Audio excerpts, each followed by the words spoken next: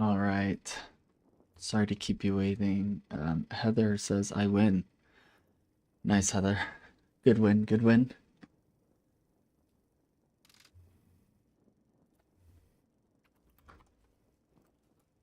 All right. Yeah, sorry again to keep you waiting. Um, you have to bear with me. I'm like super sick today, but um, I really wanted to stream today anyway. Let you guys kind of distract me from the death. I have like a bunch of Pro VOD reviews ready, so we can kind of decide which ones we want to do. I have realized that I have like a bunch of support heroes I still need to do, but since support heroes can be kind of boring for a lot of people to watch, I figured we'd do like one support and then one like more fun. So like I still need to do like Drifter, for example, I have, so we could do like a support and then a Drifter, or like Vindicta is another one I have ready. uh, Yamato. So I'm trying to find like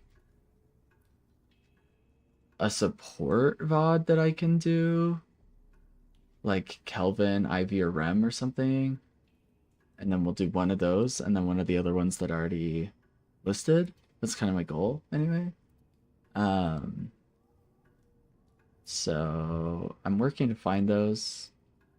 Do you have like a particular support you'd prefer to find? The problem is like finding a pro game where they're playing one of those heroes. Like, I may have an Ivy game here. Let me see.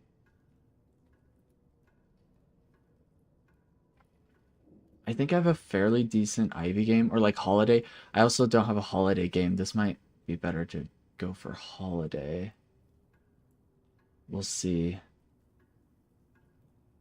Anyway, Kelvin would be cool. I know, I really wanted to find a Kelvin, but for some reason I'm not finding any like Kelvin games that I want to review. Or maybe every time I find a Kelvin game, I'm like, oh, but this one has Drifter in it, and I don't have Drifter either, and he was MVP, you know? So like I end up going with the Drifter or whatever. Let me see this one, because I think this one could potentially be Ivy or Holiday, so I might as well like write it down.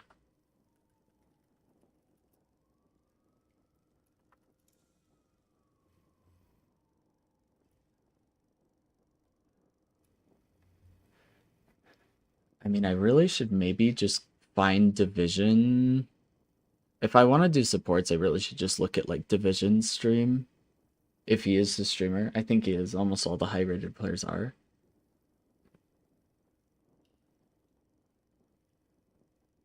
Yeah, like I can't decide on if this would be a good holiday game to review or not.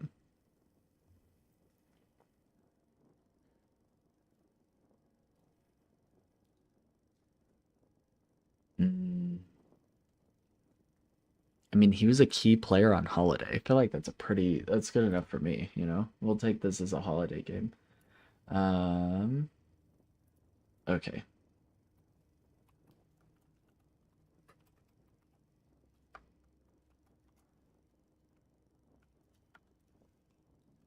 Oh, shoot. Let me see.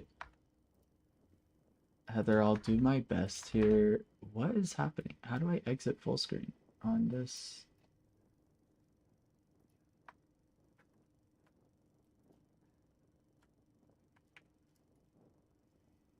Oh my goodness. What have I done? Oh, there we got it. Okay. Yeah, Heather, I'm gonna try and find you a Kelvin one. Give me just a few minutes and I should be able to find a Kelvin one. And then we'll do one of the other carries. Like I was thinking maybe we'd look at Drifter or Yamato. I found a really sick Yamato game, and actually it will kind of be up to us to decide if let's see. This game is oh, maybe this would be a good Apollo game. I need Apollo too. Let's see.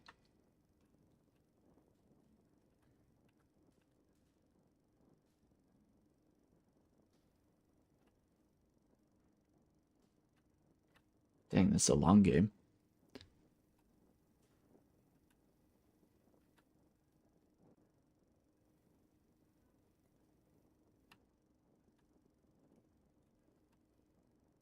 I mean, this doesn't seem to be like an insane Apollo game. So probably not.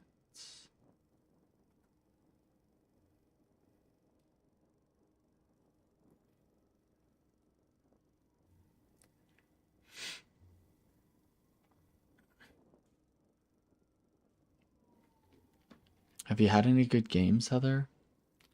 How's it been going for you?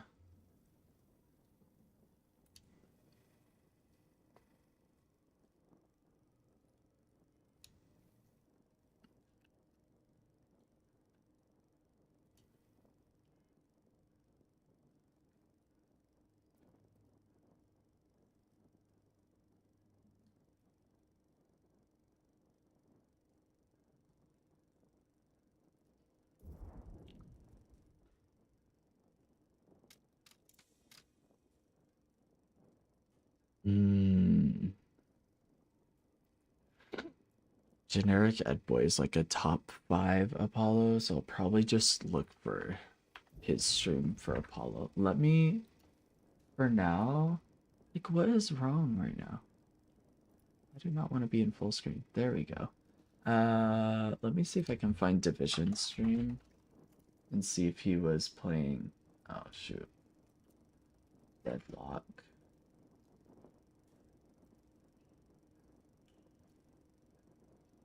Oh, Division DL. There he is.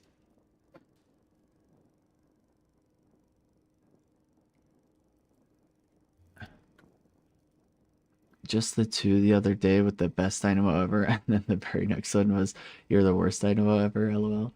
Yeah, that's the life. The worst one was the same one that said bridge buffs were not important. Yeah, I mean that tracks, right? That's kind of what we would expect. Dang, Deathy's the #1 Calvin, and Yinliner TTV's #2, and then Division's #4. Do I want Division? Maybe since I've already done Division, I've done a lot of Deathy too. Maybe I look for Yinliner's stream. Let's find Yinliner.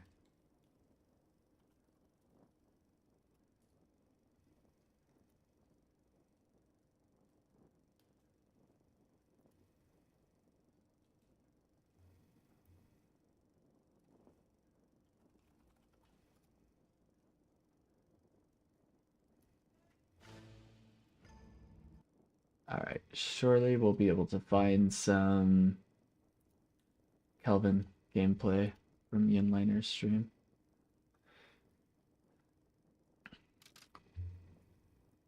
Don't worry, Heather, it gets better.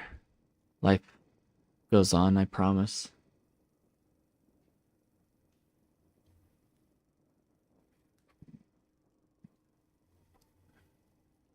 Oh shoot.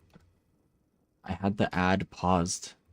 So now I have to press play and wait for the ad to play. This is lame.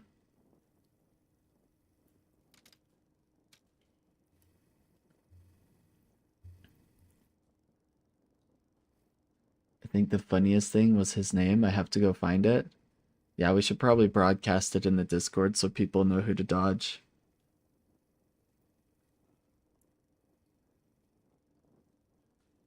I'm kidding. He just needs a coach to tell him that he's incredibly wrong, you know?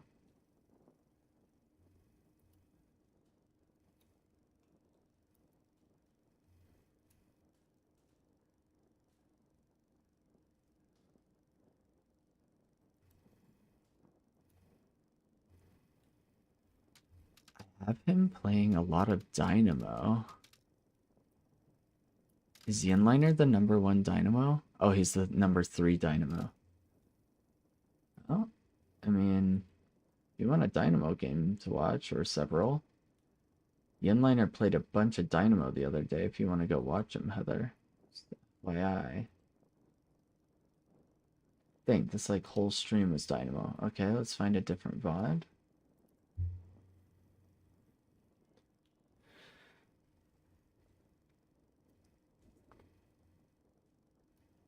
Come on, Yinliner, I need you playing Kelvin. Here we go. Here's a Kelvin game. Did we win though? Did we win though?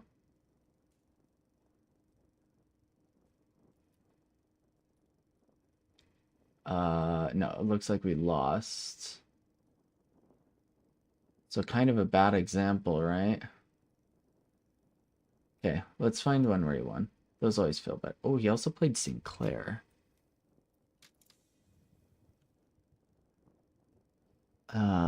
I mean, he's a really good player, so I'd probably watch his Sinclair anyway, but he's not like help the leaderboard Sinclair. We'll find another Kelvin game. I'm confident. Here we go. I found another one, but did he win it? No? Another game where I found him losing on Kelvin, man.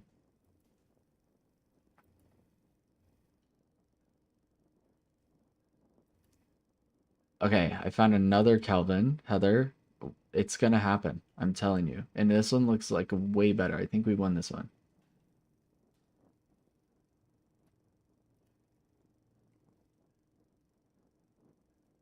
Yo, I think I found one with Ian Liner.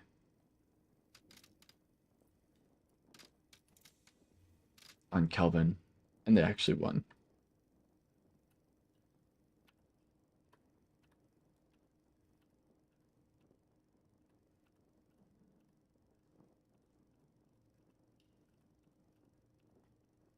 Maybe not. I mean, they were in their base. Okay, here we go. Yeah, they won. Okay.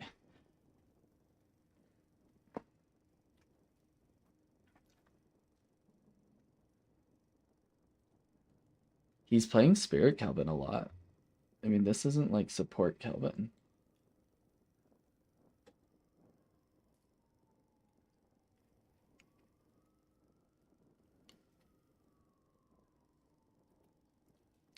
I mean, ours was his 7. Might be a better 7 VOD review, but we'll take a look at. I'll download it. I'll download it. Guy's name was Dynamo is awesome. LOL. Okay. So he probably plays a bunch of Dynamo, or he just loves the hero in general. But then he's like super major hypercritical of anybody else playing Dynamo. That could be it for sure.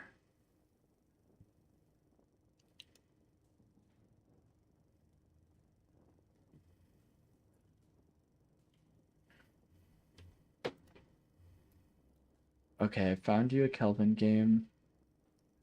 We should be able to take a look at this.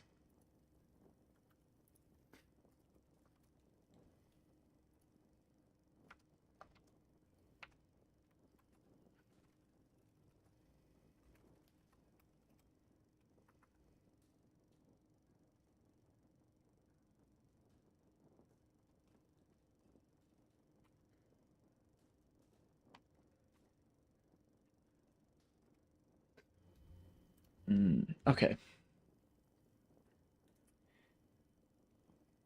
Packed fan, bro, it's been a while. Welcome. I need to actually play Deadlock. I haven't in like a week. Dude, Packed fan, how are you gonna hit Eternus if you're not playing Deadlock like it's your job, bro?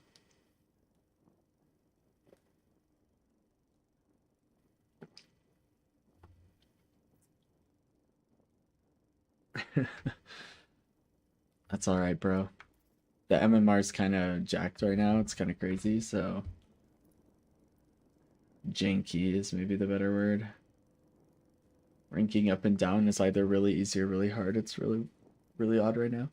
Exams finished Monday, so I actually have the time, just haven't got to it. Oh, nice. Sick, bro. Yeah, hop on it now that exams are done. That's dope. Okay, let's start with... Oh, I was actually going to let you guys decide. So we can start with the Kelvin, because I want to do a support Pro VOD review. Posture check. Thanks, Pac Fan. Appreciate it. So we can do Kelvin first, but then the other ones that I have available that you guys can choose from are I have Drifter. He's like top 10 EU Drifter. He had a really great game. I have Holiday. I have... Oh, that's my Kelvin game. I have another Shiv game, but I'm kind of holding off on that Pact fan because I want to get through all the heroes first. But Sonya Sniper had a pretty sick Shiv game. I have Vindicta, and I have 2 Yamato games, and I can kind of let you guys decide which of the Yamato games we review. One of them is like a 24-minute wipe, like they just owned. He went 13-1. And then the other one is like a longer game where he did like crazy damage, went 17-5, still had a really strong game, but it's just longer, so there's more content behind it. So I'll kind of let you guys decide which one you want to see of the Yamato if we choose Yamato. Otherwise, it would be Vindicta, or Drifter or Holiday. So we'll do Kelvin first, and then you guys can decide which one we do second. Does that sound good? We'll start off with the 2 Pro VOD reviews, and then, well, actually, if Boss Sauce jumps in the chat, I will do his VOD review in between the Pro VOD reviews, because I promised him yesterday that I'd prioritize it. But other than that, we'll do the 2 Pro VOD reviews to kind of start the day off. Delio. Oh, also, Subnautica 2 is taking all my free time. Should tag him in Discord? I actually will. I'll let him know.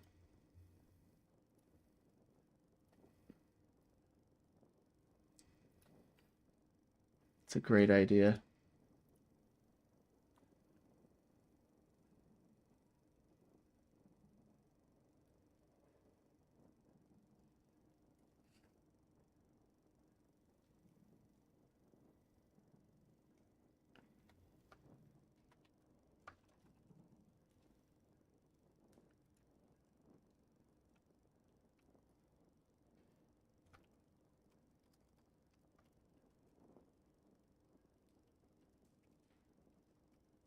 Sorry guys, let me ping Boss Sauce in the Discord. Heather, I saw your question in the general chat just now, and I can kind of answer it for you. Just give me a second. The short answer is yes. Your rank, the hero that you're playing with. Oh, is that Boss Sauce? Hold up. Boss Sauce. I didn't even have to tag you in Discord. You're already locked in and loaded. So, Heather, you said in the Discord, I have a stupid question, so I play mostly Dynamo and Page. If I play a character I don't normally or have never played outside of bots, am I going to go into a lobby the same rank I am with Dynamo? So, yes. I mean, in general, the way that it works is your rank will decide your matchmaking regardless of the hero you're using, but sometimes if it's a hero you've never played before, it will give you slightly lower MMR, but it's not going to be significant. So it's not like you can go back to initiate by playing a hero you've never played. Like, for example, I've been playing heroes I never play, and I'm still in Eternus lobbies, or Ascendant recently, but like, I'm still in high elo lobbies because that's what my rank is. And then even if I've never played the hero before, or if it's somebody I'm brand new at, I'm still going to be in those lobbies. So the answer to your question would be yes, it's going to be the same elo. So it's actually a good thing to learn heroes early, because I have to learn new heroes in Eternus, which is pretty miserable. And has caused me to D-rank like mad because I'm doing horrible constantly playing these new heroes.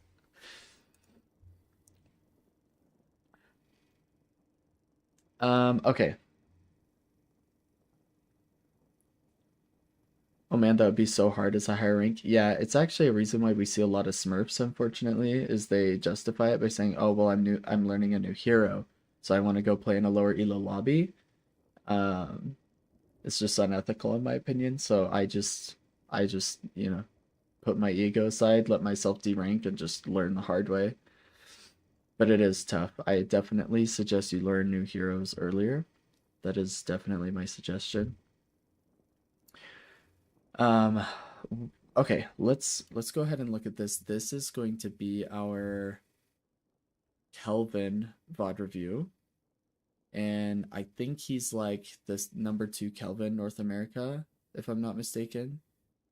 Deathy is number 1, but I didn't want to do a Deathy Kelvin VOD review, I guess. I did Deathy on Victor like not too long ago, so I figured we'd find somebody else in the inliners number 2. It looks like we're not really playing support Kelvin. This is more Spirit Kelvin. But Kelvin does a lot of healing by default and is kind of a support hero by default. So we'll kind of see what he does here and how he plays it. But yeah, let's go ahead and hop into this Pro VOD review for Yinliner.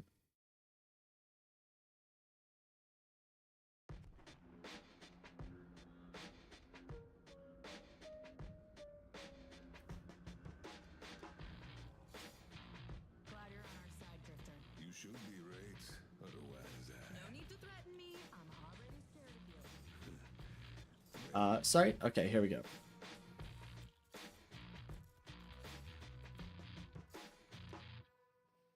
Dang, spoiler alert. Looks like we get like a super early kill. Like first wave type, first blood. Gonna be wild.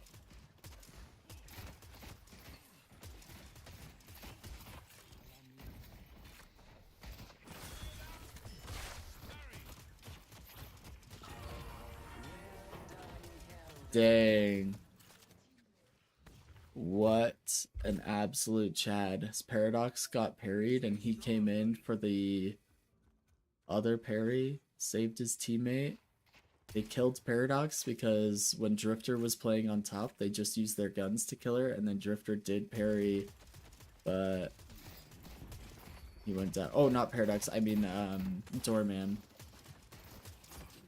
When Doorman was parried, they did a heavy melee, and then when Drifter was playing on top of Doorman, we were patient. Nice, early first blood. That will definitely help you win games.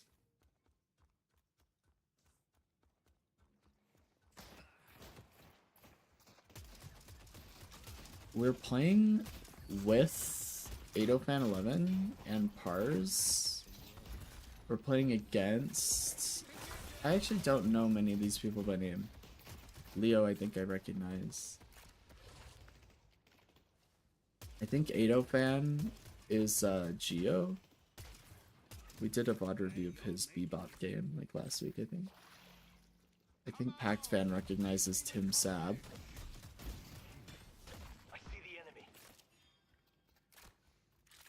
Let's see where he's putting his AP early game. So he got more damage and heal on the Frost Grenade. We started with opening rounds. Wow, 300 damage burst with that Snowball Arctic Beam combo, not to mention whatever. I recognize most of the E6 Shiv 1 tricks. Oh, so I really like this play. People will commonly punch their tier 1 camp because it's the quickest way to kill it. So he went in there and tried to parry the tier 1 camp to try and get a parry.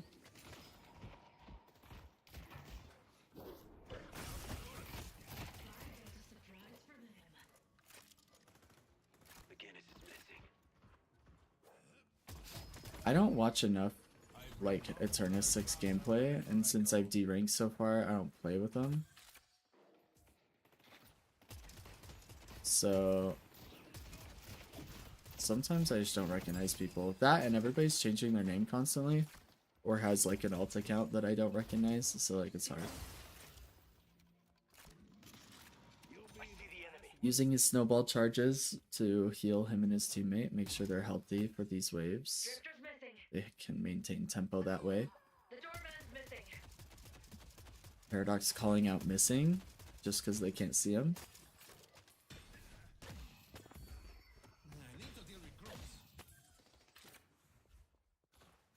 It looks like after opening rounds, giving us that weapon damage and extra spirit power, and bullet velocity for Kelvin. Kelvin's bullet velocity is one of those heroes where you benefit a lot from it. Looks like he's going to be rushing Trophy Collector next to start building some souls.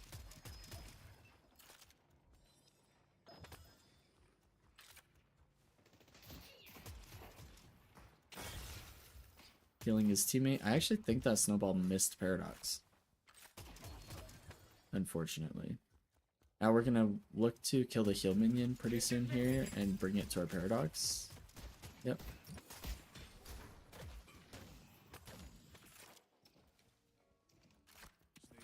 Here's Trophy Collector. Now, minimap and clock. We want to make sure we're getting this wave as soon as we can so that we can go get that bridge buff.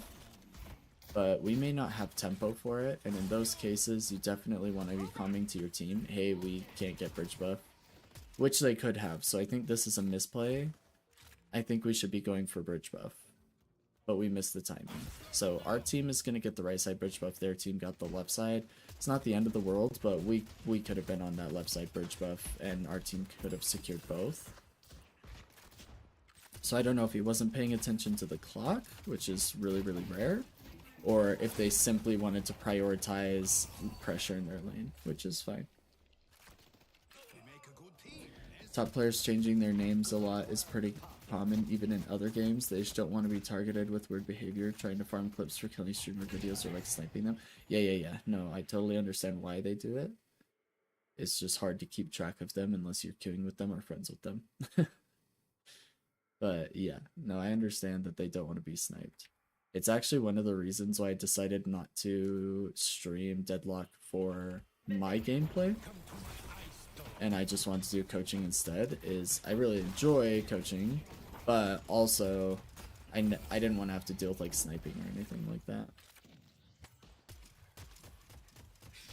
But yeah, them changing their name is very common for many reasons.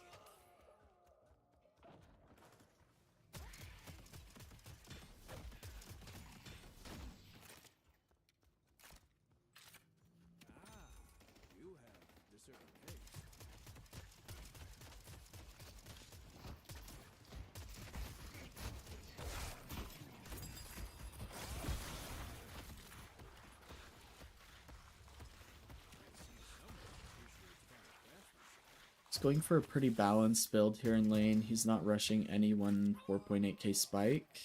He's just taking advantage of all of his strengths, you know, vitality and soul generation from trophy collector, extra spirit for more scaling on his beam and his frost grenades, some more healing, a little bit more damage. Opening rounds, also a little bit of spirit power, but bullet velocity makes it easier to secure orbs in lane, make sure they're not losing too much farm. Gives him a little bit of weapon damage, since Kelvin's weapon does actually do pretty decent damage. So he's just kind of balancing it out. As a support, you don't need to be rushing a 4.8k spike in any one area necessarily. So he's playing that well. I like the build order. Oh, back to my question I had asked on Discord. It would be a good reason for you to have an alt account so you can use it at lower rank lobbies to learn other heroes. Yeah, I mean, I could, right? Like, I could definitely get an alt account so I could learn like new heroes in lower rank, and then I'd be able to play with viewers or whatever for funsies. But I feel like my macro and overall, like, my base micro capacity, even on a new hero, would be way above that of, like, oh my gosh, Silver Gang just owned us. It would be way above that of the people I'd be playing with, and I'd still have a massive advantage over them, even if I don't know what I'm doing on the hero per se. I've played enough against or with those heroes, and I can just implement my micro and macro as a player to just dominate those lobbies. Heather just subscribed. Thanks for the sub, Heather. Appreciate the tier 1.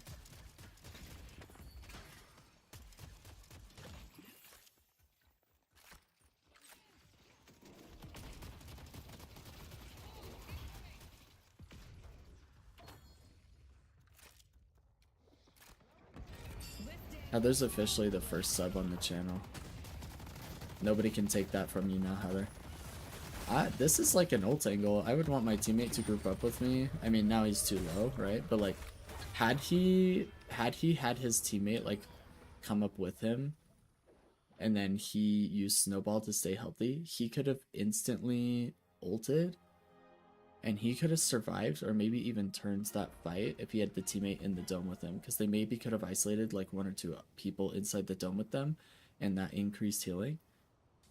But I think he recognized that his teammate couldn't get to him in time, and that he was dropping health really fast, so he didn't panic ult and waste it, but probably could have used a little bit of communication and coordination to maybe survive there. Ooh, first. Today was the first time I saw the sub button. I think it was brand new as of today, actually. I think our last stream is what unlocked subs, if I'm not mistaken. And then it like refreshed overnight. And so today's the first time that it's available. And Heather was the first one to send it, so nobody can take that from Heather now.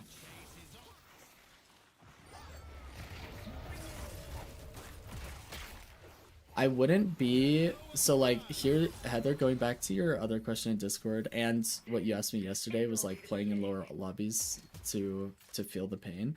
I wouldn't be opposed to playing like bot lobbies with you guys. But that's not like low elo. Like I wouldn't have the misery of playing with like against the people that you're playing against, but I would have the misery of playing like with the people you're playing with, but we'd be playing against bots. But like that would be the only way I would be able to like play with viewers and not feel guilty, you know what I mean? I don't think I could possibly play with a viewer unless I was like the same rank as them. Like if I had an Ascendant or Eternus player that wanted to play with me, we could probably play, but I'd most likely be doing it off stream. Because I want to keep my streaming in particular mostly for educational content. So it'd be just like when we're coaching and stuff. I did play on stream bot lobbies like last week, I think, when I was trying to theorycraft Spirit Venator. I was basically trying to recreate Spirit Haze, but that went really poorly. I like the way that he's roaming around. Usually when you're playing support heroes, this is really common. Just constantly roaming around and seeing where you can assist your team in fights. Oh, he's trying to play near his Paradox to heal, but Shiv does get the kill. We'll see if we can punish. He does have Beam to start slowing him down, I think. Yeah. And then he and Celeste should be able to get this kill. Nice. Yeah, it's very common for support players to just kind of box max for souls, kill tier 1 camps, or steal enemy centers, enemy camps, and then just roam from one lane to the other, constantly trying to help your team win the fight that they're taking, or make sure that they're not getting ganked. You're like ahead of the gank. So I like his movement around the map here. We do lose a Walker here, which is kind of insane. Trying to chase that Wraith. He does get back to her. Looks like we're beam maxing here, so we have max beam. We're going more for damage than support. And his team's able to get the kill off that, so that is good. They do trade our Celeste, but we're gonna get the silver, and Stormman went down. So overall, good kills across the map. Healing his teammate in the middle of the fight. And we get Shiv as well. Huge 4-for-1 trade. They did get our Walker, but, you know, we were able to get 4 kills. And trade a Walker? When did that happen? No, this was our Walker. When did this happen, I guess, is the question. Oh, we traded Walkers. Wraith got this, and then we got this. Okay, so we traded Walkers. That's pretty good. We'll go fast forward through this. Okay, back to where we were. So we traded Walkers, and we traded 4-for-1 in kills. So huge positive for us, definitely. Playing with viewers could be good if you use the footage and pick out things to do or not to do. Would be good learning for not only the viewer, but others too. That's a really good point. I just don't know how to ethically do it by like smurfing. Like I can't really justify smurfing. It would have, like, I swear it'd have to be a bot lobby. I don't know that I could possibly play with a viewer and feel good about it. Because an Eternus, I could literally play with my hands tied behind my back. I could probably play without using my ultimate on any given hero. And in anything below, like, Ritualist, I feel like I'd still dominate.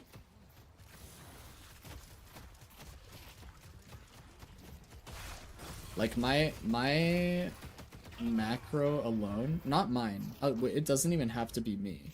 An Eternus player's macro alone could dominate the lower lobbies because we have a way of commanding teammates to do something that they wouldn't normally want to do because of our confidence, our conviction, and our IGLing. That I could literally just, like, any Eternus player could literally just play Puppet Master and be playing chess when the other team is playing checkers and make his team win just purely off of organization. Like, I could just have the team play together in a way they've never played together before, and any Eternus player could do it. You could probably ask any Eternus player and they'd feel this way. That in, like, anything below maybe Ritualist or Emissary, we could probably just play Puppet Master in a way that would just make us win the game. I wouldn't even have to play my hero that well.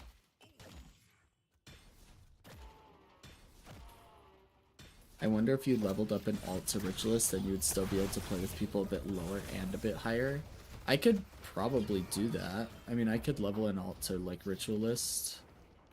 But again, like, I don't know. I feel like it would be unethical. Sorry, I need to rewatch this death. I actually don't know what happened here. I think we just get caught on the centers, right? We're just farming our centers.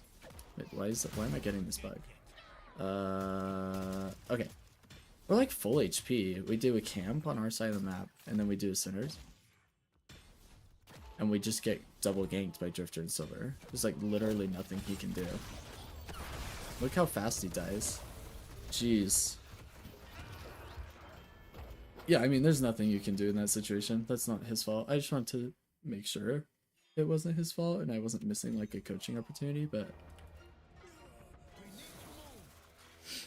I think playing with viewers would be fun. So like there's in World of Warcraft, people would do this all the time where even if you were like rank 1, you could play with viewers and it would always average near the viewers. So like it would average way low.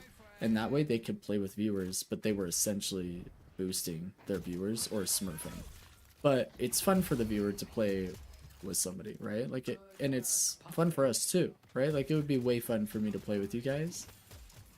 I just feel like it's mega unethical in a lot of ways. I have to like think about this and come up with some sort of solution. There would have to be, I would have to have you guys set like ethical boundaries, like, all right, Blazen, since you're playing with people that are lower than you can't use your ultimate, and I don't know.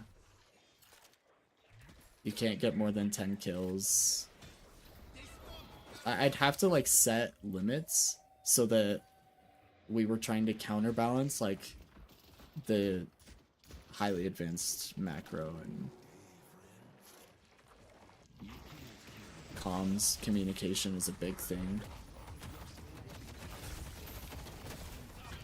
Ooh, he does ult late. However, Victor should be able to take advantage of this ult and press pretty hard. We'll see. Playing support and letting the viewers do all the callouts is probably the best way to go about it. Actually, Pac-Fan, that might be the best counterbalance I could do, is like I can't use my macro. Like if I can't make comms to the team and I just make the viewer do it, like if me and Pac-Fan are in Discord and I tell Pac-Fan like, hey, comm this to the team, so he has to be the one making that comm and I can't do it. Like if I can't make comms to the team or type anything, that actually would be the best counterbalance I could think of. Heather says, when I first started the game, my ex was a high rank and would play with me as a baby, lol. It was rough. He made an alt account and we played a bit and was better. Well, for sure, I definitely couldn't play with most viewers on my main account, right? That would not work out for the viewer, because then I think if you're Eternus, it like force averages around Oracle or Phantom, like regardless of how low you are, whether it's Initiate or Archon, you're just gonna be in Phantom lobbies or higher or something. Boss Sauce, probably Pugs would be fun if you could get enough people, or like lower player count Street Brawl.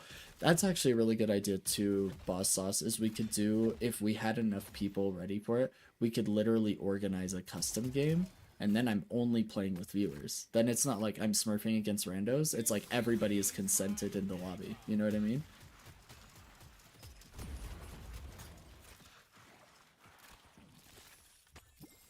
You could queue with me, I'm Phantom E6. I probably could queue with you, Pac-Fan, like unironically on my main, because I've deranked. I was telling the stream yesterday, Pac-Fan, I've been playing heroes I never play over the last like 2 to 3 weeks. And so I've been playing like Mo and Krill, Paradox, Holiday, Rem, Seven, Drifter, like all the McGinnis, like all these random heroes that I do not play and I'm not good at. And I've deranked because I've been playing so bad learning new heroes in Eternus. I've deranked now down to like Ascendant 5. It's pretty terrible. Learning new heroes in Eternus has just been a miserable experience in solo queue, I have to tell you. But yeah, I unironically could queue with a lot of viewers in ranked. Sorry, guys, I'm sorry. I'm like not even doing the Pro VOD review because we're just chatting. We're just theory crafting how we can play together. Let me take a look at this Kelvin death. This is another, like, we're just farming and get caught by Drifter, isn't it? This freaking Drifter's a menace. Yeah, look. And then Shiv comes along. I mean, that's, again, not his fault. He's just getting caught. He's, like, doing safe jungle farms and just getting caught by, like, Drifter. That's crazy. Okay, I think Boss Sauce and Paxfan have two really good ideas. Paxfan, I still worry that, like, if I'm playing support, I guess if I'm playing, like, full support, like, if I'm playing Page and you say to me, like, you can't build how you normally do, it has to be, like, 100% like, support build. I could do this. We could do, like, a viewer build or default Page builds. Like, I could use the, you know, the terrible default builds they have for heroes. I could queue that build, so I can't itemize my build, like, I can't choose it, and then I can't use comms. So, like, the viewer has to use comms. So I can tell the viewer in Discord, like, I can be like, hey, we should go mid boss, can you tell the team? But I can't, like, make the comm myself, so the viewer has to learn to make the comms. I feel like that would work. Like, if I have to default build, so I can't use, like, my itemization or counter building skills, I have to just, like, play with the garbage build that Valve made for the hero. We could do that. I feel like that's ethical. Or what Boss Law said, which is just, like, everybody consents and make it a custom game. That would be another way that we could do it. But then I'd have to have, like, enough viewership that we have a bunch of people of the same rank, you know? And then, I don't know, but then I'd be on one team. I'd have to think about boss losses a little bit more.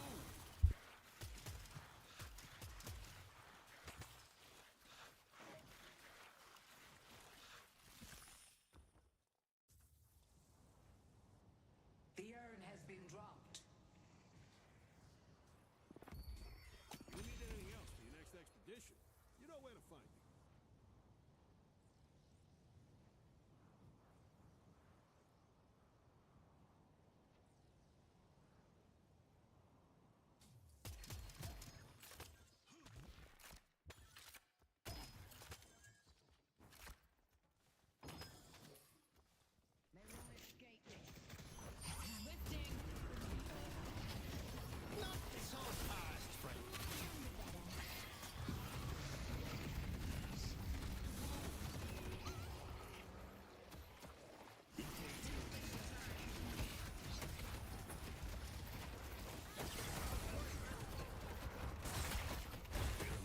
Okay, so I think this fight went really poorly because we mistimed everything. I feel like we should have been closer to the urn fight quicker, and then we would have been able to either stop the urn or dome off more people. So I think there's a lot of things that went wrong with this team fight, especially given that we just hit a huge power spike with our boundless. But R7 is pushing really hard into their base, forcing them back, but we do lose Blue Walker, so yeah, I mean, overall I think Kelvin misplayed this, and I do apologize. Sorry, I haven't been looking at chat for a second because Mrs. Coach Blayton is leaving, and so she had to let me know her plan today. So let me pause, let me catch up on the chat here. Hold up.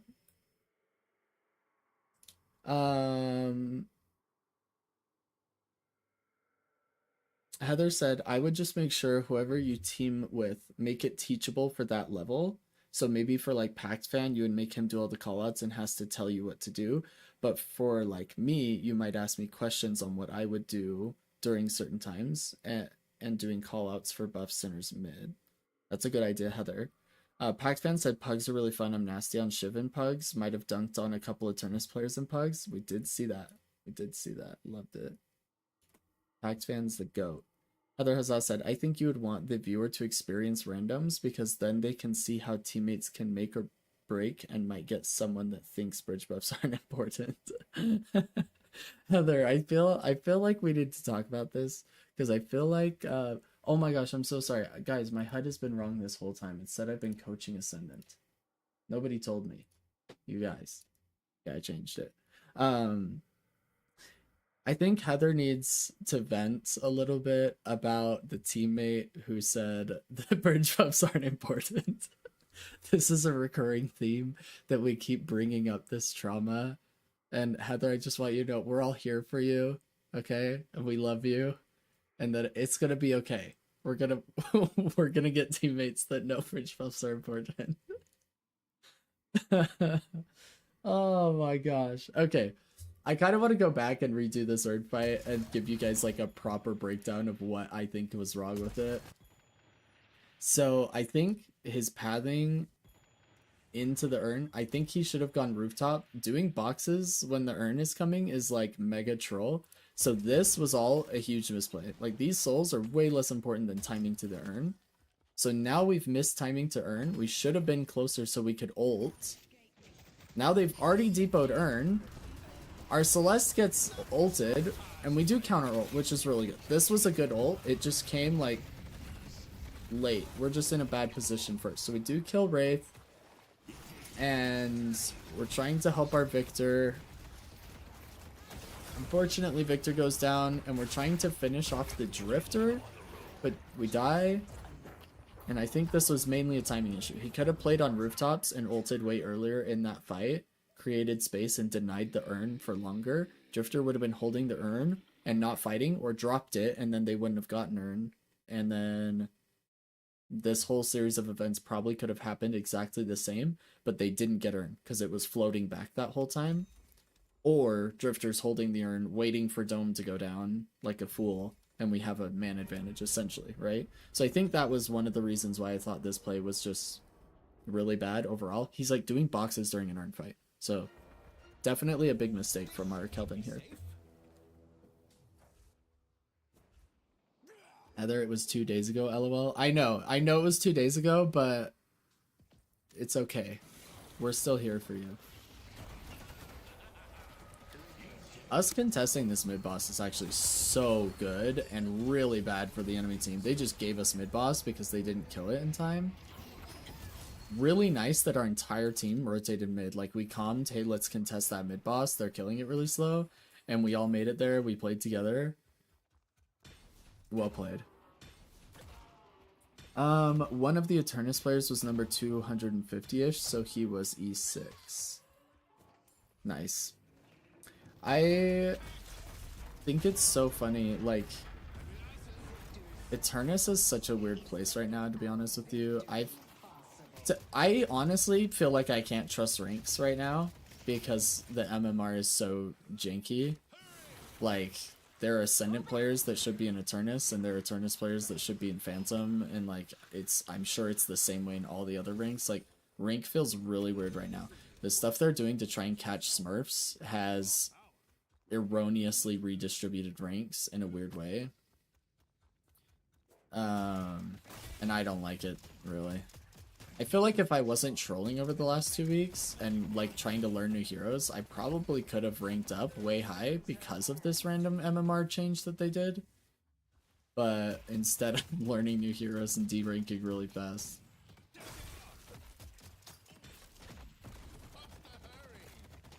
Heather, I know you have PTSD from that match. This is why we need to let it go. We need to just live, love, and laugh. I saw things saying they're testing stuff for ranks. Is that true? Yes, it is true. They're doing a lot of testing, and so you're going to be ranking up and down drastically right now, and it's kind of wild and hard to predict. To be fair, he is a Shiv one trick playing Celeste for like the first time and probably wasn't sweating. I mean, maybe, but still, their macro and micro is at an Eternus level, so whether they're not sweating or not, or playing a new hero, they're still, like, I play above a Phantom or Ascendant level even on these new heroes that I'm playing, right? I just don't play it at Eternus level, so it's ranking me down every time I lose these new heroes, because the game thinks I'm just bad at the game.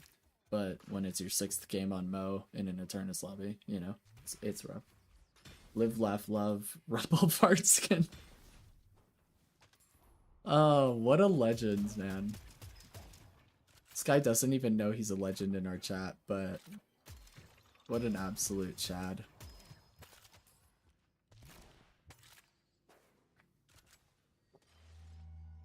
I do like him playing near his team here and taking advantage of any farm on their side of the map, trying to steal it. He's trying to take advantage of mid-boss.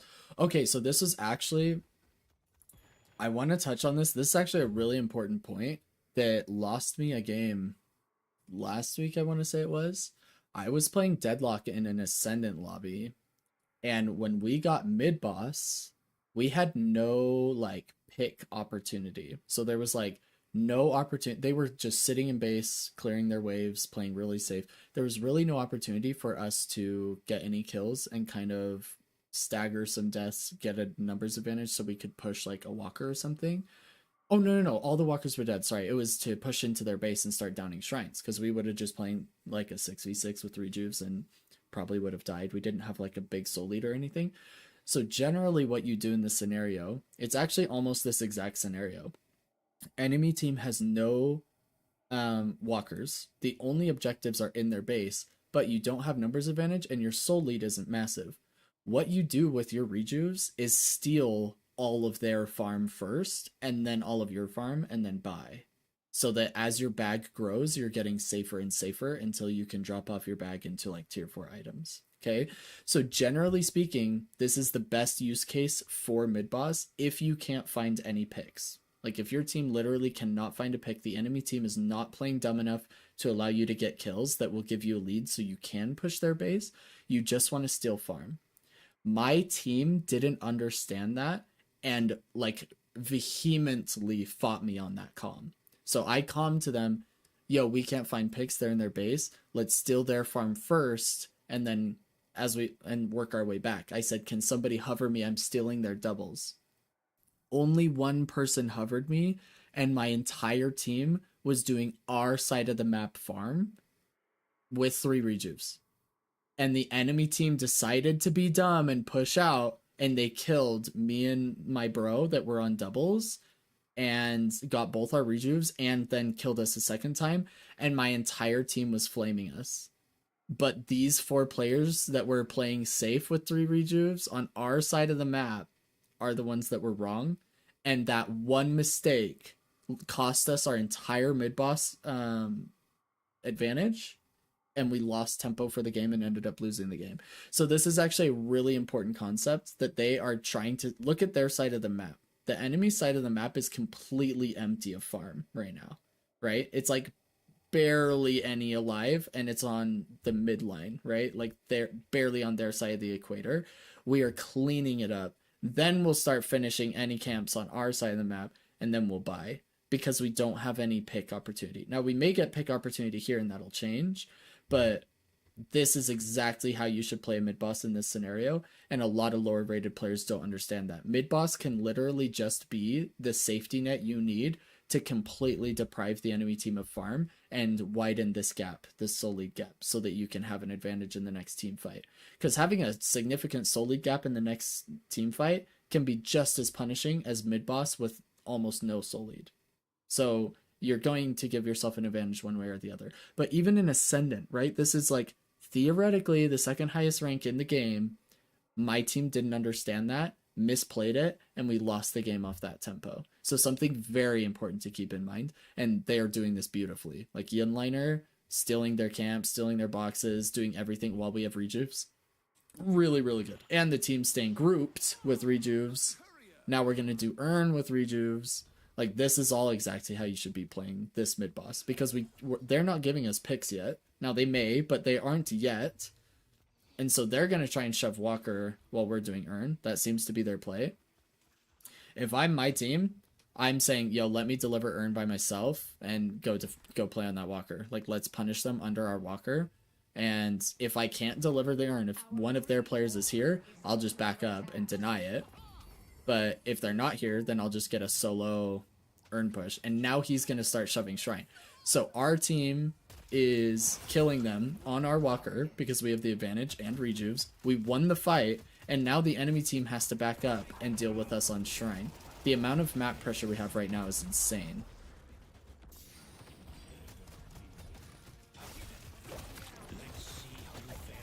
Yeah, Heather, the Rumple fart skin will forever be a thing for us, for sure. I couldn't agree more.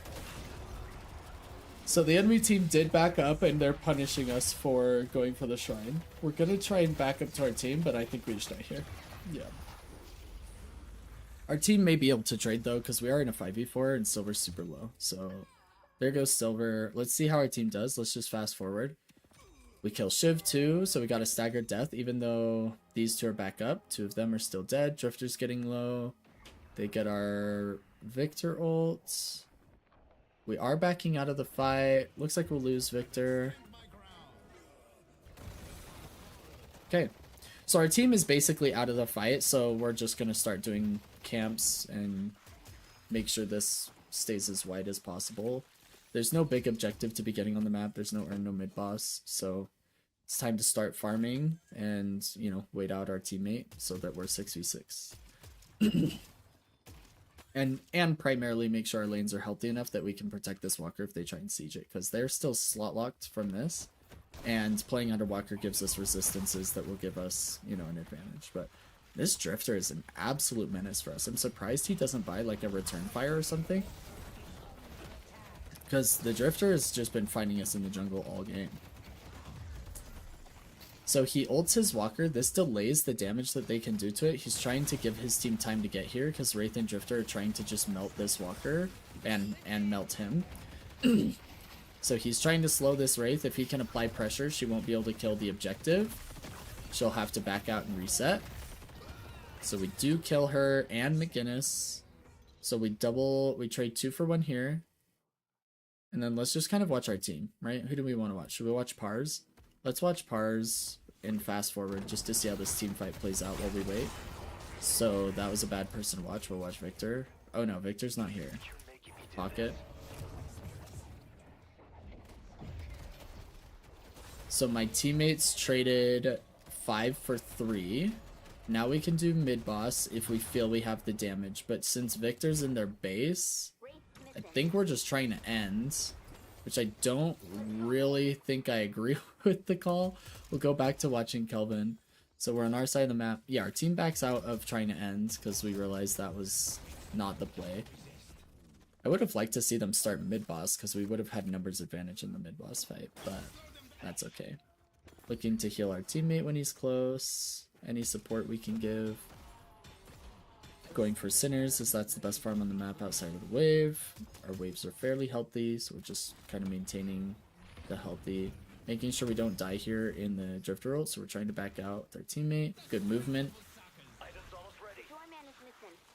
Okay, we'll slow it down to normal speed now. I want to see how the rest of this fight plays out. So now I think we're getting into team fight territory, which will open up mid-boss.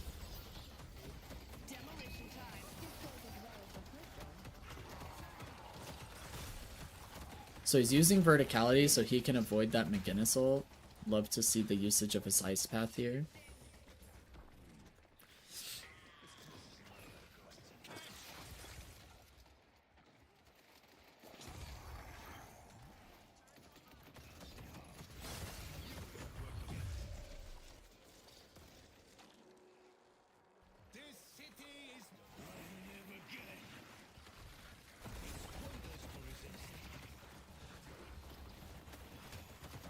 Look at him focus. I mean, he's trying to help his teammates kill whoever they want to kill, right? So if Wraith gets out and we switch targets, he switches targets. He's not chasing anyone killed necessarily. He's simply using his kit, because Kelvin's kit is primarily slows, so he's like an assist crazy character. He's primarily using that to his advantage. Now, we have such a massive soul lead that we're willing to take a 4v4 fight in mid-boss, and we also have Kelvin Dome, which is one of the best mid-boss fights in the game. So we're okay with them contesting if they do come in and contest. We lose Pocket, unfortunately. That's like really not good, but we do get all rejuve crystals because of it. We can't see anything. We're mega blind, so Celeste goes down. Blind should wear off soon, but Celeste is gonna die a second time, it looks like. Fortunately, we're forced to back out. We're gonna have to wait for our teammate to come back.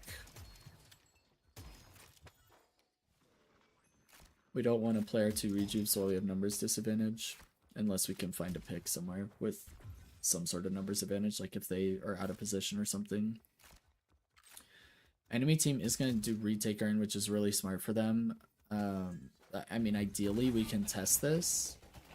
We don't want to let them back into the game, but it looks like our waves aren't super healthy, so the calm might be that we'll give the earn, and that's not that's not like a bad play if we want to give the urn because we have such a bad numbers disadvantage. We don't want to go in 4v6 even with 2 rejuves. They delivered the urn. Our pocket wasn't up nearly as quickly as I thought he would be, which is probably why they decided not to go for the contest. I probably would have contested 5v6, but not 4v6. So that was probably why the comm was made, because pocket's still dead. Because our death timer is bugged, and we don't know when he's going to be up. So we're just playing it slow.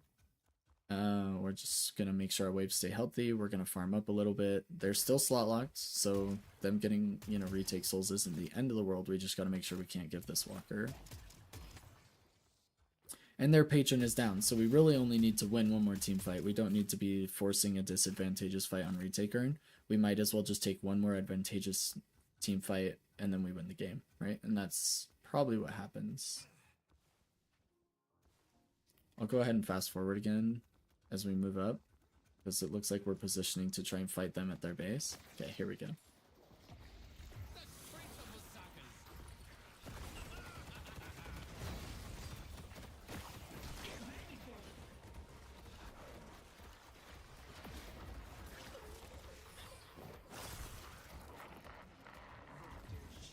So we do get one kill, and it looks like we're trying to force them out of the pit here.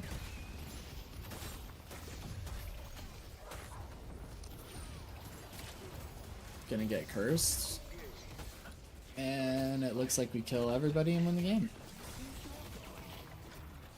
Nice, he drops the dome so we can kill the patron, but well played. Nice, so I mean overall I like his positioning. I think we misplayed one of the urn fights that could have gone better. I think that he used his beam really well in supporting his teammates on whoever they wanted to target. I think he was using his snowballs well in lane, making sure that he was playing a balanced build in lane, so he had pressure everywhere. His spirit was doing damage, his gun was doing damage, he was able to secure orbs with more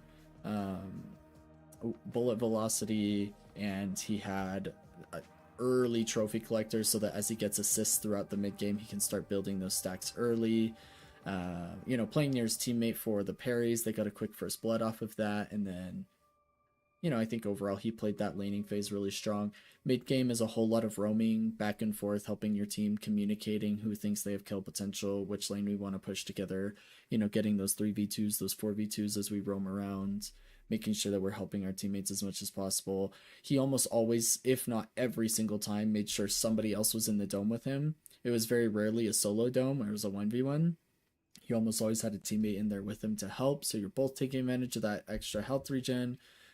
You know, overall really well played. This is mostly a Spirit Kelvin build, not exactly support, but, you know, he does play it as a hybrid pretty well. He was highest assists on the team, you know, paired with Paradox. Pretty high kill participation, helping out the team. So overall, really liked the way he played this. It was a good Kelvin game. Hopefully Heather liked it.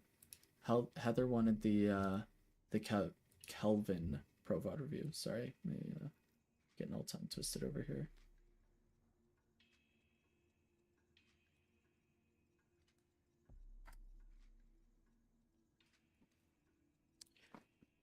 Good, Heather. Good. Okay.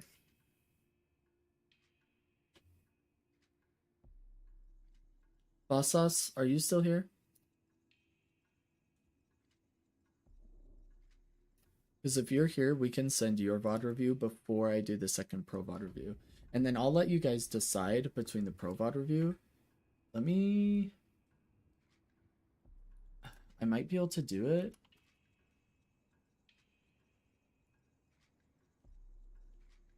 How do I set up a poll? Here we go.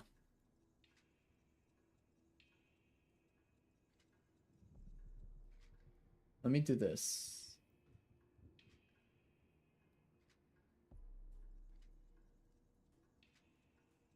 We're gonna set up a poll. Hey, Boss Sauce. We'll go ahead and do yours.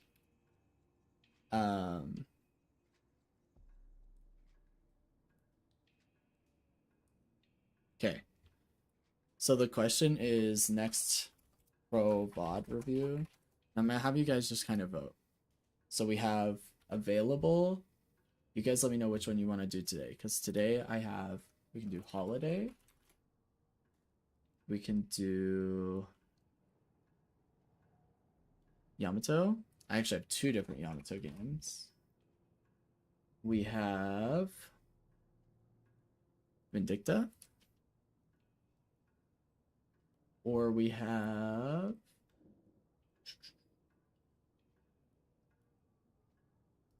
Drifter.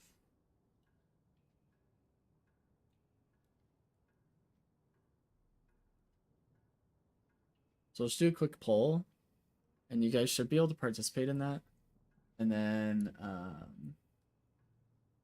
that will decide what our next VOD review is, because I want to make sure you guys are watching something you want to watch, you know what I mean? Also, my chat seems like kind of cut off on the left. No? Maybe not. Kind of feels like it is, though. Give me 1 second. Let me see if I can change that. Oh, no. Maybe it's not. Maybe the chat's okay.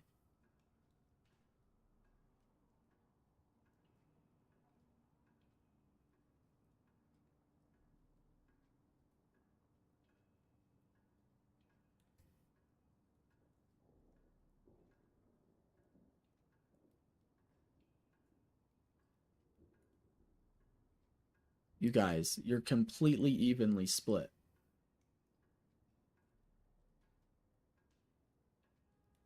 We got 1 vote Yamato, 1 vote Vindicta, and 1 vote Drifter. Nobody wanted Holiday.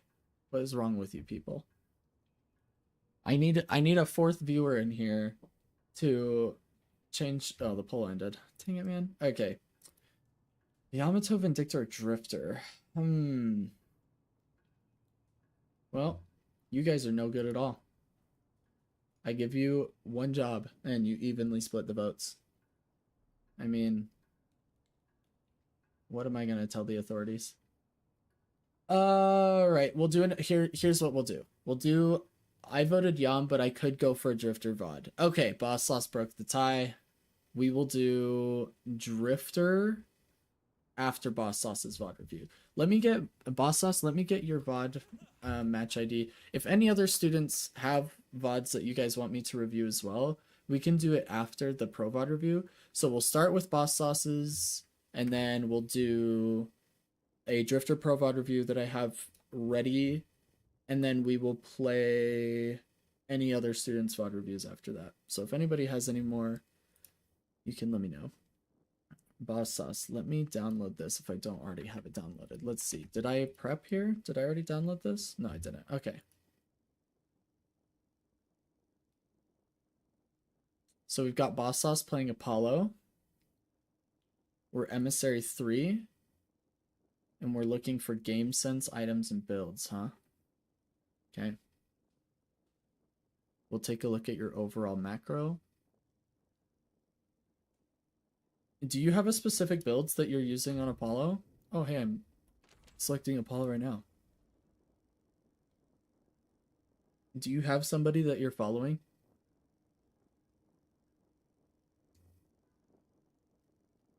ABL, I think. This one? Is this the build you're following?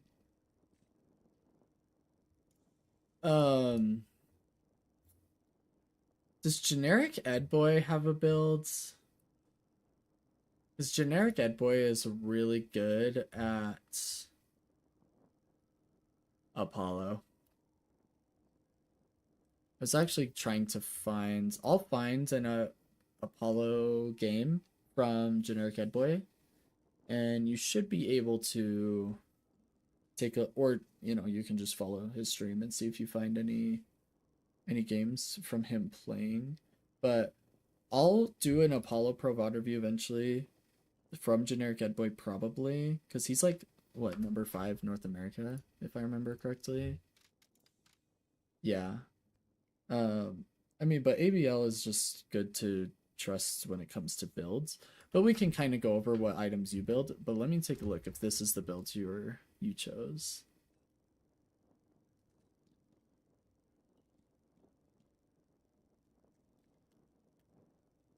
Nice. I actually kind of like this for the gun spike. Taking advantage of those melee changes they added to him. Late melee. Fantastic. Okay, let me take a look here. Oh shoot. Sorry.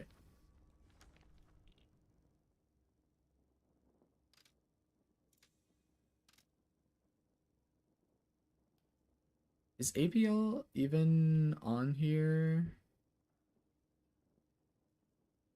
I don't see him. But I mean, the guy's a great theory crafter. Crabshack, hey, good to see you. I'm trying to get my request in, but I forgot to get the match ID last night. No worries. Let me know if you find it. I mean, you've got like a good amount of time before I'll be able to do it, because we're gonna do Boss Sauce's review really quick, and then we're gonna do the Pro VOD review of Drifter, and then I'll be able to hit yours up. So if you, oh, but you're like not at home, right, Crabshack? If I remember correctly. I think during the day you're not available, or like you wouldn't be able to find the match ID, and that's fine, Crabshack. We can get you another day. So like if you want to do your VOD review another day, I don't know when you'll be home or something, but Boss Sauce says, yeah, I've just been learning Apollo, and I used ABL since I used his Shiv and Hades builds. I should have meleeed more, but I'm not used to this character and using Spirit Snatch. He's probably on the Mina leaderboard. No, I know ABL's on the leaderboard. I was just checking if he was on Apollo's leaderboard specifically, because I didn't know how much he played Apollo. But ABL's a really good theory crafter and understands itemization really well. So, totally fine. Sounds good. My duo might be able to snag the ID for me. Oh, solid. Yeah, if you get it, Crabshack, let me know, and we can review it later on stream. Happy to take a look at it. Otherwise, we'll catch you on another day. If we don't get it on stream today, you can just go in the Discord, and you can do the... Here, I'll give you !Discord. Oh no, you have the Discord. Sorry, never mind. Anyway, you can go into the request to coach and you can fill that out, and then I'll plan it for the next stream. But anyway, Boss Sauce, let's hop into your game, brother man. We should have it downloaded. So this is Emissary. Let me switch my my HUD. So we're gonna be coaching Emissary. Apollo. Boss Sauce. Let's take a look at it, brother. Dang, Apollo laning with Paige. You guys should win this lane. I don't even care who the other two are. This is a strong lane. Looks like we've queued the build, which isn't terrible. You can left to right when you're learning.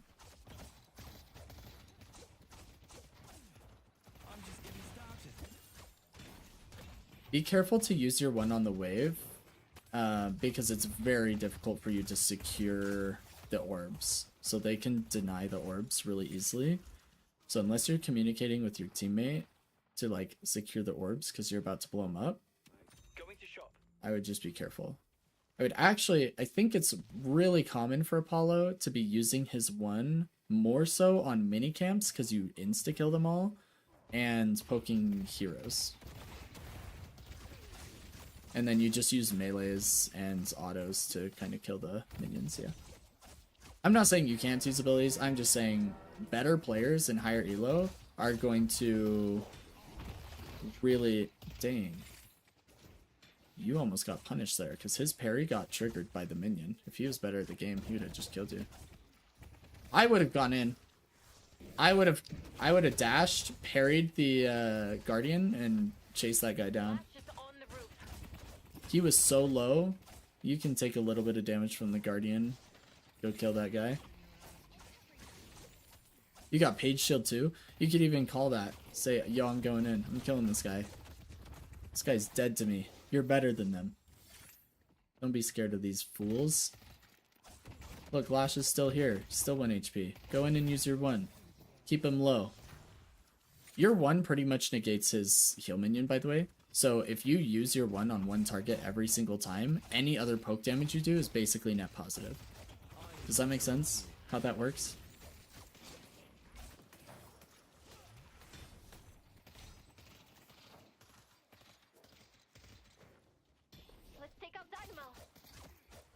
Some heroes are so strong in lane because you literally have enough damage out of one ability, you completely negate what they get out of heal minion.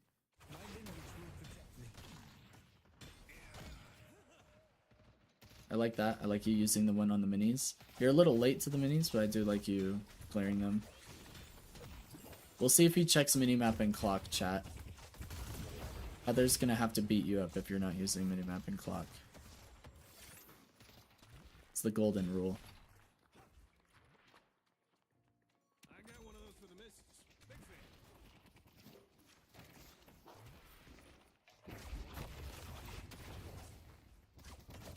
Yeah, see, you're just gonna negate all of his healing, and then anything he does is just gonna be guaranteed damage from you guys. I would let this Infernus burn drop. You like are staying pretty aggressive here.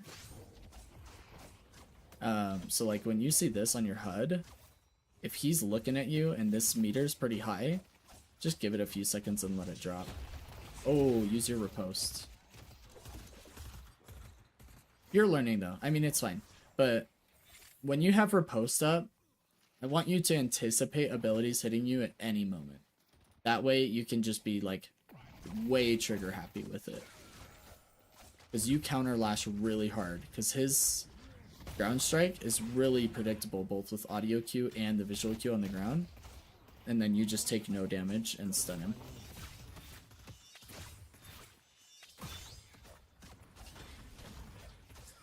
Let me actually pull up notes. I'm going to give you notes from this game. Oh, sorry. Let me get rid of this. There we go. We're going to do notes, even though I'm mega freaking sick today.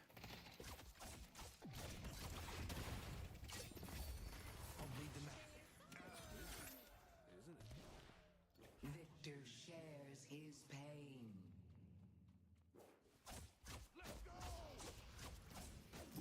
I do like that you are, like, so last time, I'm just looking at, like, notes from last time. Last time I said that you should fight minions first. Nice minimap and clock. A round of applause for Boss Sauce. Look at him at bridge buffs right on time, 10 seconds early. Oh, now we're too far, but that's okay. They're not contesting, so I'll give it to you, but the box route comes after bridge buff for sure. But yeah. Absolutely goated, Boss Sauce. Love seeing you get bridge buff. Let's see if you get the 10 and 15 minutes too. We'll see. And then I do like that you're focusing the wave first. This is giving you guys a lot of pressure in lane because they then have to kill the wave instead of fight you guys all the time. Your page is kind of getting owned. Okay.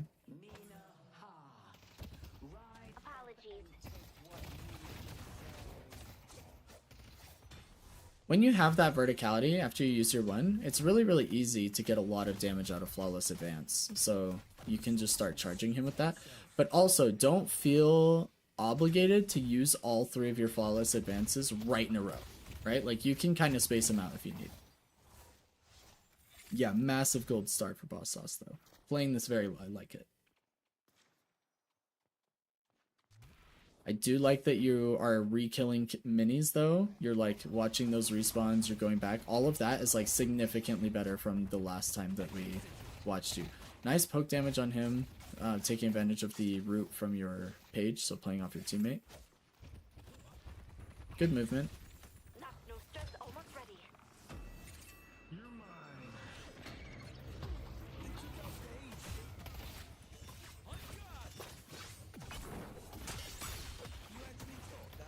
Oh, ult him. Oh, I think you kill him there, no? Like, I'm pretty sure he just dies if you ult there. He was so low. I thought you were prepping for ult that whole time. Like, I thought you were literally trying to get him low so you could ult him, kill him, and then just run away from the Infernus after because you have infinite mobility.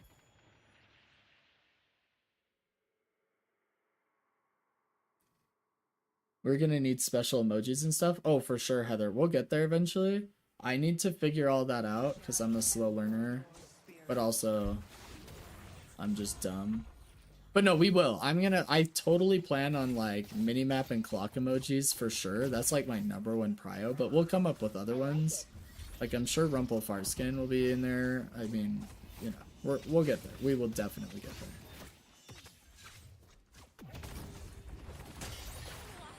Nice riposte. Nice riposte.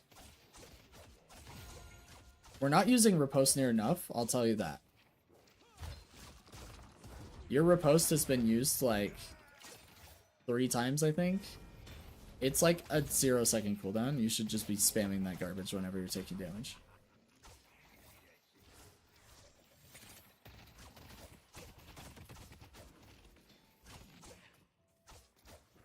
Boss Sauce, how many games of Apollo have you played? Because you're actually playing him really well for like, if you're brand new to him in Emissary. No stress on cooldown.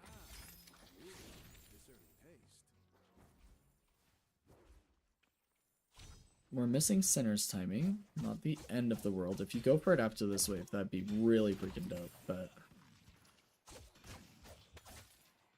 We're focusing the wave first, just so much better than the last VOD we looked at.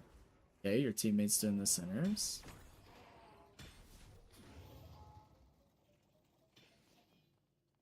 I think like 4 at the time of this game, let me check.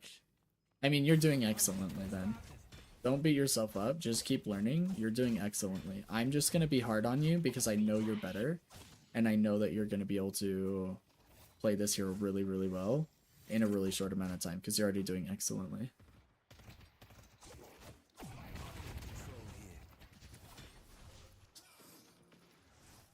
Anytime you riposte somebody and stun them... Oh, okay. High level concept, Boss Sauce. High level concept, but you're good enough for this. I want you to punish every single lash ever. I want you getting purposefully hit by this ult and using riposte and stunning him out of it. Okay? So what I want you doing there is I want you double jumping in the air, instantly using riposte and looking right at the lash so that as soon as he clicks on you, because he's dumb and you're better, you insta-stun him and he doesn't throw your page here. Every single time I want you punishing lash ult. Okay? Every time. Is there a reason we didn't kill big guy on camp? It takes too long this early in the game for Apollo. Well, for any hero really, but it takes too long is the short answer, Heather. So it's an opportunity cost. You only have 30-second windows to do anything, right? A wave spawns every 30 seconds, and he can kill those 2 tier 2s on that camp, but killing the tier 3 would have been way too long for him to be out of lane. So in early game, don't kill the big guys. In general, yes. If you're a certain hero or have cultist sacrifice, you can. So like if you have monster rounds and you're on Wraith, let's say, or Haze or Infernus or something, you can probably take the time to kill him because you'll get it quick enough. Or if you have cultist sacrifice, you can just insta-kill the tier 3 minion, which is the best thing to do early game. But before, I would say before about 12 minutes, it's not worth your time. And most heroes don't ever kill tier 3 minions, right? Like Apollo will probably never spend the time to kill tier 3 minions. A little late on the riposte, Boss Sauce, because you're trying to react to Lash's abilities, and I need you to anticipate Lash's abilities. We do miss the 10-minute bridge buff. Now you get there because they're bad, and so nobody's getting it, but we did miss the timing here. Minimap and clock. Yeah, Heather, as a support, you're pretty much never going to kill tier 3 camps. Like, literally, you almost never are you going to kill tier 3 camps. Especially in low elo, it's just not even worth your time. There's going to be other stuff on the map that's going to be more important to you. But even me as a support player in Eternus, it's like so mega rare that I go for a tier 3 camp on support players. Tier 2s or tier 2 minions in a tier 3 camp are like the most that you'll be killing. Even in late game. Leave the tier 3s for your hyper carries is the general rule of thumb, because they're the ones that need the souls the most, A, and B, the ones that can kill them the quickest. No. The camp will not respawn. The camp is going to stay exactly the way it is. So if he kills the tier 2s, the tier 3 is just going to sit there until somebody kills it, and then it'll work on respawning.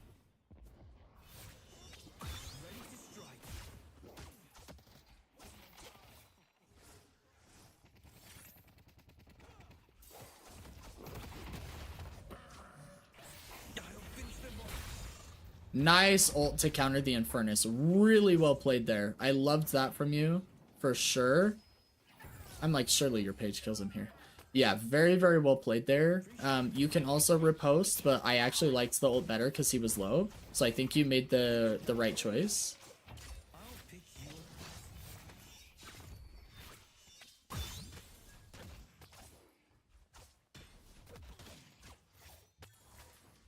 Okay, minimap and clock. Where should he be right now, you guys? We just killed the wave. Where should we be? Does anybody know? Does anybody know where we should be right now? What we should be worrying about?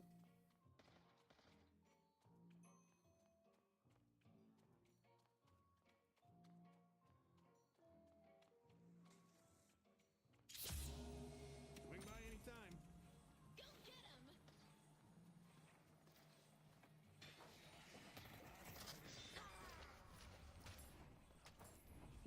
I like you guys fighting here. You guys are 2v1, so you definitely should be pressuring him. Like, even if you're under their guardian, definitely pressure here. By the way, it was a trick question. He shouldn't be anywhere. We're 12 minutes. There's nothing to be doing. He could maybe be killing a camp, maybe stealing their camp, but he's right where he should be. But we only know that because of the minimap and the clock. Our team was like mega pushed here. They're doing great. Our team has already done this entire lane. They're doing great. There's nowhere we need to be. Minimap and clock told us we're right where we need to be. Riposte!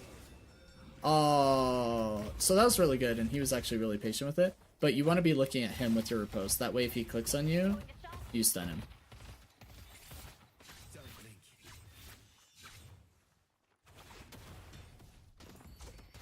I would use, I don't know what AP order you're following, maybe you're just following the build, but I would upgrade this one time, because this extra damage will insta-clear these tier 1 camps at like literally 2 minutes. So if you put 1 point in your 1, you can just insta-kill these tier 1s, you won't take a single point of damage from them, they'll always insta-die, and it's just going to give you tempo, right? It's only going to save you literally 2 seconds, but it's going to save you 2 seconds like 5 different times in lane phase. So it's like a 10-second time saver by giving 1 AP point here. Just by the way, just want to throw that out there. It's actually the first AP point I give.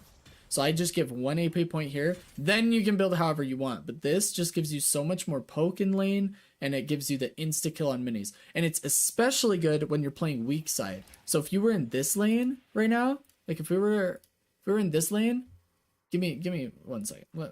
Let's just do this in like really slow-mo so you guys, so the map doesn't go like super slow. That camp, okay? So like if we're in this lane, this is super trippy because we're going really slow. But if you're playing this lane and this is their mini camp, you definitely want to be able to kill it and steal it as fast as possible. And as Apollo, you do that really well because you just put 1 AP in your 1 and then all of a sudden, kabam, you're stealing their camp insta every time. You can hold shift to move the camera faster.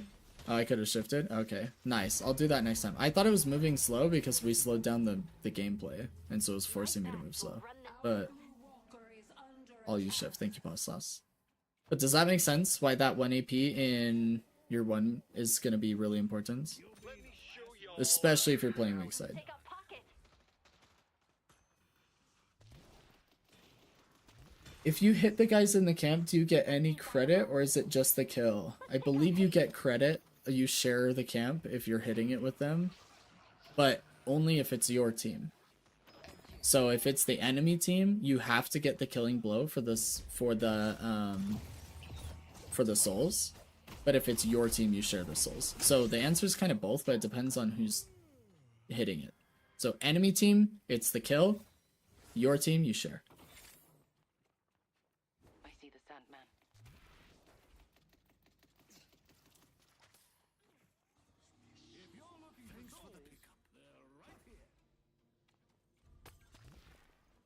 A lot of players really hate sharing camps. I would say in general, sharing camps is only bad on your side of the map. Sharing camps on the enemy side of the map is actually smart because you're stealing farm from the enemy team quicker, so you're in danger for less time. Does that make sense? I actually am not of the opinion that stealing camps is like, or sharing camps rather, is actually that bad if it's not your M1. I wouldn't ever share camps with your M1. If it's somebody else, like, I don't really care that much. But that's probably a hot take from me. Most coaches probably would not agree with that.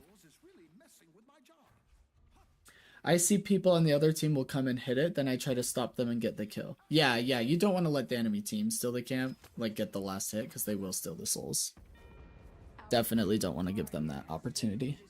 I don't love this urn run here, by the way, Boss Sauce, just kind of covering what I was watching, because it's their urn. You don't ever really want to do their urn this early in the game. In fact, you don't even want to pick it up and lock it in as their urn. You ideally want to see if they get enough souls that you can lock it in as neutral, but I wouldn't ever run their urn early in the game. I didn't realize it was comeback. Yeah, and that's okay, but I just wanted to touch on it just to make sure. But if you realize that, that's fine. You can kind of just shelve what I just told you. Oh.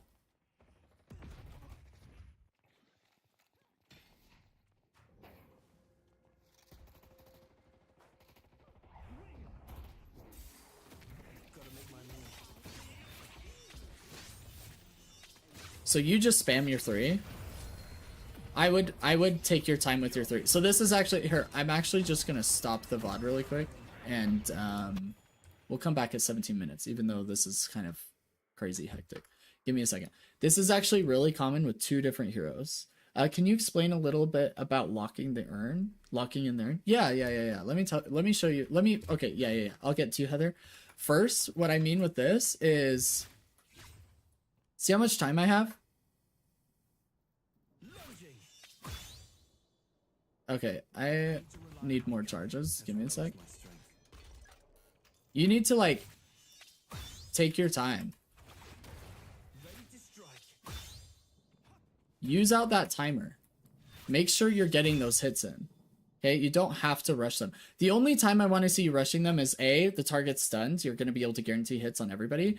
Or B, you're running away. And then you're just doing what you did that one time. You were using it for mobility, which is really good, which is why you're doing this. And you're just trying to get away as fast as possible, right? That's the other time you can use it. But yes, it resets on every slash, so you can literally wait out this timer. So I can do this, and then I can just wait.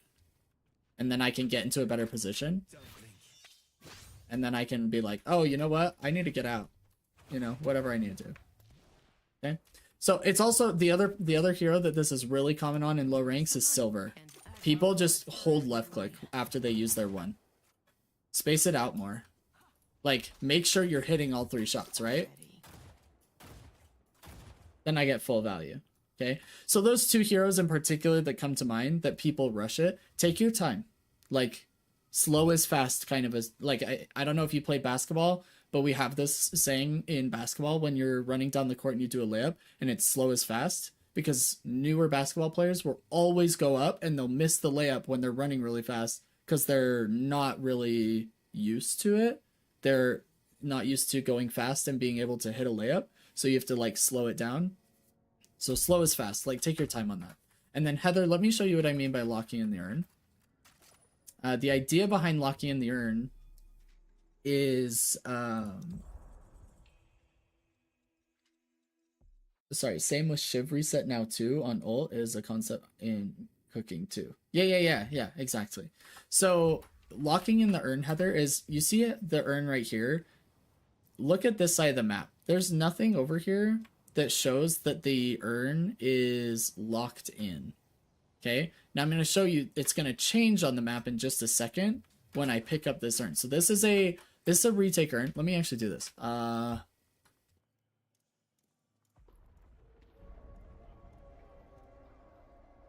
Okay, so now it's a neutral urn. Okay, doesn't have the candles, the red candles, and then on the minimap, if I didn't put a bunch of infurnaces, you'd see it doesn't have an arrow on it. So if I pick up the urn, now it has this. Now look, if I drop it, that's still there. That means no matter how bad the souls get, so let's say the enemy team now gets a bunch of more souls than us, right? Okay. Maybe we need to get rid of these bots. Hold up. Now, if the enemy team gets a bunch of souls, and you see how the urn resets, so now it's a retake urn. Even if this resets into a retake urn, so when I say reset, I mean it went from neutral to retake, but it was locked in. Like, let's assume the urn is still here, and it was locked in right here, like we saw in the minimap before, Heather. Even if it turns into a retake urn and I pick it back up, it's still going to be a neutral drop-off because it is locked into that drop-off position. So when we say locked in, we mean as soon as the urn has been picked up and the drop-off position on the minimap has been marked, until the urn fully resets to the other side of the map like it did right now, every 5 minutes, the drop-off is locked in. So even if the souls are so bad that it's now a retake urn, it was locked in neutral. So if you're ahead... So why does the urn run away sometimes? Do you mean like if I pick up the urn and drop it and then it starts running back to its position? Is that what you're talking about? So the urn always runs away. So like, by default, if you're not close enough or actively picking it up, the urn will run away, right? So if I drop it, urn is naturally going to start walking back to its position every time. But if I'm close enough to it, it recognizes that I want to pick it up and it'll stop moving. So you can purposefully stop it from moving. But see, now it knows I'm not trying to pick it up. So then what I have to do is I have to pick it up while it's running and then I have to drop it. But since I'm on it, it's not running away. So this is what you do when you don't want it to run, generally, is you'll just pick it up and then drop it again. You'll do this over and over again. You only see it stay there for a minute, and only because it's moving really slowly. Like, I can show you right now. I want to buy Substam. Nice. So, if I go to base right now... By the way, this would be a locked-in urn, because drop-off is locked in there, right? So, if I pick it up while it's retake, it's locked in as a retake urn. The drop-off is locked in. So, for the next 5 minutes, if I pick it up right as it spawns, that is where the urn needs to be dropped off. No matter what the souls are anymore. Does that make sense, unlocking it in? So what happens is I drop it off. It is moving. But on the minimap, it can go pretty slow. The only other way is if I were to do what we did before. Is if I was in spawn. And I decide to do this. Oh, I'm timed out right now, so this is a bad example. But if I did what I was doing before, where you drop the urn and then pick it up, drop the urn, pick it up. If you do that in base, you can try and do that and hold it. I don't think you can actually do it in the base. I think it'll time out every time. I think you have to be like right here or whatever. But that, I don't know for sure. But hopefully that concept helps. The times that you want to lock in the urn are like this. Like our souls are so much worse than theirs that it's a retake urn. So the drop-off location is going to be advantageous for us. You want to pick it up, even if you're not going to deliver it right now because you're too scared or your wave is really bad up here, so you think they'll be able to contest it really easily or whatever. If you pick it up, you can just drop it because for the next 5 minutes, your team can try to find an opportunity to deliver the urn, to depot it, and it will be locked in as a retake urn. The other time you want to lock it in is if you're really far ahead. So if I'm on Infernus's team and I don't want it to be a retake urn, so let's say we have a pretty close lead. Like let's say it's like this. So it's neutral right now, but we have a lead. Like let's say that we have a lead, but it's not retake. Like it's not enough to be a retake urn. I want to pick it up and lock it in as a neutral urn. That way the enemy team doesn't get a retake urn. So for the next 5 minutes, even if we do pull ahead and it will be a retake urn for the enemy team, at least for the next 5 minutes, if they want urn, it's going to be a neutral drop off. So those are the 2 times that you would want to lock it in. Is you lock it in for your team as retake, or you lock it in as neutral to hurt the enemy team because they will have a retake urn soon.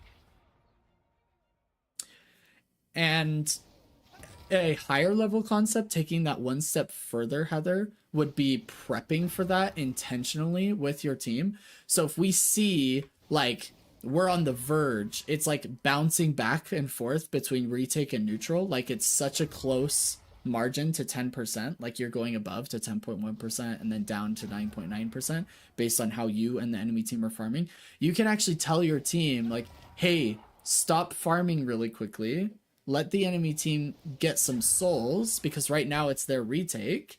So let's let the enemy team get some souls and then make it a neutral urn, and then you pick it up and lock it in.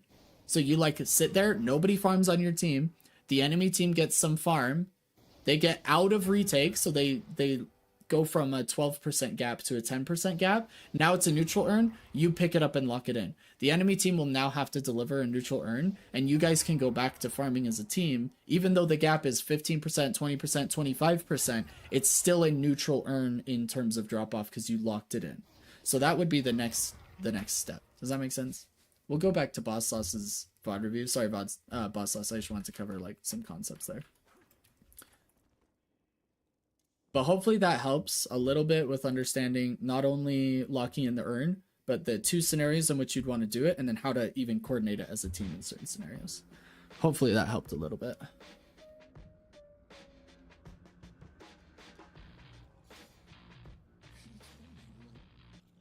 Okay, I think we're like right about here.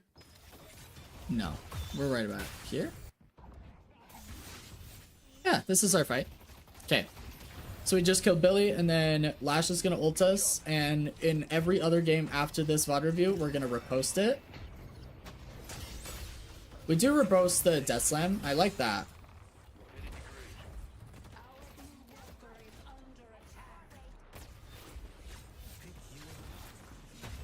Oh.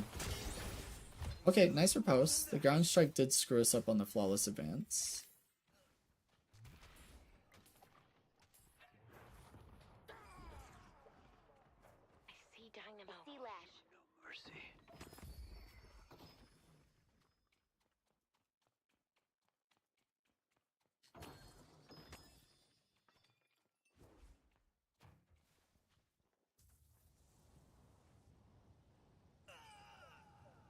You guys should pause for their haze, but the enemy team should also pause for their haze. So like you can see on the minimap, Heather, this urn is locked in as neutral because you see the drop-off icon, right? So for the next minute and a half, at 20 minutes, this will reset the drop-off location. But for the next minute and a half, we can pick up that retake urn. Or enemy team. It's the enemy team's retake urn, right? So the enemy team could try and deliver that retake urn.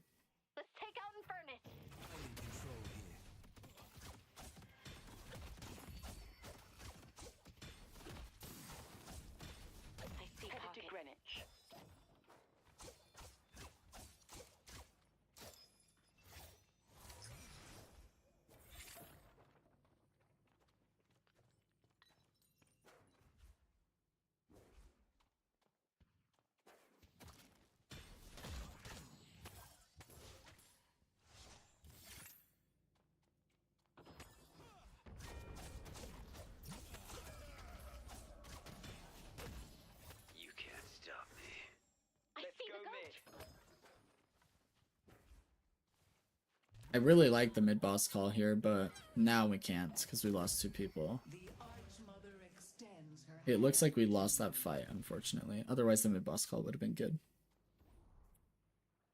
So if we picked up the urn and like took it to our base, it would prevent the other team from getting it.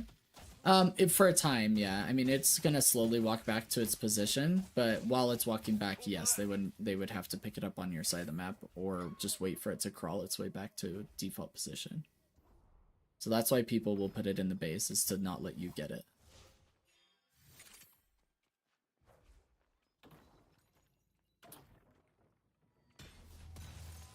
We would call that denying the urn. It's where you pick it up because you know the enemy team's gonna go for it. And a really common time would be like if you, like they just got mid-boss and you guys have only 2 people alive. And so you decide to go for, you decide to go grab the urn and take it back to your base before they can grab it. Because obviously it's gonna be easy for them to grab the urn and deliver it because they just got mid-boss, right? Nice kill, by the way. Good use of micro. That was awesome. Good job, Boss Sauce. That was really well played. You're sitting on a ton of souls, so I'd like to see you go to the secret shop, but...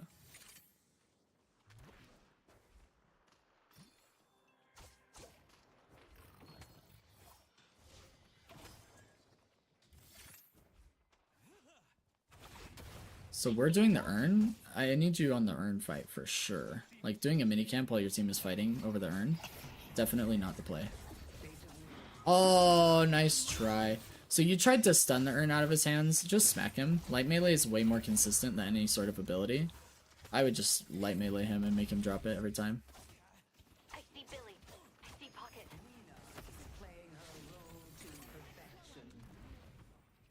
So I think we just had another moment of, you know, we missed the minimap and the clock, right? Like you were farming over here and you didn't look at the minimap and notice that your Calco was like really close to delivering the urn.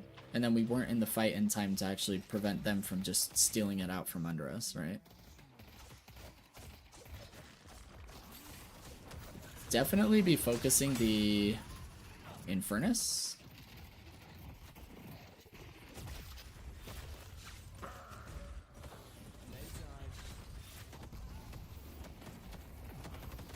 I think if you'd focus the Infernus instead... So, okay, let's go back really quick. I think this is a target prioritization problem. You're trying to peel for Mina, but outside of your riposte, you have no peel. Okay, you're not the person to be peeling. That's like Paige's job, Victor's job, anybody but you's job, basically. You can try and riposte the last year to save your Mina, but outside of riposte, we have nothing to offer her. It would be better to just take Infernus out of the fight so that we don't have to deal with his ult, because he's low and he's right in front of you, right? Like if we go back.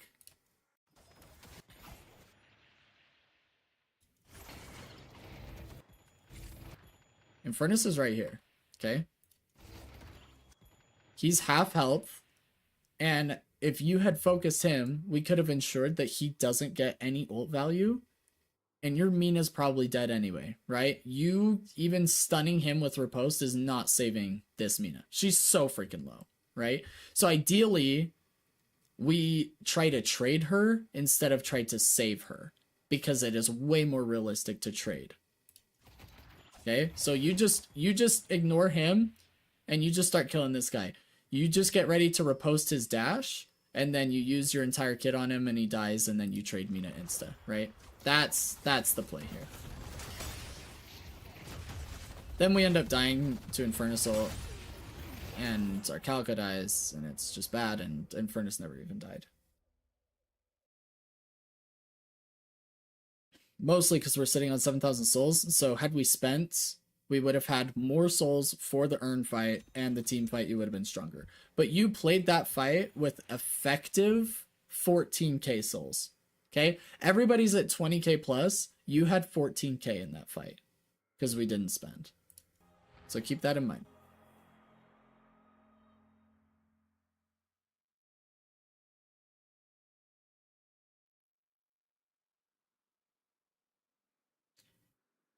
Okay, I thought your death timer would be shorter than that. There we go.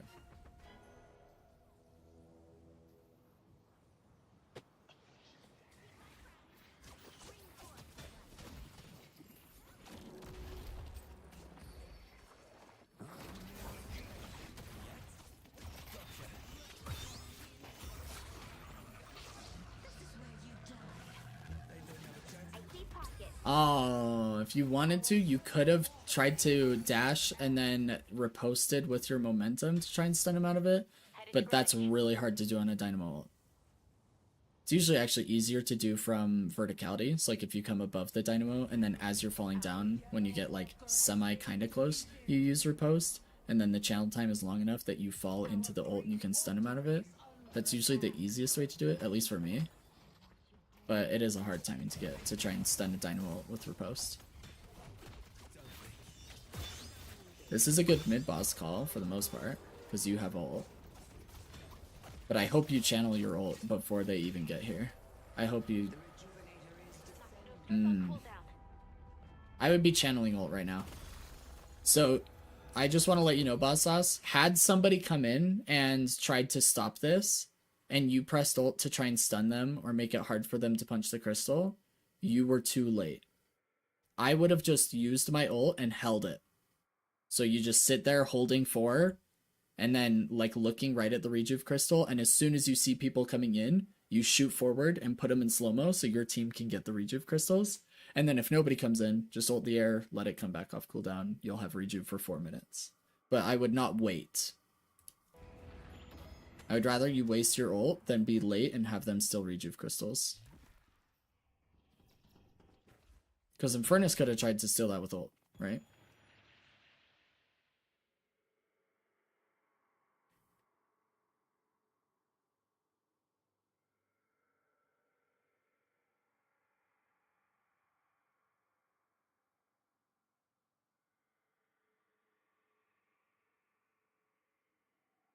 Okay. Thought this might be quick, but apparently not.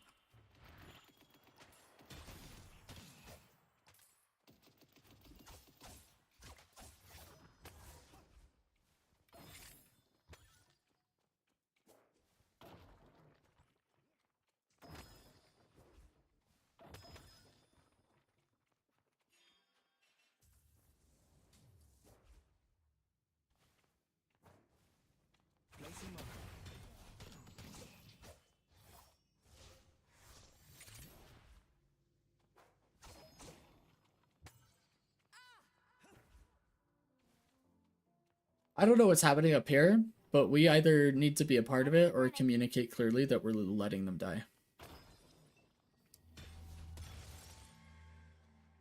Headed to Greenwich. Because we just lost 2 rejuves, all 3 rejuves, and probably 2 kills here. But you shouldn't be here. You're about to give them the 3rd kill.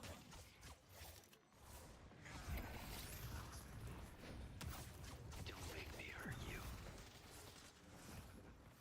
If they have a slowing hex, especially if they have multiple, get Dispel Magic instead of like Stam Master or something. Then you can just use Dispel Magic on the slowing hex, because nobody gets countered harder by that item than you.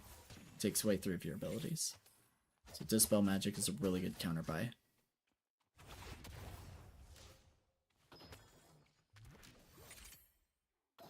I mean, ABL's build is fine, and you're just kind of left to writing it, and it's like good enough, you know? But knowing that Dispel Magic is an absolute key item on him, as you get higher elo, people are going to be buying Slowing Hex for you, just like they buy it for Mina. And so that's why it's like a core item on Mina, is because there's almost always a Slowing Hex for her bats. But it's just such an essential part of your kit that you want to make sure you're getting rid of it. Apollo's countered even harder, so definitely put Dispel Magic, especially against like Infernus. You can use Dispel Magic for his burns too if you need, you know?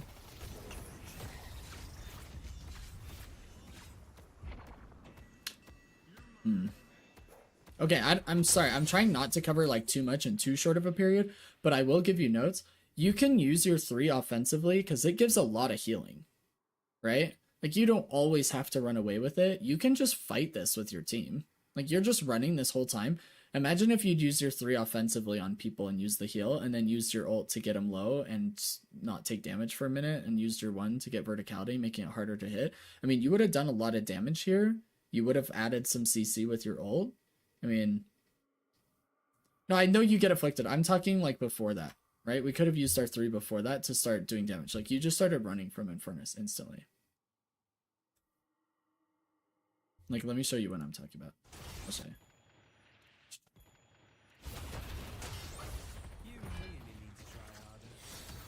Here. You're not full health. This is... I don't know why we're getting this bug. Maybe it'll go away. Yeah. Kind of here. Okay. So, you're half HP here. You have Infernus on you? Okay, you were slowing Hex, to be fair. But you could have started right here. Then you get afflicted, which is unfortunate, but you could have already started using your 3 offensively. Or reposted the affliction. Actually don't know if it'll let you anymore. Do you live? I think the ult was unnecessary, but you do live. That's crazy. That could have ended poorly. I think you could have tried to use your 3 earlier. If you had Dispel Magic, it would have made your life significantly easier for sure. But I think if you had used your 3 earlier and anticipated the pocket coming in and riposted him, would have made your life a little bit easier. Death has no hold on you, Victor. Yeah, I was thinking about that before I got afflicted. Yeah. I mean, honestly, even without the heal, you probably could have used it offensively and used your ult to avoid a lot of the affliction damage mid-fight and give your team all that damage. Always riposte to Hazel. Always. There almost every ult in the game you want to be using riposte on. So like if you see a Hazel, try and get in there so that she's looking at you. Make sure you're being targeted, like she's actually shooting you before you press riposte. So like get in front of her, whoever she's targeting, whatever, and then hit riposte, because now it's not like the 360 degrees. So you have to make sure you're getting hit by it. And then use riposte and stun her out of Hazel. Stun Lash out of Hazel, stun Billy out of Hazel, or get away from Billy with it instead, right? Like just instead of getting pulled in, just use riposte. I'm trying to think of anybody else that like comes to mind. Paige, she'll still get the cast off, but you can stun her after instead of taking damage from it. I mean everybody in the game. Like I would just think of riposte. I got a little more used to that with more games. I did it to a 7. Yeah, 7 ult, great. Yeah. So I just want to see you using this to annoy the enemy team as much as possible, and then you can almost always, if not every single time, get a heavy melee off of it, especially after the 1.6 duration. So once you put your 5th point in this, after you've riposted somebody, send a heavy melee. You've got 4.8k gun spike and melee charge for a reason, right? So riposte, heavy melee, send your 3, send your 1, send your ult, whatever. Maybe even send a second heavy melee, but bait it. So like, first heavy melee while they're stunned, smack them. Second heavy melee, turn it, bait parry, and then keep going for heavy melees. Wait for your cooldowns to come back, and then use your cooldowns again. And then do it again, because riposte is a 4-second cooldown, you know? That's what makes Apollo annoying. See, this is an example of Lucky in there and Heather. We just picked up a neutral urn, so for the next 2 minutes, you know, this is going to be a neutral urn, even if we grow like way further ahead, because we're like really close to 10%.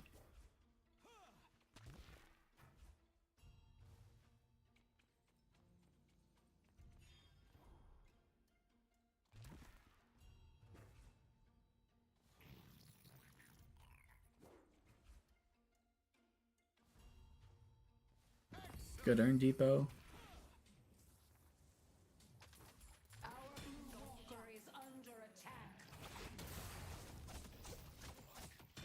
I'm gonna go back, I'm sorry, just for the cooldowns. I don't have ability cooldowns right now, and it annoys me. We're gonna finish the VOD, but I pretty much already know the things that I would want you to focus on. Headed to Broadway. We'll talk about it after when I go over your notes and compare to your notes from last time. I'll show them what my tutors taught me. Going to shop?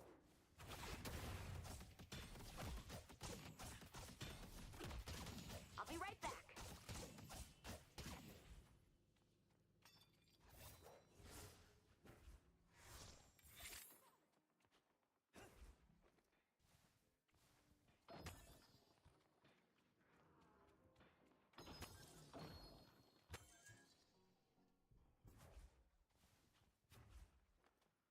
I see Dynamo.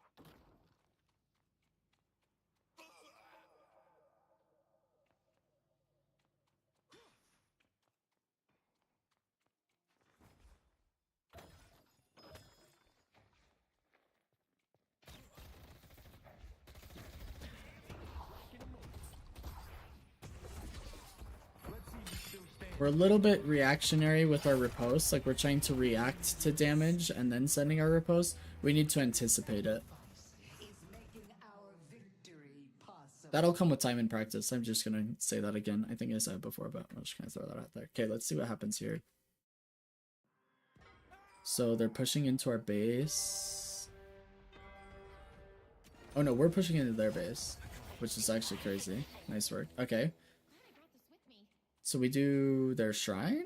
Nice. Shrine's actually really, really big here. So huge objective. In fact, the meta right now is to shove Shrine prior to the second walkers.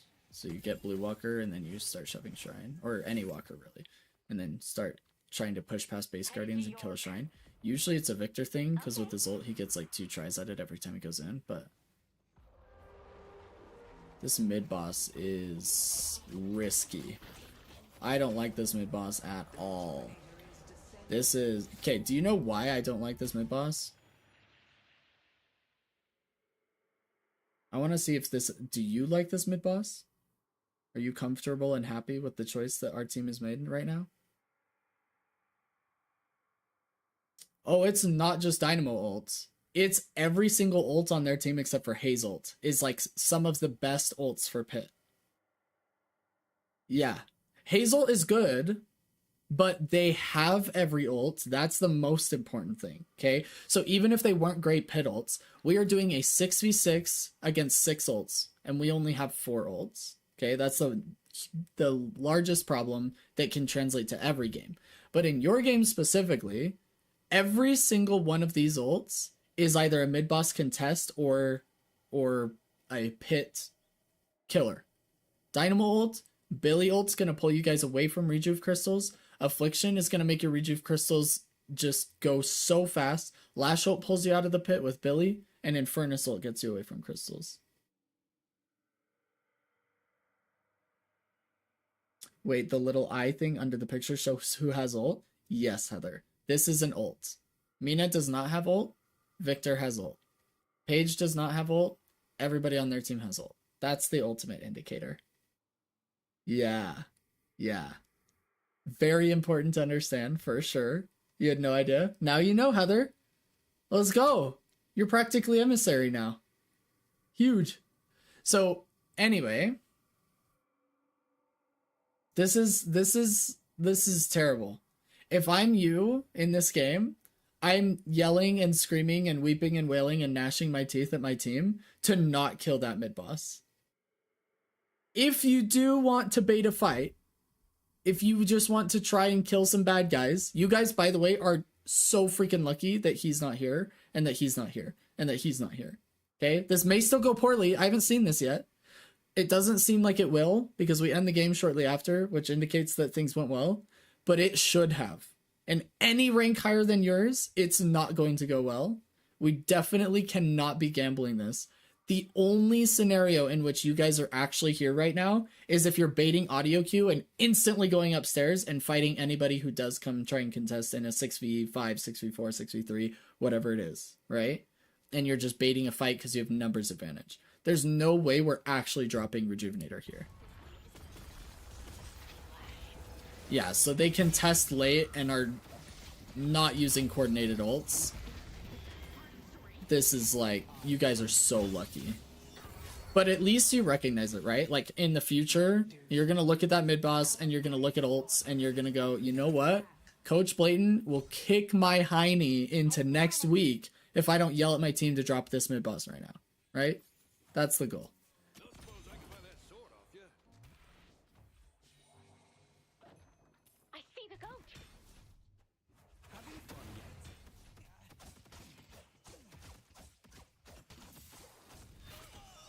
Gotta make my move.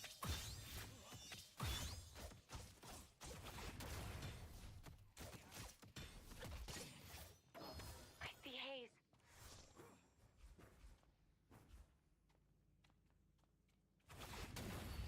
Take this gift.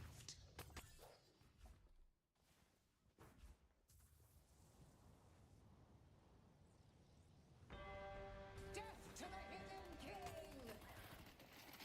Salam Rex Hokali! Now done. Not a terrible ult. I would prefer you to use your ult when they are about half HP to try and get the executes off and whatnot. But using it as CC is not bad. Oh, you guys are lucky that Lash missed his ult. Nicer post. We need to be reposting the ult itself, but nicer post after. I'll take it.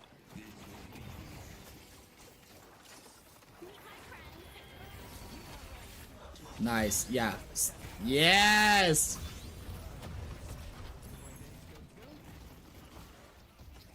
Okay, nice. we'll just kind of watch out your VOD. Let me pull up your notes, and then we're going to take a look at what your past notes were. I'm going to tell you what you did significantly better compared to last time, and then I'm going to tell you what we need to focus on moving forward. But overall, this was actually a very, very good game from you, considering how new you are at Apollo. Okay, so definitely a pat on the back for this game. You did excellently. Let's go ahead and take a look at your notes. Because in your next games, you're going to do significantly better with just a few tweaks. Like, really small changes that are probably going to double your throughput, like your stats at the end of the game. Okay, let me take a look here.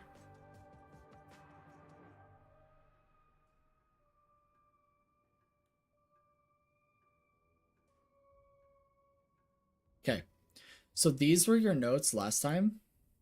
Hopefully you guys can like read this pretty well. Let me see. Okay, so it's like kind of blurry. Sorry about that. It is what it is. Okay, so for laning phase, your notes were to focus waves first. General rule is 3 minions die before you hit an enemy. Try to ignore the guardian and enemy players and focus on soul sources, i.e. boxes and camps. You did that very well. Now, I will say when you're playing Apollo specifically, you're going to want to focus enemy players more after the camps. Like, you're going to want to be doing more fighting because you have an extremely strong early game, like one of the strongest. So definitely just kill these 3 minions, save your abilities for the enemy players. So we're going to want to kill these minions with gun and melees, and then we're going to use our abilities on the enemy players right after. So that's when you poke them with your 1, you chase them with your 3, etc. Okay. But overall, I do like that we're focusing the wave way more, prioritizing that, and making sure we're shoving the wave, which is our #1 objective on the map across all minutes of the game. So I really like that you did that significantly better. Okay. Second, your micro's overall pretty good. Keep improving on it. I liked my little note there. That's still true. Even on your 4th game on Apollo, you used him fairly well. And overall, you're hitting your gunshots, you're hitting your abilities, and you're just utilizing your micro and translating it into a new player or a new hero, and you're doing it well. So just keep improving. Don't stop. You were missing timings before, so we're trying to steal or get 2-minute minis, making the bridge buffs, and be there for 8-minute centers. These give you advantages through early and mid game and set tempo big time. This was better. There's still a lot to be had here, and it's mainly from this. Right here. This is our thing that we need to focus on every single game. Okay? So this is how you're going to get your timings, and it's going to be how you get your timings even better. Keep practicing them, but you did so much better this time than the last VOD. Okay? We're at the bridge buffs whenever it was reasonable. I would like you to be at the bridge buffs, like I said this here. Like, I want you to be at the bridge buffs even if it's bad call necessarily, because I want you to be in the habit of being there at the 5, 10, and 15-minute bridge buffs. And that strong habit is going to allow you to rank up and win more games later. But I want you to get to a point where the 5, 10, 15-minute bridge buffs are like just totally habitual, and then you're only not doing that habit and not getting the bridge buff because there is something more important to be doing, and you know that it's more important. But not being there because you got distracted by a guardian or something is like definitely not what we want to see. So I do want you to keep focusing on this and making it like a very, very strong priority in your games. But overall, your timings were a lot better, right? We were a little late to the 8-minute centers, but we were there like within 30 seconds. Not bad. You killed your minis several times. Even if it was a little bit late, you were still there killing your minis. And then you were definitely at the right place at the right time for like the first 14 or 15 minutes of the game. There was an earn fight after 15 minutes that we screwed up on, and that's okay. We'll work on that, but definitely better on the timing. So like that. Your build order was fine. It looked like you pretty much left to righted the ABL build, and that worked out pretty well for you. It may not always work out well for you. Keep in mind that Dispel Magic is going to be very, very strong in higher elo because people are going to be buying Slowing Hex against you. So Dispel Magic is going to be a very, very nice item to counter that. I think this doesn't really apply because last time we were building a little too defensive too early, and this time we just kind of left to right at ABL's build, which is a pretty strong build. But keep this in mind. We'll just kind of keep that in your notes, so to speak. Yeah, I mean, I think that really goes over your last notes, and then let me kind of give you your new notes. I'll kind of build them up with you here. So, sorry.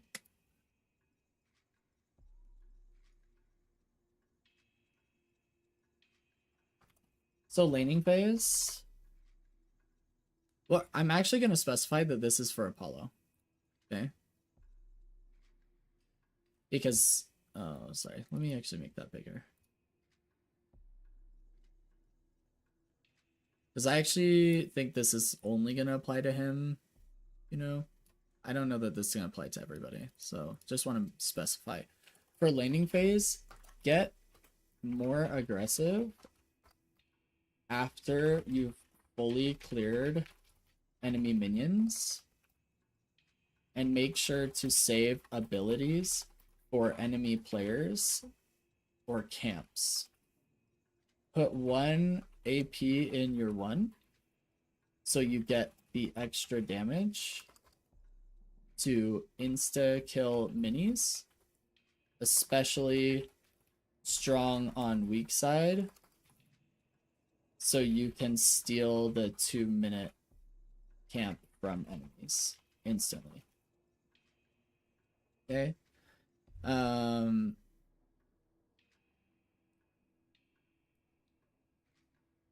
Two, make sure we're really focusing on bridge buff timings. We were perfect on 5 minutes, but I want to make sure we're on time for 10 and 15 minutes. We were really late on 10 minutes and didn't get 15 minutes. I think you were dead. Pretty sure 15 minutes you were respawning and coming into an earn fight, but still adding it. 3, I really like you playing for 10 and 15-minute earn, but make sure that we're only picking up neutral earns if we're ahead. I'll leave it at that.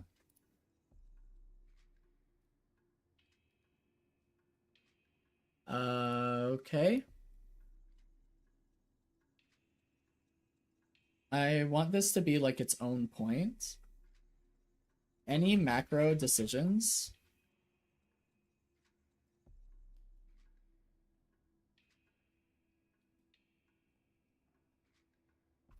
around major objectives, mid-boss, earn, etc. need to be made with, I'm going to put X things in mind.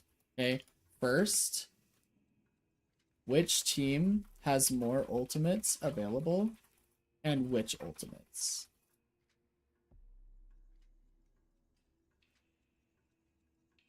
Okay, we need to know if that team fight ult that they have is better than ours, if it's better in the pit, that sort of a thing. That one mid-boss fight was like, could have been catastrophic. So let's keep this in mind. Which team has ultimates? How many ultimates? Okay, 2. What are our current waves looking like? Okay, are waves pushing into our spawn? This is primarily, I want to keep this in mind. This is mostly important so we don't lose a walker and they're trading that objective, or we don't get backdoored and lose. Okay, that's mostly what this is for lower elo players. Those are like your 2 biggest threats, I would say, is you're doing mid boss and Wraith just backdoors you because your waves are terrible and you didn't realize it, or you guys are doing mid boss or doing an earn and they just trade your walker and it's like basically even, depending on the soul difference, or sometimes it's even better for them to be getting that slot because they were slot locked or whatever. So make sure our waves are in a healthy position. And then let's see, what else do I want you thinking about? Maybe I actually think I want to keep it as simple as possible. So maybe those are the only two I want you to focus on for now, for any macro decisions. Okay, actually, this is the last thing. 3 is everybody here. Make sure we're committing as a team, because even bad calls can go well if we're more coordinated than our enemy players. That's what I would want you to focus on. Make sure everybody's there. Okay, so this I just want you to kind of keep in the back of your minds, like whenever you're doing any big game sense decisions. Okay, these are things that I want you to keep in mind. Now, you said you wanted to focus on game sense. There's not going to be a whole lot I'm going to be able to give you based on the VOD that you sent me. But I feel like this is going to help you a lot in general. And you can start to rely on it. When it comes to items and builds, first, Dispel Magic goes really hard on Apollo. Keep it in mind, it's going to be used almost every game as part of your 4.8k vitality spike. 2,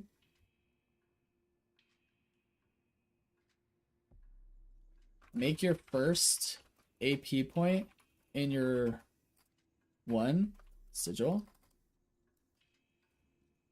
because of how much poke it gives to enemy team and clearing camps. Yeah, that third point, it was a big point in Apex Legends and Battle Royales in general. Yeah, every single battle arena ever. That's coordination supersedes bad plays almost every single time. So definitely keep that in mind.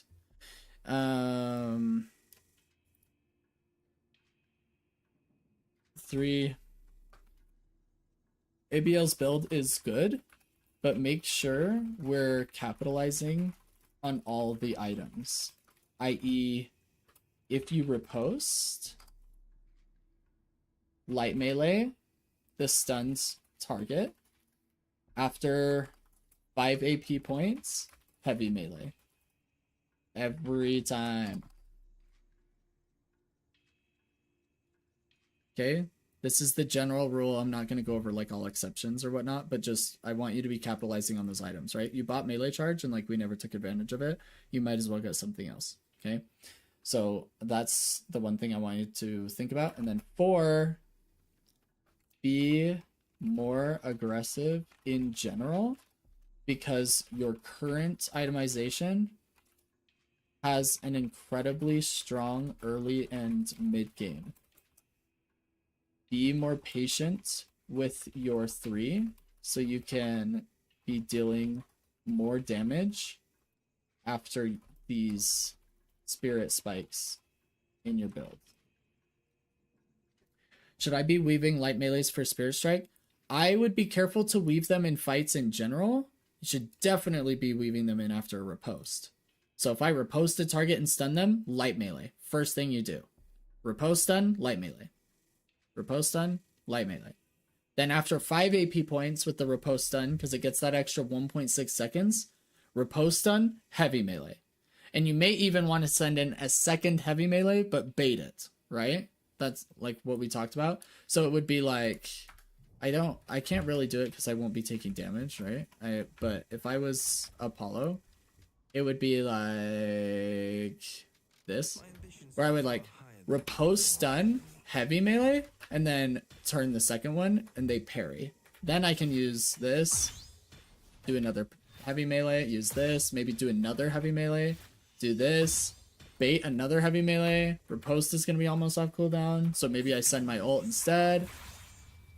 Then when riposte is off cooldown, I can go bait more parries, maybe hit a stun, hit another heavy melee. Like, you can just weave them in. Like, if you're going to be building melee charge and spirit snatch and stuff, your melees are going to do a lot of damage. So I would take advantage of it. Yeah. You can weave in heavy melees or light melees. Like, for example, a lot of people will go in for a sigil, and then after they do one of these, they'll weave in a light melee, and then they'll go for another one. I wouldn't do it every time, because they'll start parrying you, right? But maybe after your first flawless advance, you could wait out the second flawless. So, like, what I mean by that is, so for example, if I want to do this, I could weave it in once, and then the other two, just make sure I'm hitting. Take your time on them, but you could weave it in that way. That is going to be a high-level play that lower elo players will not punish. They're not going to expect you to be weaving in light melees. You could even do it on the first two, but not every time. Definitely not every time. Because then you're going to want to wait. So, for example, the first 2 times I do it, I would maybe do it like this. You don't have a chance. And then the next time I hit them, so let's say it's the same target. What the heck? Didn't give me my ability back.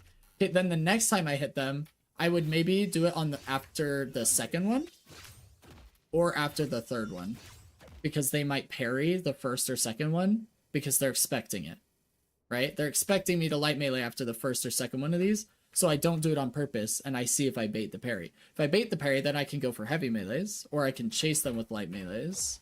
Like, we can be dashing and chasing and light meleeing, because that's the best way to chase somebody down, because they're going to be using stamina to get away. So you just trade stamina and then do the light melee as you get close enough. But you want to be changing it up. But that's per target, right? So like if I've done it to Lash, like I've riposted, or sorry, flawless advance light melee, flawless advance light melee, and then after the third one I don't light melee. But then I see Calico and I'm fighting her, then I can do it on Calico. Like on Calico I can hit her with light melees on the first 2. But eventually late game you're just going to want to use flawless advance with no light melees, and you're only going to want to proc spirit snatch off her post. Does that make sense? Does that answer your question in full?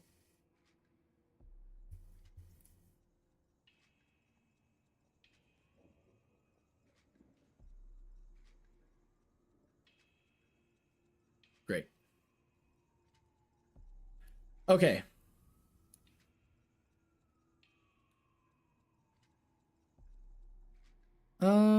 Actually, I think this has everything that I want you to focus on. Let me make sure I'm not missing anything huge. Get more aggressive after you've fully cleared minions. Make sure to save abilities for any players in camps. This is true for Apollo. Put AP in your 1 so you get that extra damage. Make sure we're really focusing on bridge buff timings. I really like you playing for the 10 and 15 minute earn, but make sure that you're only picking up neutral ends if ahead. I would say, okay, so I'm going to add kind of to these 2 points. This goes along with like what you were wanting to learn with game sense that I'm just going to add as its own point pretty much. Be present for your team fights, team objectives. Don't be clearing a camp when your team is delivering or fighting earn, mid boss, walker, etc. Right?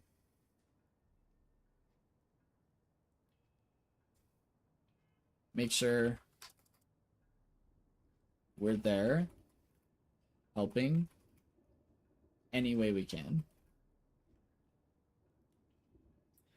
I'm just adding this because we did have one team fight where we weren't there for the earn, and we definitely want to be there. And even in the Pro VOD review with Kelvin, he wasn't there on time for an earn fight, and they ended up struggling with that too. So like, it's across all elos, right? Like up to Eternus 6. But I just want you to be there, right? Like, pay attention to the minimap and clock. I'm going to add that here at the end. In all caps. In big letters. Minimap and clock. I just want you to be aware of where your team is at, what they're trying to do, and whether you should be there or not. We need like a... That'll be fine. Make sense? I think that's going to help. And that really, this ties into both the any macro decisions and when we're playing for 10 and 15-minute earn. But I need you to understand that the 10, 15, and 20-minute earn is primarily the most important objective for the first 20 minutes of the game. So we definitely want to be on all three of those earns, either running it or with our team on it. But we need to make space for it, so we need to make sure our waves are healthy, right? And that goes along with this, what are our current waves looking like. So we want to make sure the lane is pushed up where we're depoting the urn, and we want to make sure that our lane is pushed up away from the urn, because we don't want them to trade the walker, right? We have to make sure that we're aware of all of that. So when we're making these big decisions on these urns, we want to be there, but we want to make sure that we are aware of what's going on the minimap before we commit to it. And we don't have to fill the gap in macro with our body. We can fill it with our comms. So if somebody's rezzing, you know, like somebody's death timer's almost up, hey, when you're up, can you clear that side wave? I don't want them to trade walker while we're delivering their urn. You know, something like that. Does that make sense?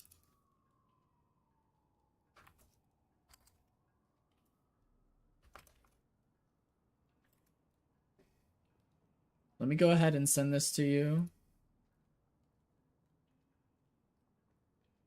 That way you can kind of reference it. I don't know how helpful the notes are for you, but I like to put them on the stream for other people as well.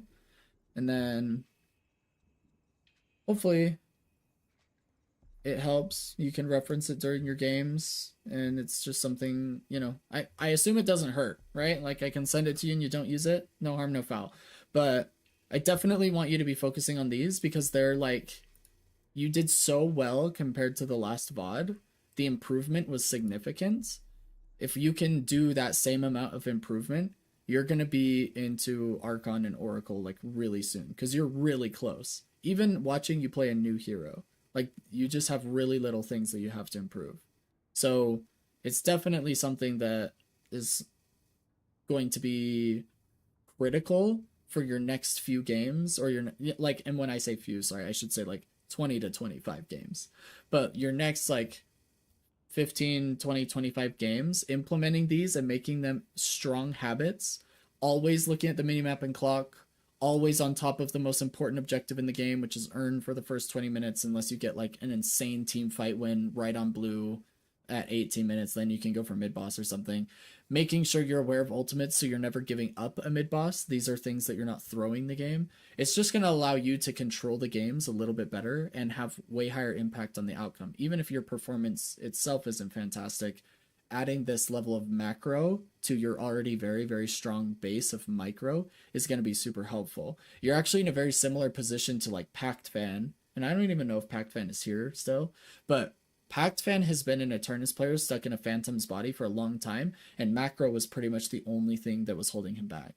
So you're in that similar position where if we can keep improving your micro, don't plateau there, but start adding this higher level of macro to your gameplay and trying to make that macro catch up with your improving micro, you're just going to hit Eternus, right? That's just, it's a byproduct of the improvements that you're making.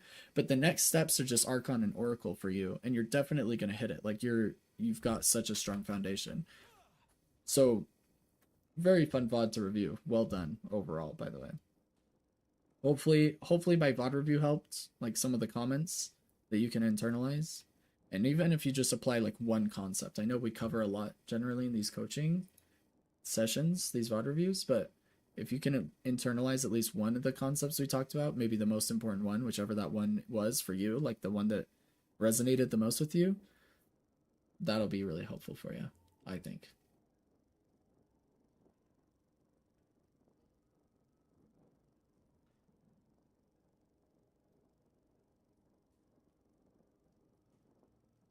All right. We are off. Okay, so I think we said Drifter was the next Pro VOD review, right? Because I think it was a tie, and then you guys said Drifter would be okay. Like you voted Yamato, and then we'd be okay with Drifter. Is that the play? Are we doing a Drifter VOD review?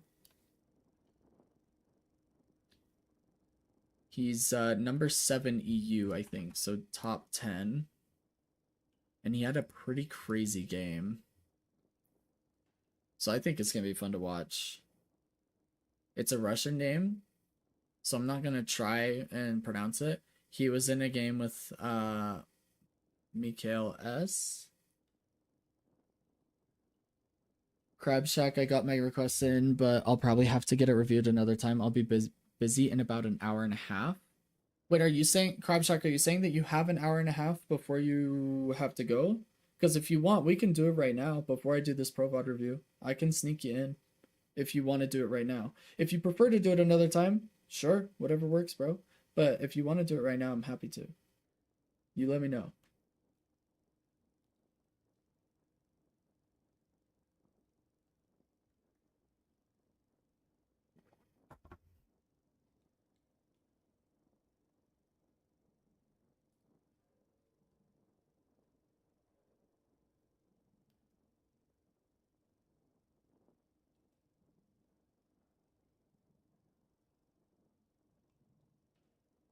Yep, I have time now, but it's your stream and I don't want to ruin the flow. There's no flow here. There's just coaching. We're chilling, bro. Happy to sneak you in. Not a problem. Let me go ahead and take a look.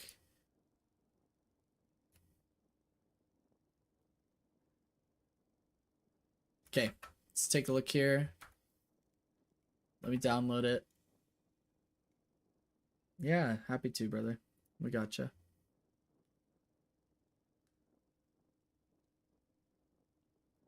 Dang, look at this. What a Chad, you guys. Crabshack's like, yo, can you do a VOD review? I was only the MVP carrying my team to victory. You know? Jeez, this guy. Unbelievable. Shameless.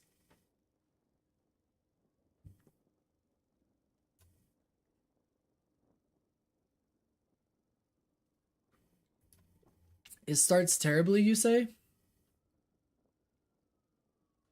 Wait, why are we in Ritualist? In your request, you said you're Emissary 6, but this isn't Ritualist 4. Are you duo queued with somebody? Or did you just put in the wrong rank? I'm confused at what I'm looking at right now.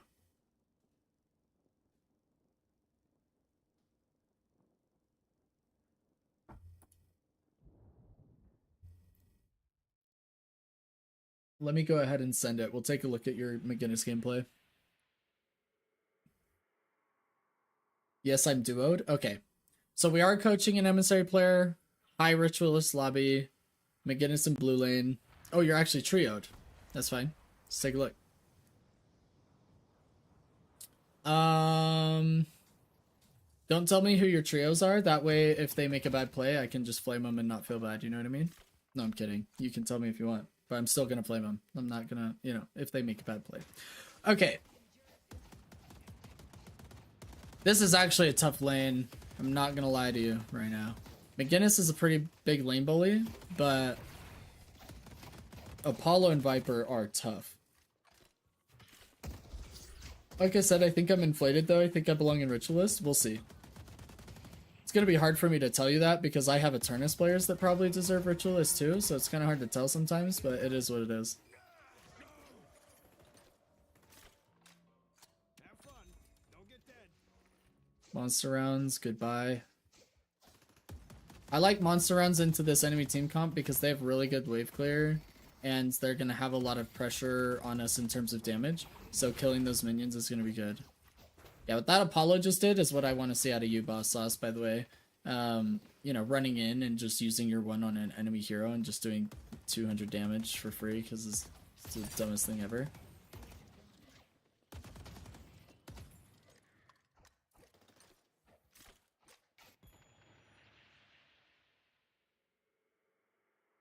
Please tell me you're wall maxing. It's my favorite way to play the game. Okay, so I would say Crab Shack just on AP order and McGinnis based on the way I play and I've seen Eternus 6 players play.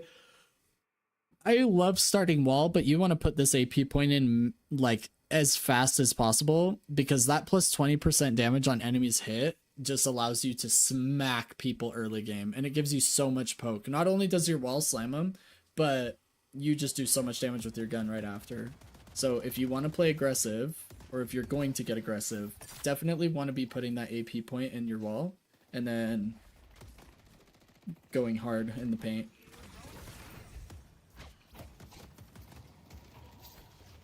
Oh, we put it in R2. Okay. I'm following the Rosalia DL build for this game to try it out, but I usually wall max early. Yeah.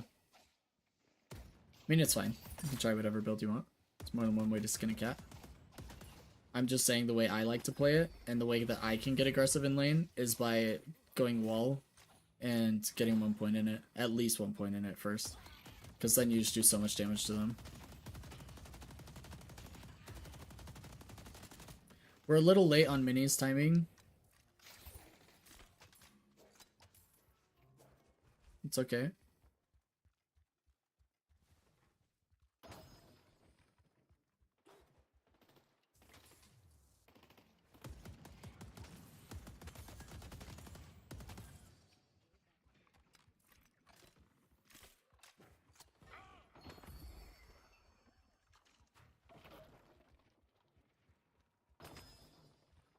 The more turrets, the better.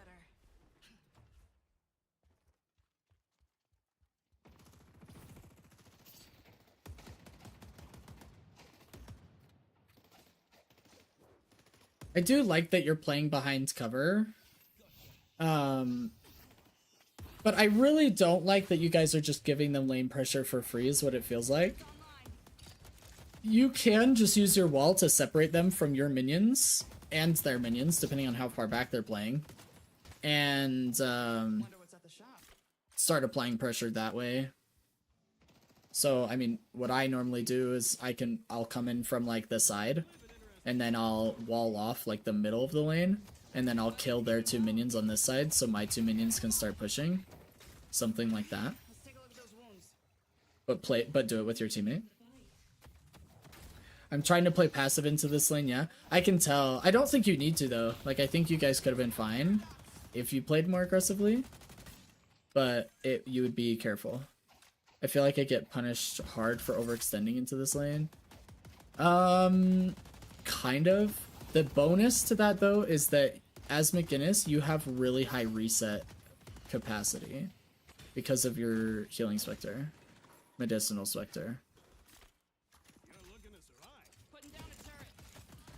I would also say, if you are playing passive, sitting in lane waiting for the minions to get you is not the way to do it. If you do decide, I don't want to fight this lane, I feel like I don't have it in me to win the trades, like I just won't take positive trades, this isn't for me, be box maxing. Like we need to be doing box routes in between every single wave. So we like kill the wave on our guardian, go do a box route, come back, kill the wave on your guardian again. But there were times when you were just like sitting there between waves, just waiting for it. Could have just left and done more. Yeah, way more. Like every 30 seconds we should be doing boxes if that's what we're playing, right? Like I had a lane. Oh, what was it? I think I was playing yesterday off stream, and I had a lane that I literally before one wave even got there, I said, you know what? I'm literally not even playing in this lane. And after 2 minutes, we would kill the wave and we would just go box route. Both me and my lane partner, we just dipped. Nobody was in blue lane. We were just, I went off to the right, he went off to the left. I was like, I'm not sitting in this lane. This is miserable. So you can do that. You can have moments like that, but definitely be taking advantage of your time. We do not want to be sitting there. We also need to be on our timings. We should be at bridge buff right now. We're not dying today. Did you have a chance to watch the Dark Star VOD review? The McGinnis Eternus 6? Yeah, play way far from Apollo if you're ulting. You do not want to get reposted, for sure. You did? Yeah. Was that before or after this game? It was probably after, right? Because you can start applying some of Darkstar's tech into your games. Yeah. I would like just study that gameplay. And you can find more on McGinnis, right? You can find like other players playing her and keep watching them. But I would just study that gameplay because he uses McGinnis so well, especially his ult positioning.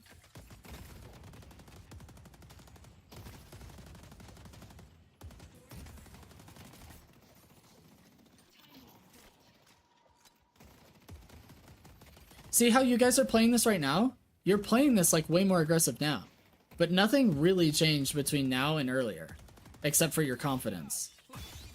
Like randomly we decided we could start taking these trades. And we're doing fine. And we're like shoving them under Guardian.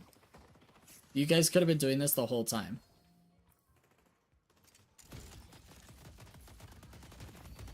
Your valor is rewarded. Can't go wrong with these. This bridge buff is still up. It's hurting my soul. Yeah, I come to the Paradox early to play passive and decided to just play on her when she was staying in lane. Indecisiveness on my part. Yeah.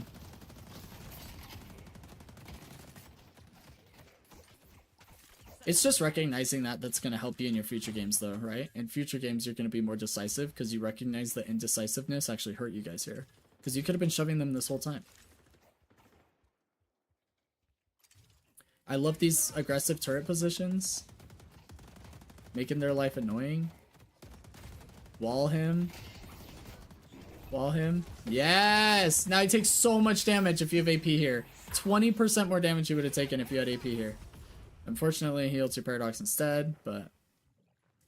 Bridge buffs aren't important. Heather! Heather, let it go, Heather! Heather, we're here for you. I calmed the buff, but didn't want to let my lane partner die. I mean, just have your lane partner come with you. You guys should both be at the bridge buff. What if he needs it more than you do? You know? What if you're playing early gun and he's playing early spirit and it's a casting buff and you're the one that's over there? That's a waste, you know? You guys just clear the 4-minute 30-second wave and then you both go. Just leave. Kill all 4 minions. Go to bridge buff. But yeah, this late in the game, I understand what you're saying, Crabshot. Oh, so close. So you did play this right. You just played it like late. Anytime they're pushed up on your Guardian, cut off their escape with wall. Make their life just misery. If they're ever dumb enough to push a McGinnis on her Guardian, you punish that garbage insta. Every time. You were a little late on it. As soon as he showed his face up here, you should have walled. But yeah, very well done on the idea behind your play there. True, I think they had comms off or just weren't responding to me. Should I just leave in that position? Are you, sorry, Crabshack, I want to make sure I'm understanding your question correctly. Are you saying that if a bridge buff has been up for 90 seconds, should you just leave and go grab it? If that's the question, yes. Like, come to your, like, after you've shoved wave or killed at least 2 minions. If you've killed at least 2 minions, you've done your half, and your lane partner can kill the other 2, right? So if you've killed at least 2 minions, you can come to your lane partner, yo, I'm grabbing that bridge buff, I'll be right back. And then they can back up or they can die. I wouldn't let your lane partner go deep necessarily, if that makes sense. Like, I would comment to them. But, like, I would say, yo, Paradox, I'm going to bridge buff. You're alone. I'll be back in a second. Right? 7:45 and the bridge buff finally taken. Yeah, I know, Heather. Sinners are spawning and the bridge buff has, like, just been taken. It's crazy. But it happens. Heather says, oh, I have a bridge buff question. If I'm blue lane, do I still go for bridge buff or do I let the other lanes get them? You still go for bridge buff, Heather. There's a lot of communicating going. So Heather, for me, the way it sounds every single time I'm in blue, or actually it's more important for the side laners to be communicating this, but I'll say it anyway. Generally, if I'm in side lane and I have absolutely no wave pressure, like we're low health, they've shoved our wave first, it's already at 4 minutes, 40 seconds, I'll tell them, I'll say, hey, we have no bridge buff pressure. We cannot get to it. We risk dying. Can blue lane prioritize our side? And then blue lane can go, yeah, we've got you covered. We've got pressure. We're going to prioritize that side. And then the other side lane can get the other buff. But you should definitely be going for them either way. Like if you have lane pressure in blue lane, you can ask, hey, do both of you have lane pressure? Like do both my side lanes, are you guys both going to make it to bridge buff? Or should I prioritize one of your sides? And then they can say, hey, get ours, or no, we're coming. And if everybody says, hey, we're coming, pick a side. You know, whatever one's weakest. But yes, go for bridge buffs in blue lane. Crabshack said, yeah, okay, just priorities thing in. Yes, priorities. That is an item sitting on the bridge for a minute and a half, 2 minutes. What was it? Almost 3 minutes, 7 minutes, 45 seconds it was taken. So for almost 2 minutes, or almost 3 minutes, I mean, there was just an item sitting there. The bridge buff is like a 3,200 to 6,400 item. So yeah, prioritize a free item on the map over one death early game. Or that death is worth like what, 500 souls, and you're gonna get a 3200 or something worth of bridge buff souls, if that makes sense. Definitely prioritize it. I try to play around my lane partner and follow their flows, McGinnis. I'm not gonna tell you you're wrong, but my personal playstyle on McGinnis, as a more aggressive player in general in lane, is I set the flow when I'm McGinnis, because I'm the lane bully. So if McGinnis is the lane bully, is playing passive, your other player is almost forced to play passive behind you. If you're playing aggressive, your teammate can play aggressive behind you, because you're the tempo setter, like Apollo or Mina. Like if Amina is playing passive, it's not like their teammate's going to go out and create all this value and then Mina will follow up, right? Mina is the one that sets the tempo. So in my opinion, I think you should be the one setting the tempo, not following your teammate if you're playing one of these types of heroes. That's just my opinion. Kind of wanted my sign lane to grab while we were pressuring, but I'll remember that. Yeah, I would communicate that, right? Like if you're wanting that, it should be voiced for sure. But I would definitely be a bridge buff anyway. Because the best case scenario, this is your best case scenario. Sorry that we're playing like pause lock for a second, but these are just important concepts. Best case scenario is we have 3 people on this bridge buff and 3 people on this bridge buff because we're winning all 3 lanes. And then when the bridge buff spawns, we can literally have a 2-second conversation on who gets it. I can be like, yo, I'm Gun McGinnis. Can I take this gun buff? And then my Drifter's like, you know what, Drifter? Or Venator, because that's your teammate. We'll just use your teammate. Venator's like, you know what, McGinnis? You take it. I don't need the gun buff. I'm chilling. And then you take it. And then over here, Billy's like, yo, can I have the survival buff? And Victor does like, heck yeah, take that survival buff. You're Billy. I want you in front all healthy and happy, you know? And then you guys take your bridge buffs and go back to your lanes. That's the ideal scenario, is that your entire team is on bridge buffs talking about who gets it. Not, hey, you know, Sinners just spawns. Can we get this bridge buff? That's terrible. We don't want that. I calmed for it, but I didn't press more than calling the spawn.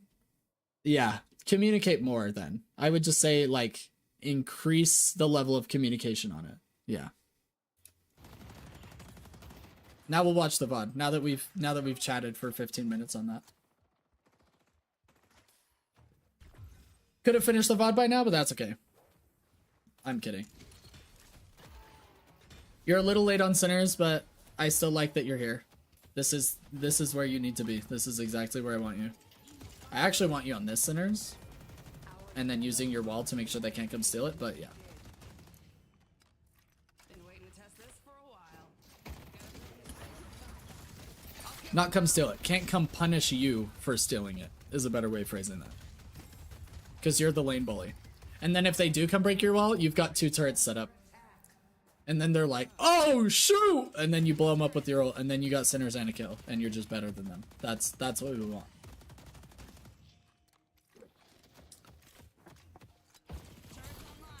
This Sinners and this Sinners are worth twice the value of this Sinners and this Sinners, because you're stealing it from them. Just keep it in mind when you're prioritizing what farm to grab. Oh! So wall there would have been so massive if you were paying attention to your Paradox. Now, to be fair, Paradox did push, you know, in front of the wave, and so sometimes it, like, can get really hard to focus on them when you've got, like, 6 minions in your face. But paying attention to the fact that he was going aggressive, if you had walled after that Paradox ult and completely cut off the Viper from escape, that's like a free kill, no chance of living. Sometimes turrets aren't enough. Oh, was wall on cooldown? Hold up. Wall was on cooldown, you're right. I still missed it. How far do we have to go back? What is happening? Yeah, wall's on cooldown. Okay, never mind. You're safe. I take it all back. Okay, we'll do this box route. Yeah, this box route, during our like 3-minute clock, we should be at bridge buffs, by the way. When it was like 3 minutes and we were just like sitting up there waiting for a wave to hit us, that's the box route we should have been doing for sure. That Sinners. Actually, that bridge buff and then that Sinners. Mid-boss has arrived. Our blue guardian has been destroyed. Gotta build me some backup. Okay. I wasn't paying attention then, that's my bad. I just inhaled water. Apparently the human body isn't ready for water to go down the windpipe. It's supposed to go into the stomach. I just learned this right now. Thought I'd share it with you guys. I'm Eternus in real life too, clearly. Oh, okay. This bridge buff I just forget because of the lane pressure. That happens, and it's actually the most common reason people miss the 10 and 15 minute bridge buffs is because the lane phase is coming to an end or is already ended, and we start to get pressure in other lanes, we start to get guardians are down, the waves pushing our walker, etc. And there are nuances, but I would definitely want you to communicate that with your team, right? Hey, I've got wave pressure, can somebody get that bridge buff, right? Like, you need to be aware that the bridge buff is up and communicating to your team as to why you can't get it. If you can't tell your team why you're not getting the bridge buff, then you probably don't know it's up, and that's bad.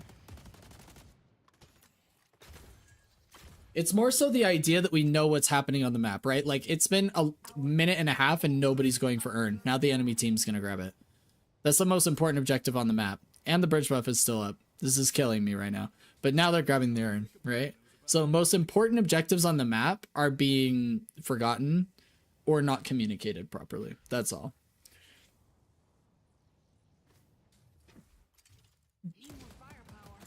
And I know it's not being communicated properly because surely one of the other 5 players could have gotten that bridge buff sooner had you been talking to them about it, right?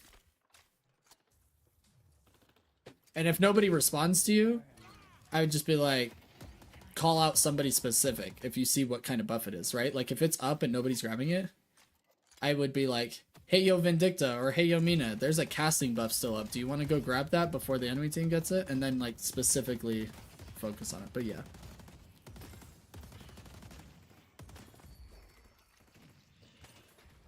Okay, so we got Spirit Spike first, and then we're going for Gun Spike.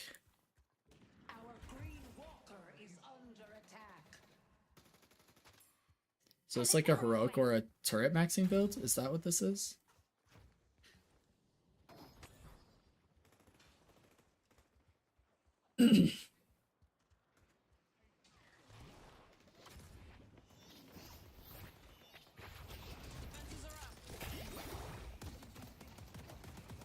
Whoa! Did he just cast ult while in cube? I'm actually tilted right now.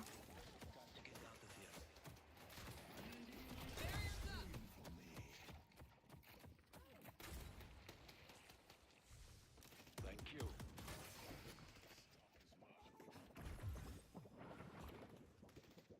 Our blue walker is under attack. Kind of. It's an interesting one. I usually go gun, then green, then spirit. Interesting. I haven't been playing gun McGinnis at all lately. I've been like 100% just spirit.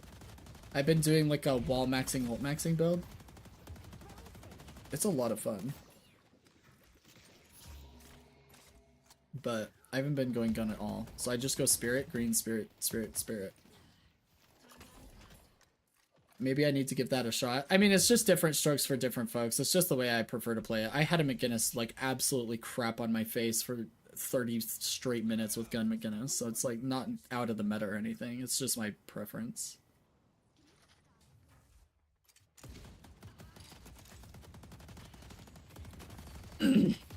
So you'll probably hear me say this a lot, Crab Shack, but I'll give it to you right now. We have a general joke in the stream about how to pay attention to the minimap and clock, and every once in a while I'll do a VOD and I'll just tell you guys every time I look at the minimap and clock, and it's pretty much just 25 minutes of torture for you guys because I look at the minimap and clock every time I get a source of souls. So if I clear the wave, I look at the minimap and clock. I'm clearing a camp, I'm looking at the minimap and clock. I'm doing a sinners, I'm looking at the minimap and clock. Anytime something gives me souls, I look at the minimap and clock. So right here, I should be heading to bridge buffs, right? But instead, I'm chilling, you know? Am I in the right place here defending mid? I feel like I should be pressuring side lanes here. You can do either. McGinnis just needs to be pressuring a wave. Like, she just needs to be pressuring somewhere. So you can stay blue. That's not a bad place to be. I prefer to side lane on McGinnis because then you get the solo farm. But it's whatever. Blue is a fine place to be defending. Not bad at all. Okay, that's the cue for it then? Yes, that's the cue. If you just receive souls from something, we need to be looking at the minimap and the clock. And it makes it really, really easy in lane phase because usually the only thing you're doing is killing waves every 30 seconds. So if you kill waves every 30 seconds and then look at the minimap and clock every 30 seconds, you'll always be on time for the 5-minute bridge buff. Oh, that is so unfortunate. Oh, that was so close. Nice work.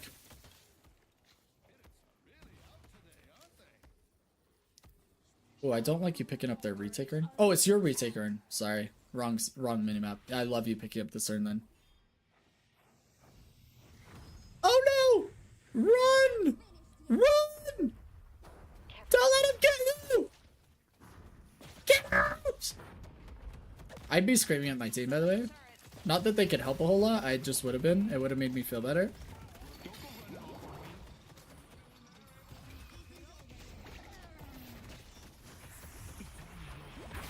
Uh-oh. Pesquetio. You have no idea who you're up against. Nice wall. You're probably dead here, if I had to guess. Oh. Oh, Apollo gets stomped? Nice, that actually saved you. That's crazy. They cannot get our urn. This is so bad.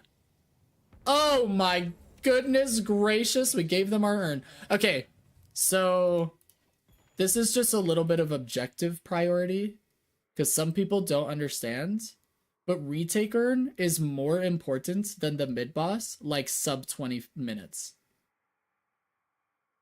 So just think that you guys gave up mid boss right now. Think of how sad you would be. That is so bad. I would have had Vindicta all over that IV. Just let the walker go to half HP. Do not give them the retake urn.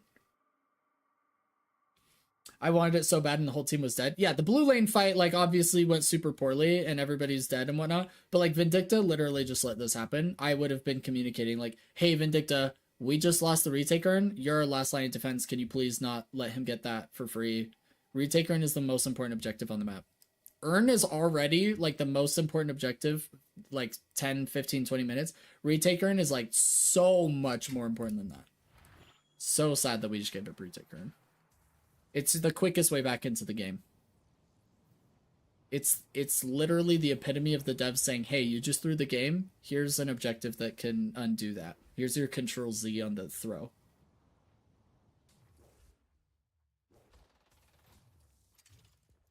Turrets up. Our yellow walker is under attack.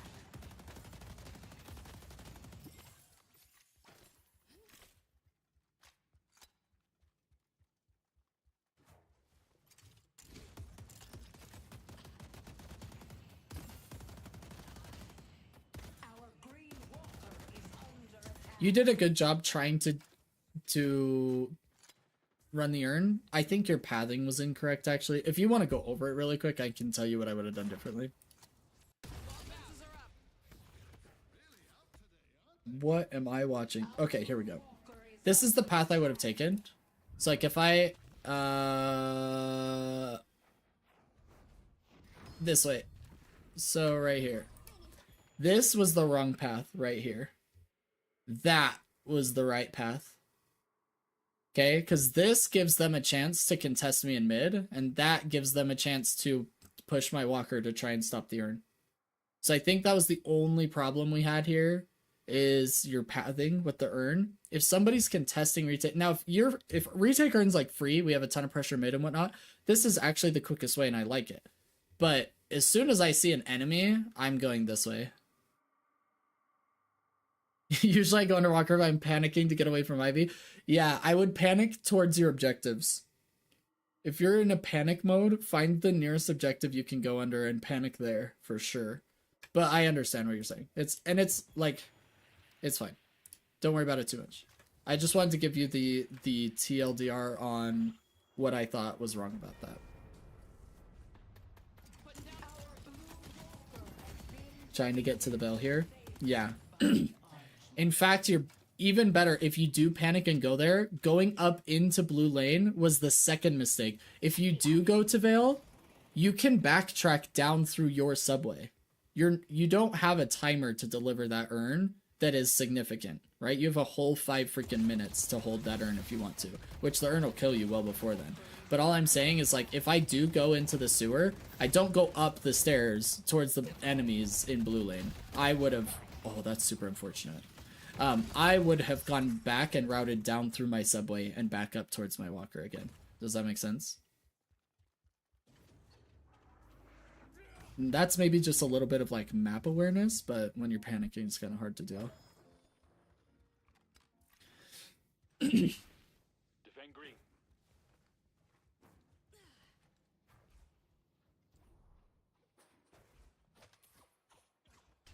I'm actually shocked you didn't die here. I would not have padded through blue lane. I would have padded through over there. Under attack.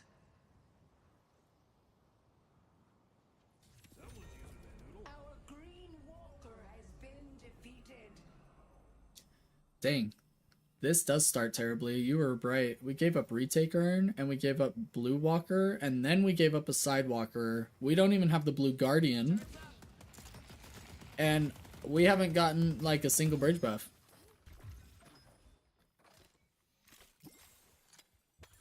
Imagine what your games are going to look like if you just change those few things that we've talked about for the beginning and the first part of the mid game. You guys end up winning this game. Imagine how much quicker the victory would have been, or how many more victories you're going to get or be able to turn around if we start hitting every single bridge buff. We're pathing properly with urns. We're getting retake urns. We're playing around every single urn. Like, there's another... This retake urn's been up for 20 freaking seconds and nobody's on it. We should know ahead of time this is going to be a retake urn, and we should be literally waiting for it to fall onto us so we can pick it up. Nobody's there. Now, obviously, our mid game and late game are pretty freaking decent because we end up winning this game. So, let's watch it happen. I'm excited. But I kid you not, we're probably just going to watch the rest of this VOD as, like, movie time. You know, when you were a kid in elementary school and the teacher, like, didn't want to do anything, so they'd have you play, like, watch a movie that was, like, 1% related to the class that you were in. That's basically what we're doing. Everything we've covered is pretty much the most important things that you would have to adjust for your future games. Builds, doesn't really matter. You can hit Eternus with off-meta builds. Yeah, I mean, pretty much everything else is, like, going to be secondary to what we've talked about. More aggressive in early game. Be the tempo setter. Don't let your lane partner be the tempo setter. Make sure we're hitting timings. So centers, bridge buffs. Make sure we're stealing centers, because we can actually wall off them from coming and punishing us from stealing centers, and we can set up turrets to defend us when they do come and try and defend it. You know, just everything we talked about like that. Making sure we're on earn timings like our life depends on it. Looking at the minimap and clock every time we get a source of souls so we just know what's happening. Like, everything else that we're about to watch is pretty much for fun. And I'll probably point out some things just so that you have them in the back of your mind. But for the most part, we've already covered things that are going to take you from Emissary to Oracle. Alright, buddy, give him hell. Archon is just going to be, like, repetitions, right?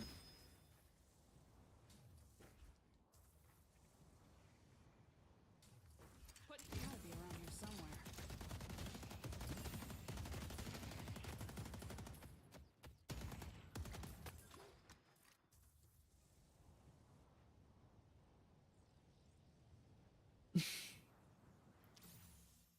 I feel like I find Warp Stone really interesting. I'm assuming it's a part of the build that you're copying.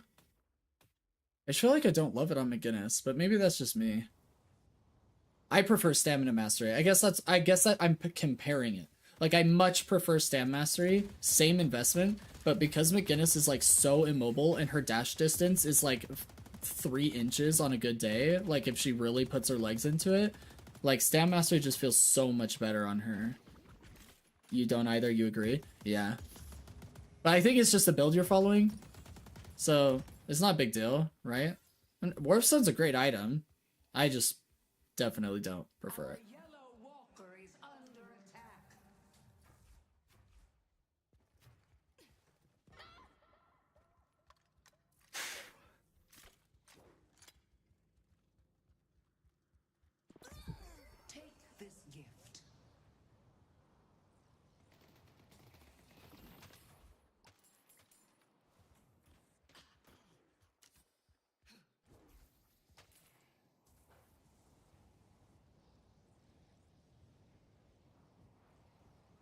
So like random pop quiz. Where do you think you should be on the map right now? Looking at the minimap and the clock, ultimates, everything. Like what's is anything screaming at you or anything that you feel like you could have been doing better over the last 60 seconds? I know what I would have done differently over the last 60 seconds. I just want to know if you would have done anything differently or if you feel like this is fine or like I just want to hear your thoughts on this. We can even go back 60 seconds. You want to see where you were at. This is where we were at. And then this is what we did over the last 60 seconds. Looking at the minimap, I feel like we just completely chose the wrong side of the map. Yeah, I have to agree with you there. After we cleared Blue Wave and you came over here with literally everybody on your team, like in the same spot for no reason, I definitely would have gotten a slot here. Yeah, I know you're coming back to defend, but like everybody did. So either there was a miscommunication on how many people were actually pressuring this walker and how many people we actually needed to come over here, or you didn't understand the concept that your last walker is actually not as important to you guys as your first walker on their side. So this trade would actually be a net positive for you guys.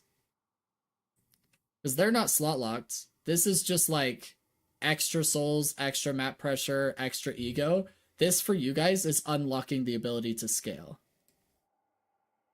Yeah, I know we don't have comms. I'm just assuming based on what I'm seeing on the minimap that it was a failure. But we should have been here against Apollo in a 1v1 kicking his booty cheeks into next week because we're better than him on this walker like for the last 45 seconds straight.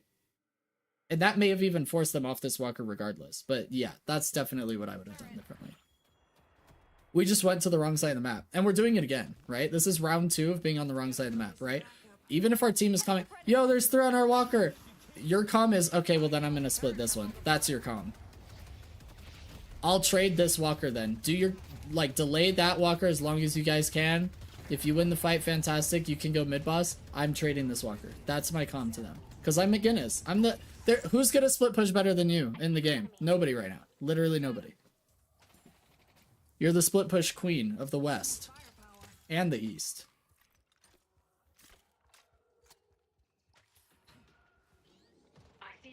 Now, we should have gotten mid-boss here and gotten bridge buffs. But that's fine. This is definitely a misplay.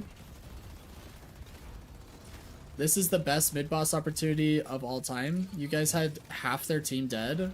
You had 25 minutes deep, so you had like, what, 40 plus seconds to kill the mid-boss. And your Mina already got your slot. So this is a second slot. But you guys don't have enough money to make the second slot worth it. And 3 rejuves would have been way better than a second slot that you don't need quite right now. Does that make sense? True, actually, I think I get afraid of getting jumped as such a low mobility character. I mean, that's the thing though, is you'd have to be jumped by 2 or more people for it to actually be scary. And in that case, your team has an advantage somewhere else on the map. Right? Like when I'm McGinnis and I get jumped in a 1v1, I almost always win that garbage. Like, I had a 5k soul deficit on the warden that ganked me, and I killed him in a 1v1. Then his drifter came and owns me, but, you know, my team had the advantage somewhere else. I just won a 1v2, essentially, right? Like, I got mine.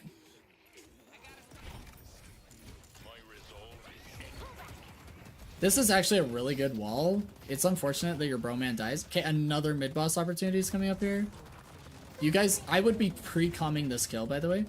My comm right now is after we kill this Viscous, let's go mid-boss. Then everybody's like, has time to think about it while we kill the bad guy. And then we go, oh, you know what? This McGinnis is an absolute Chad. Let's go mid-boss. And then we get rejuves for free. I think you guys are going. Maybe not. They're in mid. Yeah? No? They're in mid. Yeah? No? I guess not. I don't know what's going on. I call mid here, I think, and everyone falls off of it. Probably because you commed it after instead of pre-comming. Pre-comming's a pretty high-level concept, I want to say. Like, I think even in Ascendant, people struggle to pre-comm. It's probably an Eternus concept, but it's actually the best IGL. Like, so there's two general like strategies I would give you if you want to be the IGL puppet master and have your team make good plays.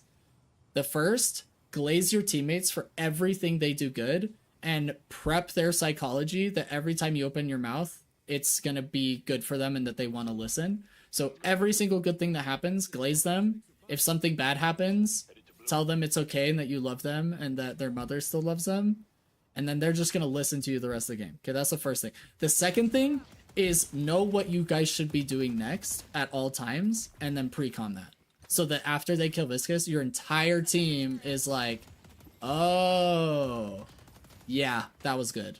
Because they take 6 business years to actually internalize the comm that you just made. And by then, you guys have already killed the Viscous. And then you can go, you know? So I would definitely be pre-comming your plays. And it's way easy to do that when you're looking at the minimap and clock. Way easy.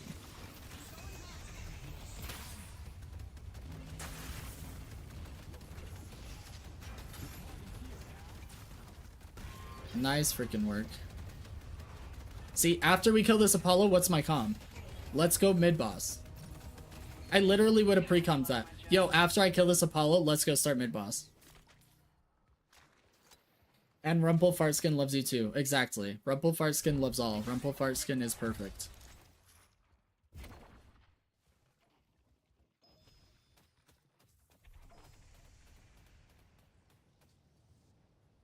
Another missed opportunity with mid-boss. So that's 2 mid-bosses we could have had. Technically, right? 2 missed opportunities, I should say, because, I mean, if you guys had gone the first time, it'd still be on cooldown, but you know what I mean. Quick question, where should you be? Okay, if mid-boss wasn't the call, where should we be, like, right now? What is our next play? What is the next most important thing that we should be focusing on? Because when you're resetting, we're looking at the minimap and clock before we leave the base, right? Where do I need to be and why do I need to be there? And what time do I have to be there by, right? That's what we're doing when we're resetting. Where we need to be is bridge buffs and urn. Yes, Heather. But most importantly, the urn. Do you know what lane it spawns on? There's a trick to knowing which lane it spawns on. But yes, the urn in 40 is even more important than the bridge buffs. But yes, you should go get bridge buffs and then just dash over. But ideally, you're positioned on the bridge buff next to the urn because I want you on the urn pickup. Like, I want you there, or I want your teammate there, or I want you all there. But we need to make sure we're the ones grabbing the urn right now. It is yellow. The way you can tell is if this number ends in a 0, because yellow has an O in it. If it's 30 minutes, if it's 40 minutes, if it's 20 minutes, if it's 10 minutes, it's yellow. Because yellow has an O, so if this is an O, that's where it's spawning. If it ends in a 5, then it's green. Okay, that's your 15, your 25, your 35, your 45. Got it? So that's how we know this is yellow. You don't even have to remember where the urn was forever ago. You just look at the clock. Okay? So because this is going to end in a 0 in 40 seconds, it's spawning yellow. We need to be at the yellow bridge buff, and then we need to grab the urn. Because that is the next most important objective, and apparently we're allergic to the mid-boss. Okay? So that's where we need to be going. We can clear this wave blue. We got plenty of time. We got 35 seconds, 40 seconds. We're chilling. But this right here is a waste of time. I wouldn't be doing any of this. Yeah, screw Mirage. I pushed my wave. I'd maybe set up a turret, help my wave on the next one. Yellow bridge buff, then urn. Oh, that's an easier way to think about it. I try to keep track mentally. Yeah, free that mental space. Don't try and keep track of where it's spawning. Just do the yellow trick, right? Yellow, if it ends in a 0, yellow has a 0 in it, right? Or if it ends in an O, yellow has an O in it. However you want to think of that. But look, we're like getting a Sinners. We were clearing blue wave twice. We slapped Mirage for no reason at all. It did no damage. So we just have to be thinking about where we can make more impact, right? Putting 40 bullets into Mirage is not near as much impact as getting a bridge buff and picking up there.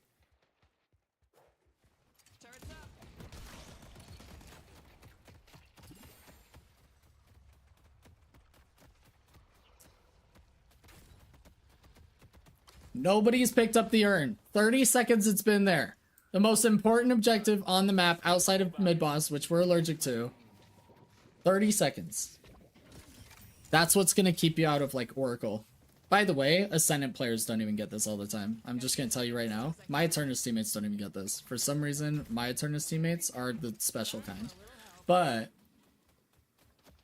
if you level this up, all of your micro failures literally like don't even matter that much.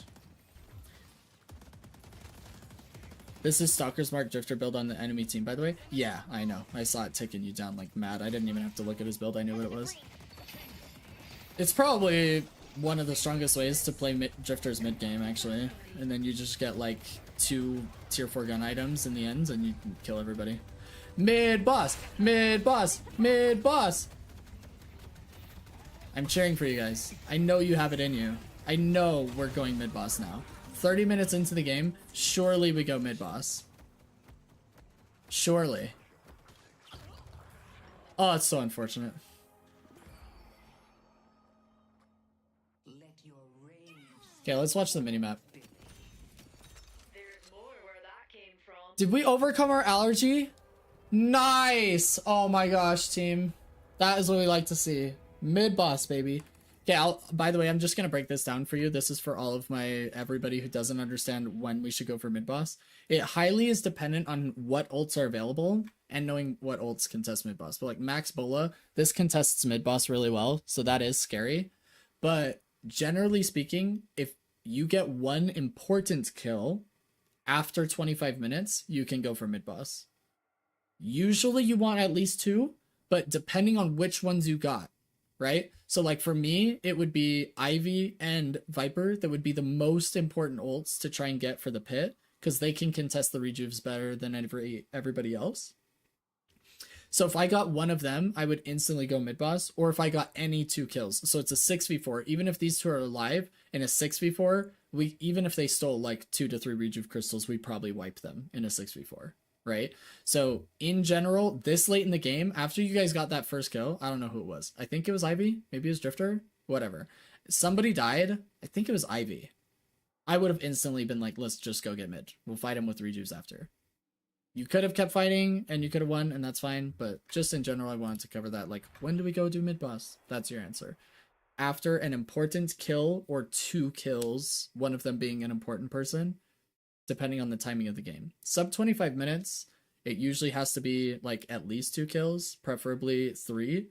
Actually, I would say sub 20 minutes, it would have to be preferably 3. If it's between 20 and 25 minutes, you can get away with 2 as long as one of those people is like their biggest pit ult, like Viper or Ivy, Deliver this thing. like Stone Form, you know, something like that. And if it's below 20 minutes, it definitely has to be like 3 people. If it's sub 17 minutes, it has to be like 3 to 4 people on blue lane. Like the fight has to have been one on blue.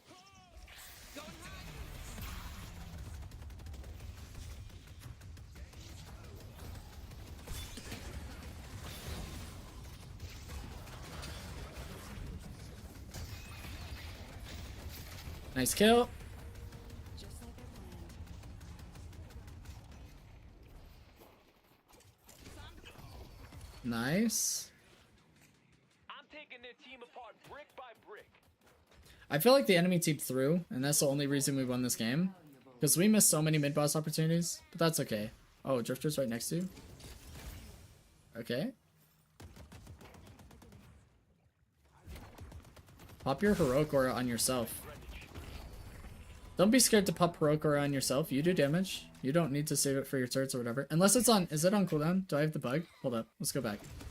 Oh, it is on cooldown. Okay, never mind. You're free. You're safe. I forgive you. Love it when things work out. Where is everybody? Okay, so we won the fight. We used 2 rejuves. We're 6v2 rather. Supplies.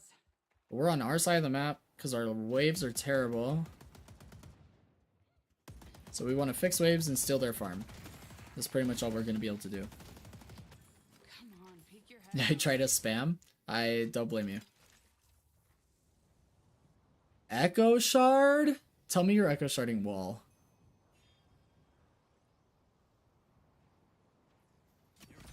Yeah, love it.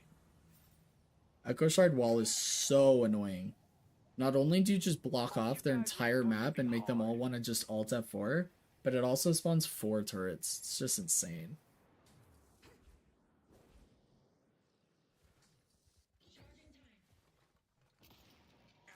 Let's push yellow. Urn. Urn is up. It's their urn, so it's gonna force a fight, and they don't have anybody there. Nice kill.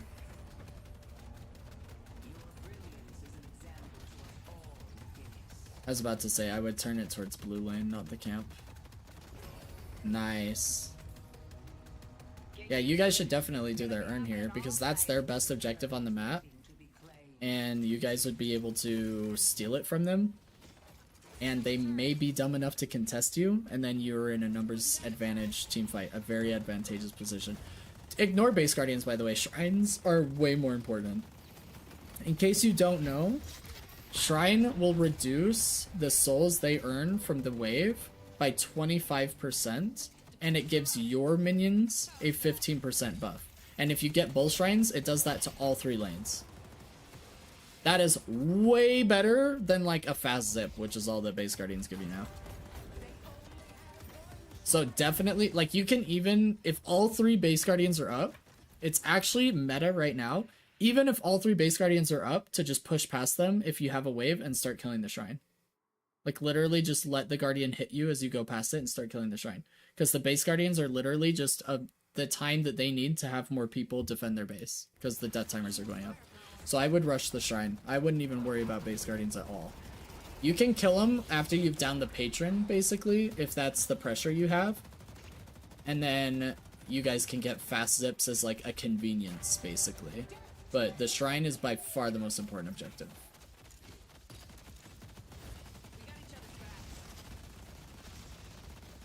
Since they keep throwing themselves at us and giving us kills, Urn would have been troll because we're just winning the fight in their base.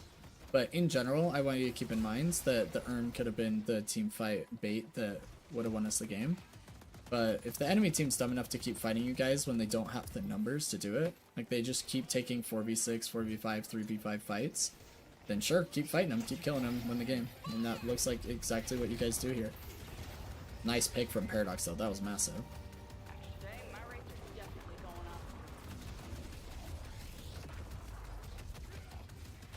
GG.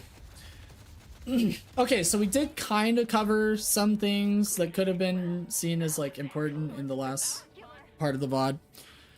So I will take that. Okay. Let me pull up notes. Let's give you some notes that I can send you and you can reference, because I usually cover a lot and probably most of it goes in one ear and out the other. God, I love my job. That way you can reference it moving forward. Look at these stats though. 12 and 1, 20k objective damage, 48k player damage, 8.2k healing. MVP. Goated. Okay. Okay.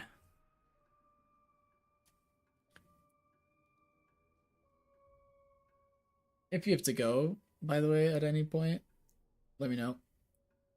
I'll send this to you anyway. But I also think it's beneficial for other people in the stream to be looking at your notes and then applying it to their games. So, okay, first we'll start with laning phase. By the way, the VOD usually has to do with the hero you're playing, but I'll put it up here just in case. So this is for your McGinnis. Okay, alright.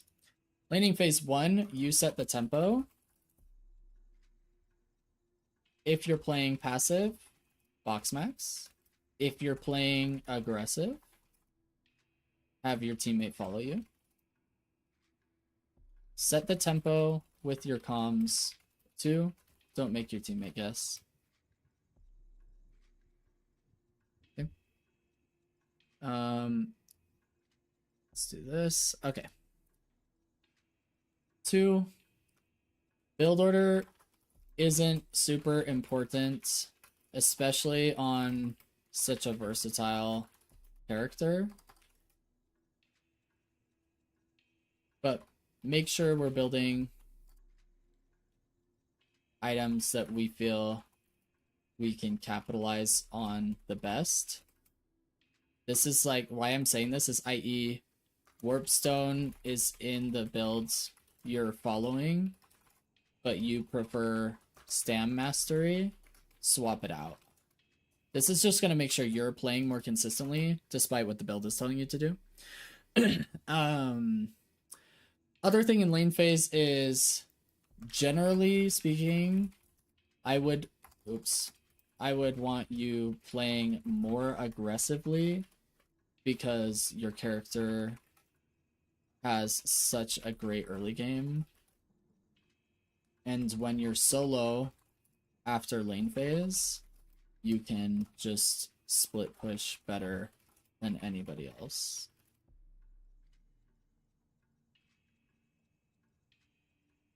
Basically, this boils down to don't give up tempo.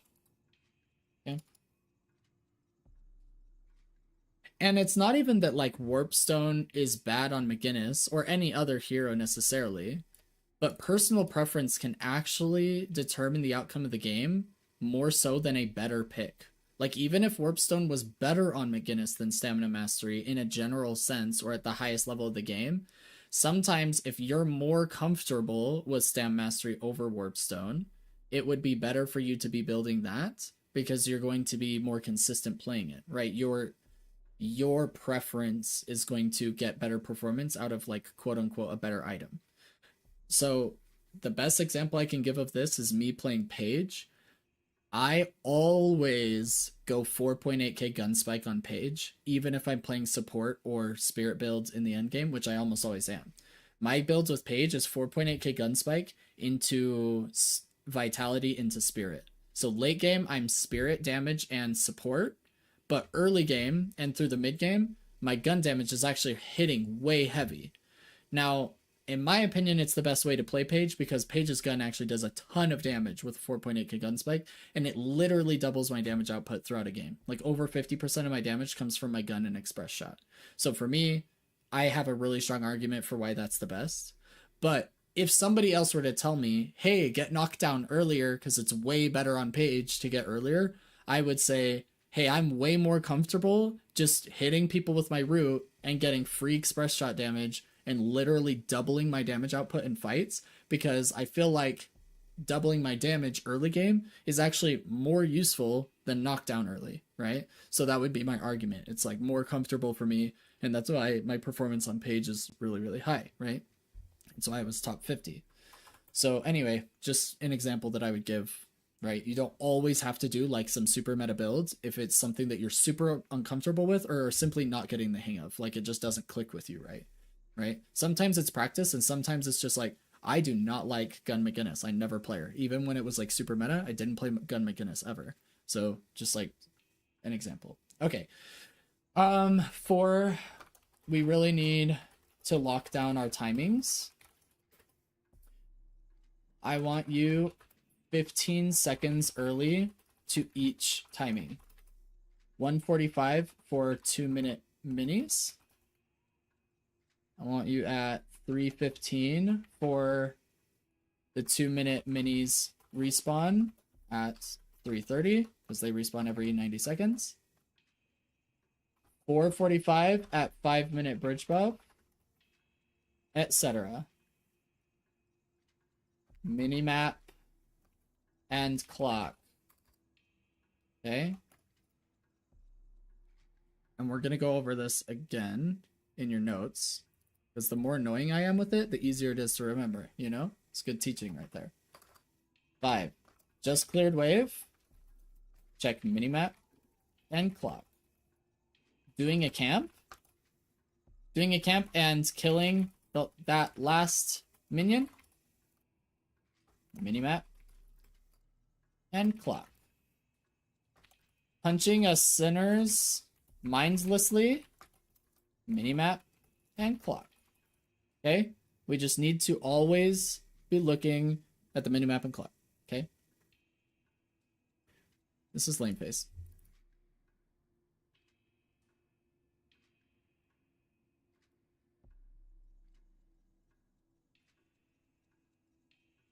Mid game is going to be a little bit simpler, I think. So I'm basically just going to outline, know when you can get mid boss. How many kills did we get? What ultis do they have available? What ultis do we have available? What are our waves doing? Now, what are our waves doing? I'll just expand on that really quick. Can they backdoor us? / can they trade a big objective? I.e. Walker for Urn, Walker for mid-boss, Shrine for mid-boss, etc. Just like letting them not take advantage of our terrible waves.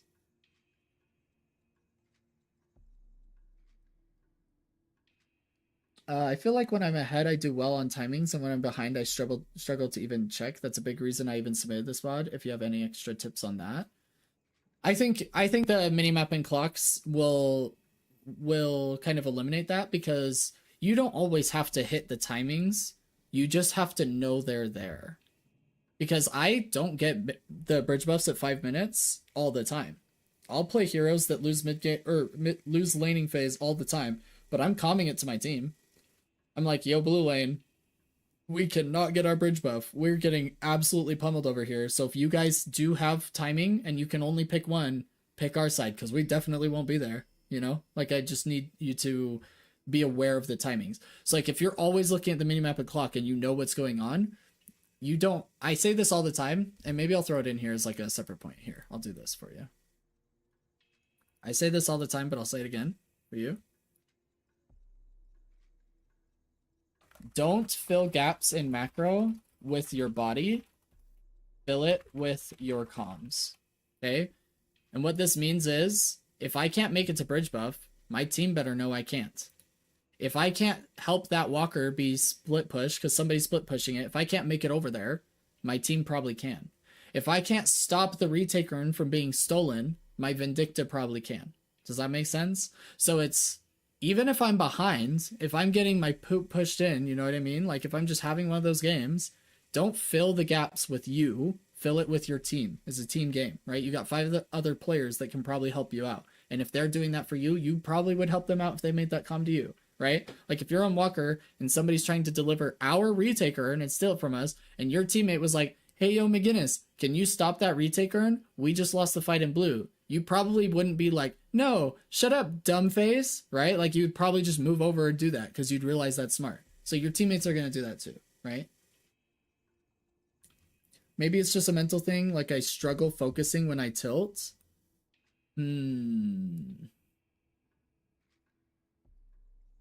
That's really common.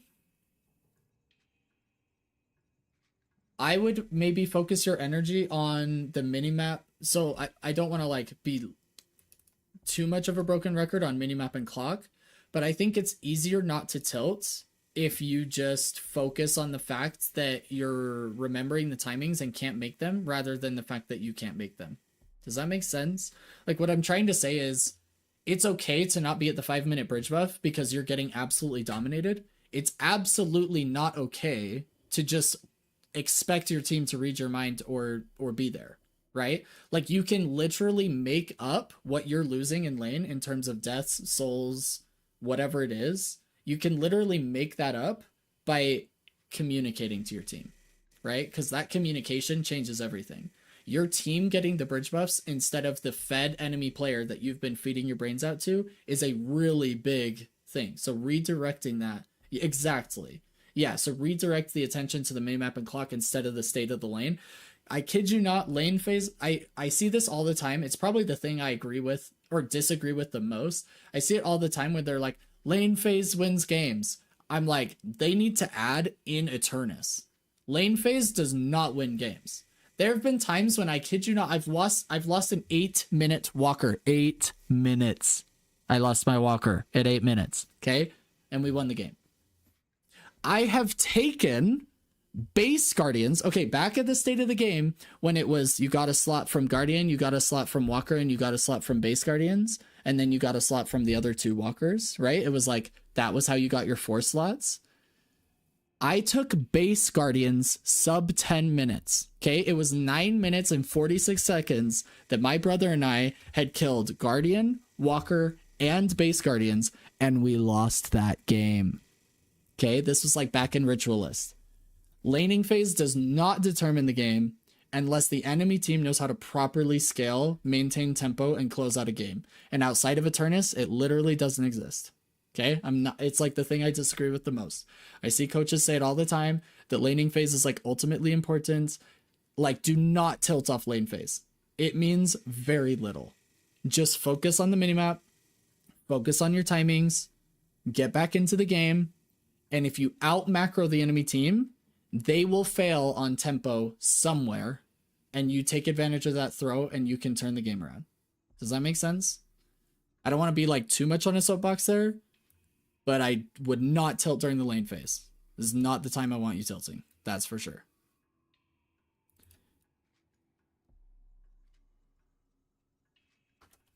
The most important objective on the map at 10 and 15 minutes,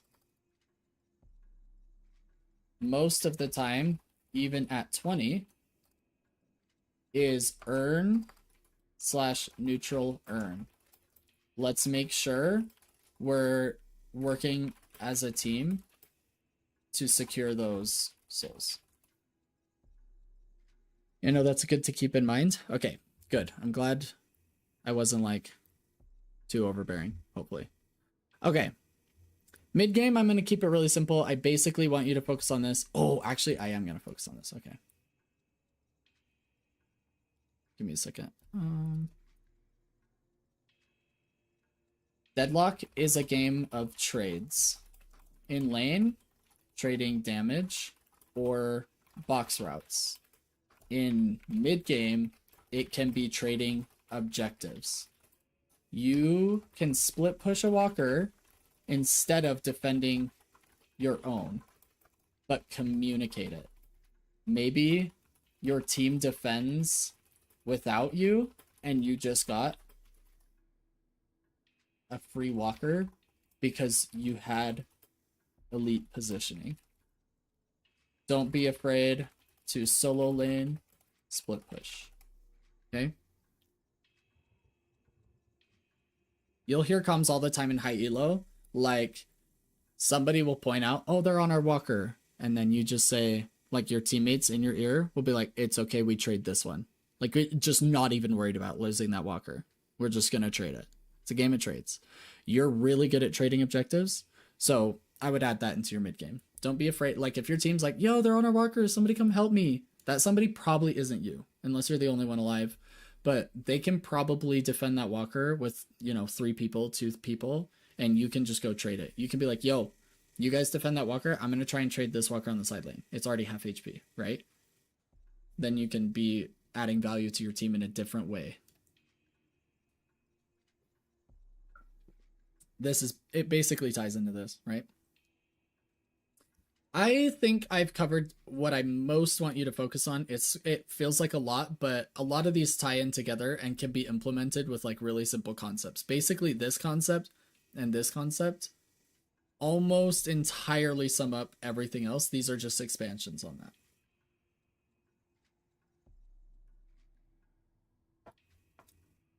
I'm going to add another section here. And this is just for you.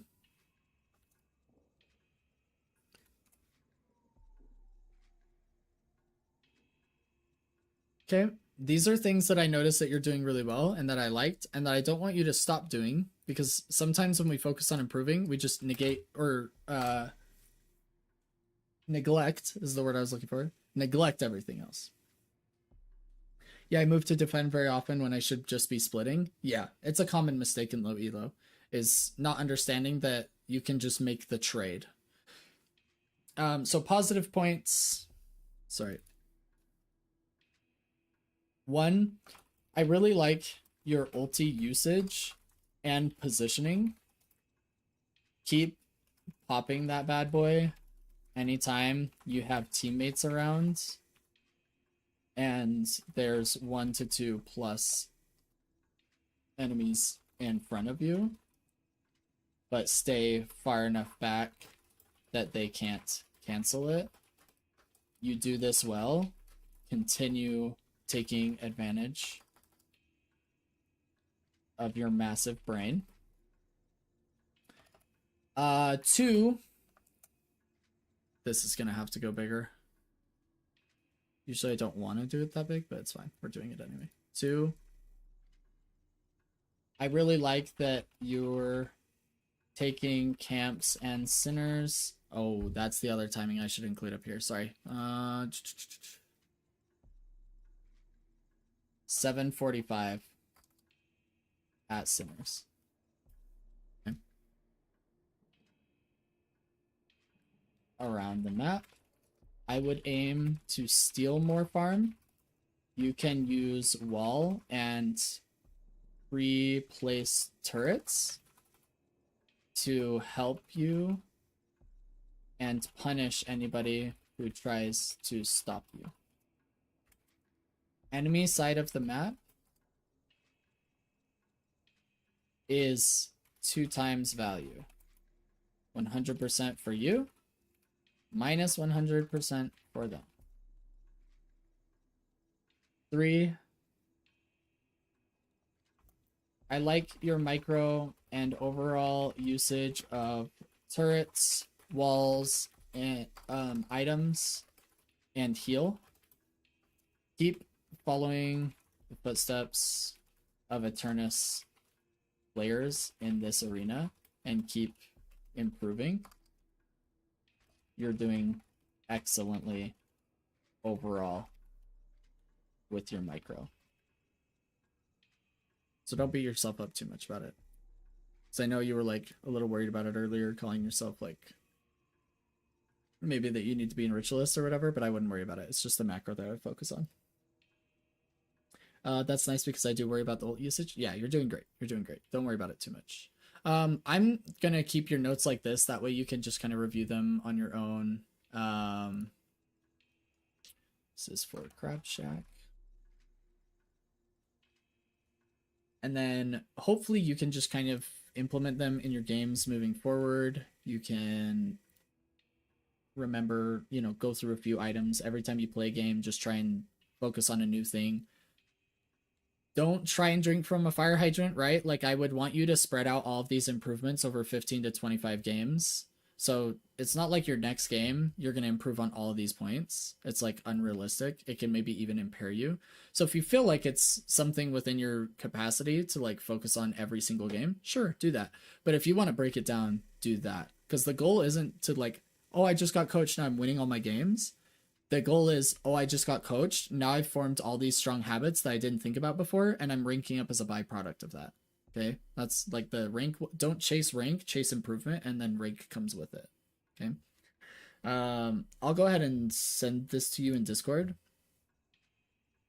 and then you can hopefully see a little bit of improvement moving forward.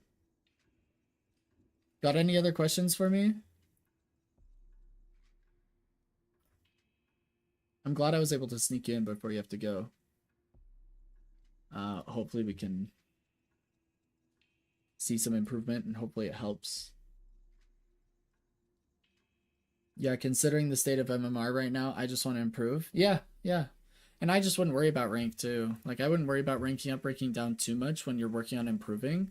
It's going to be a byproduct of hard work, and usually the improving process is like when you start downranking, because you're like focusing on all these other things and you're trying to improve, and so you start playing a little bit worse at first, but then some things are a little bit better, and it's, you know, it can be a little bit rough, so be patient with yourself.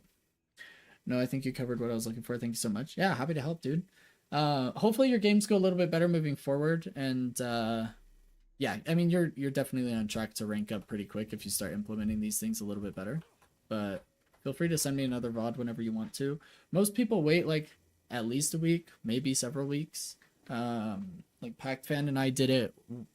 He was Oracle 6 when I started coaching him. And then like a month later, I think, he hadn't been playing a ton, so I think we waited a little longer for that. But then he came back, he was like Phantom 4 by then. And then, you know, we were able to focus on completely different things because he had taken a proper amount of time to implement these things. And then we were able to focus on other things. But I really just want to target what I think will help you improve the quickest. So hopefully the notes will kind of help with that. I'll be focusing on that for a while. I'll try to send another in a couple weeks. Yeah, take your time. Hopefully it helps out. Yeah, thanks for being here, though. Let us do the Pro VOD review. I'm going to go ahead and pull that up. The Drifter Pro VOD review that we were going to do. We'll go ahead and send that next. And then if anybody else has others, we'll go ahead and post them in the chat. And then I'll sneak them in after this, I think. I think I'll be streaming after this Pro VOD review still. I don't know. We're kind of playing it by ear. You'll see me in here most often on Tuesday, Wednesdays, since I'm pretty busy most other days. No problem, Crab Shack. Happy to have you when you're here. And happy to help wherever I can as well.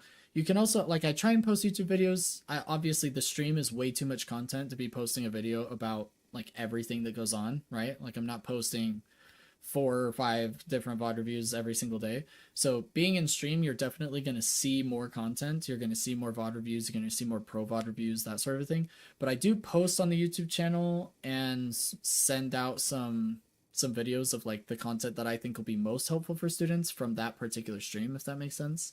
So you can just look at videos afterwards as well. Ready to go back to lurk mode for the Drifter VOD?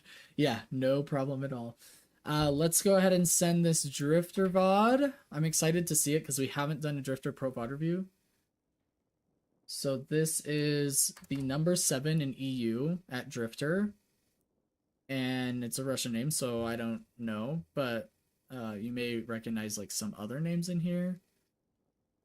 Eternus 6 Drifter, MVP gameplay. Let's go ahead and break it down. Let's take a look.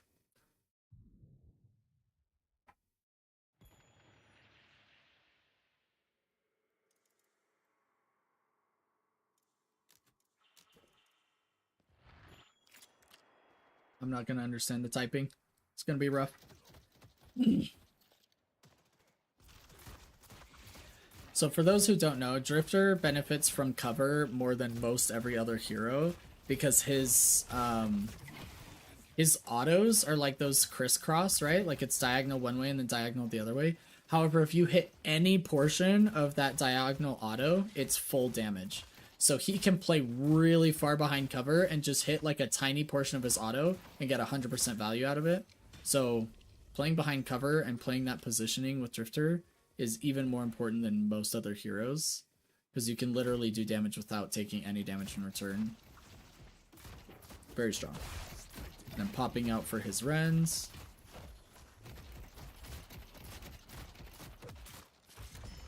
Ooh, what a parry. Oh, he should have parried that. Jeez. He was distracted. Overlay reminder for you. Thank you. Thank you, thank you, thank you. Yeah, I was watching Ido the other day and I was coaching a Ritualist and Pac-Fan came in and he's like, dang, didn't know Ido dropped to Ritualist. I was like, thank you for reminding me. I appreciate it. Oh, Ivy did try to parry for him, but now he might get punished for that. That's unfortunate. Good overlay reminder. Appreciate that. I should add that as a custom, like, posture check, like how you can spend Twitch points. We should have, like, an overlay reminder. Except I don't want you guys to have to spend money for that. But I could add it in there, because it doesn't hurt. Alright, I keep thinking these pauses are going to be quick, and then they're not. Oh, sorry. Alright, guess I didn't have to fast forward. Pull back.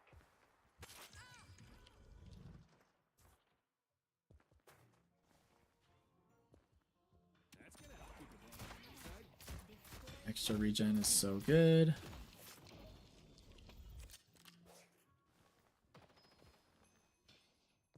I see Paige. Drifter looks like me, completely whiffing his 2. I played Drifter the other day, and I kid you not, I think out of 20 Stalker's marks, I hit like 3. It was so bad. So like halfway through the game, I just transitioned to full gun. I was like, we're not playing the Drifters Stalker's Mark build. I'm just gonna go full gun and send. Clearly, I can't hit it.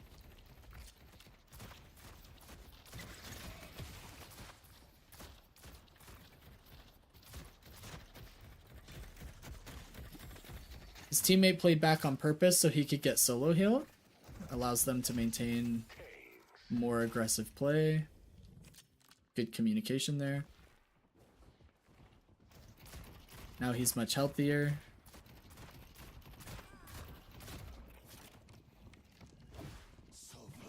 Nice try.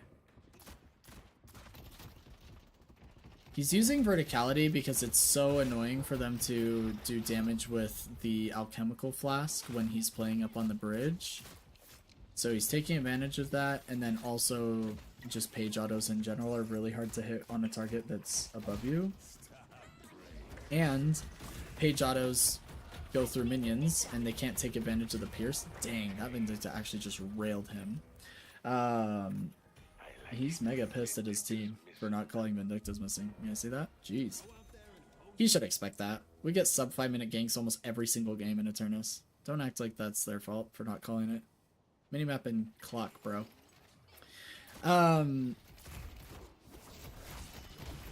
Yeah, one of the best things about Paige is that she can pierce minions and heroes, so I can hit a minion and a hero at the same time, and he denies that by playing with verticality, so good positioning there.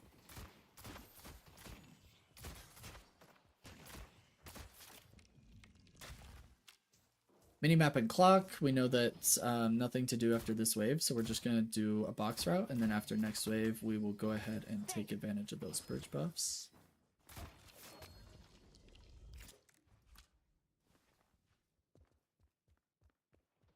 Ready to hunt them down. I'll isolate them. So this is a moment where we don't have pressure, right? We would already be heading to bridge buffs by now, so we would be coming to our team, hey, we may not be able to get bridge buffs. We're struggling to get timing. See, Paige is already there. Calico's missing. Look, this is Eternus. Crab Shack is still here lurking. We're barely making it to bridge buffs on time in Eternus, and Paige got that one in the other lane. Tisk tisk. Let's take out Calico.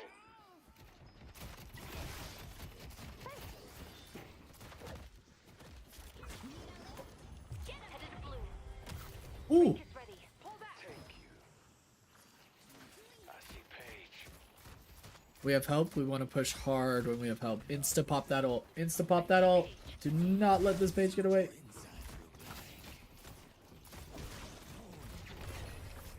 Alright, I mean, we got the kill, but I don't know why we didn't ult. If Warden had decided to ult and play with his Paige there, that could have been really ugly for us, and they could have traded Drifter because he was low. So, don't be too greedy with your ults. Yep, I'm lurking for just a few more minutes. Sick. Yeah. Snooster's ready. They've taken our yellow guardian. Okay. To Broadway. Warden's missing. Drifter is one of the few M1s that actually doesn't super benefit from side laning, because he wants those isolated kills. So it's actually easier for him to go into like 2v1 ganks and then get those isolated kills. And by isolated, I mean the enemy's isolated, like they don't have teammates around them, and just taking advantage of those. So you do want to roam more than your average like M1. So, I mean, this isn't a great example because Yamato isn't alone, but taking advantage of this in terms of, oh, dang, she has melee lifesteal or life strike because she just healed so much. Oh, nice, Bird killed him. Yeah, she's melee lifesteal. That was a huge heal she got from that heavy melee. Overall, really nice. He got the kill on Yamato. Bird got a stack on Apollo. Nice gank. It would have been better in reverse, right? Like if the Bird had killed Yamato and then he got the isolated kill on Apollo. But I don't think it was on cooldown or something. Like, I don't know for sure what was going on there. Nice call on Warden. We're getting stacks. We have another isolated target here.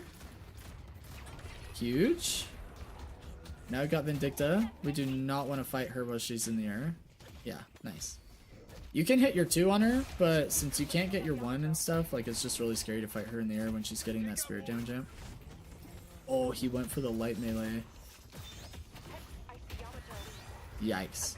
So this is one of those times when I would say it was like high risk, low reward scenario.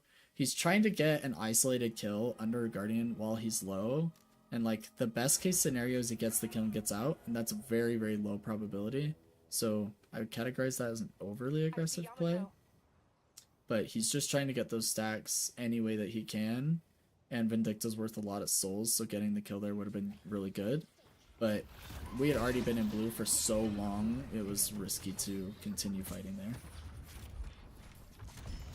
Nice, Perry. Paying attention to that audio cue. Heather, if you're here, that's why I have you training the parries against the dummy in the practice range. So that as soon as you hear that audio cue, your brain just instantly tells you to parry. And you can make plays like that, where somebody's trying to melee you from behind, and you can parry them. Headed to blue. Oh, jeez, if she has another stack, we're in bad place. Oh my gosh, we got out. She didn't have another charge. And I said stack, but I meant charge. So we do get out, but Venator's now in a 1v2. I see Apollo. Defend green. I see Paige. Defend Greenwich.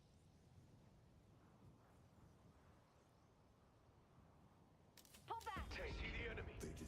Unfortunately, there's 3 here, so we're just going to be playing to defend Walker. There's like not a lot that we can do. I would ult, but like I would have ulted way earlier there because Venator's semi-low, and he could have blinded 2 of them, right? Right now, I don't think you get, yeah, you don't get like 3 or whatever until it's 5. But he could have blinded a couple of them, making it harder for them to pressure the Walker, or maybe making them back off entirely. And maybe Venator lives there. So that's twice now. I think he could have used ult and didn't. I do them first thing when I start up the game. Nice. It's a good way to warm up the brain to be ready for like everything that Deadlock has to throw at you.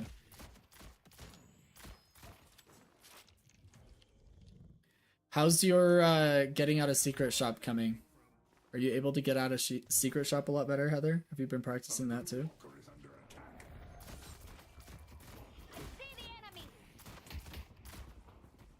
Another opportunity to ult. They're in our base. We could blind them, making it incredibly difficult for them to get out. I feel like we're just holding ult for no reason, man. Now we pop it.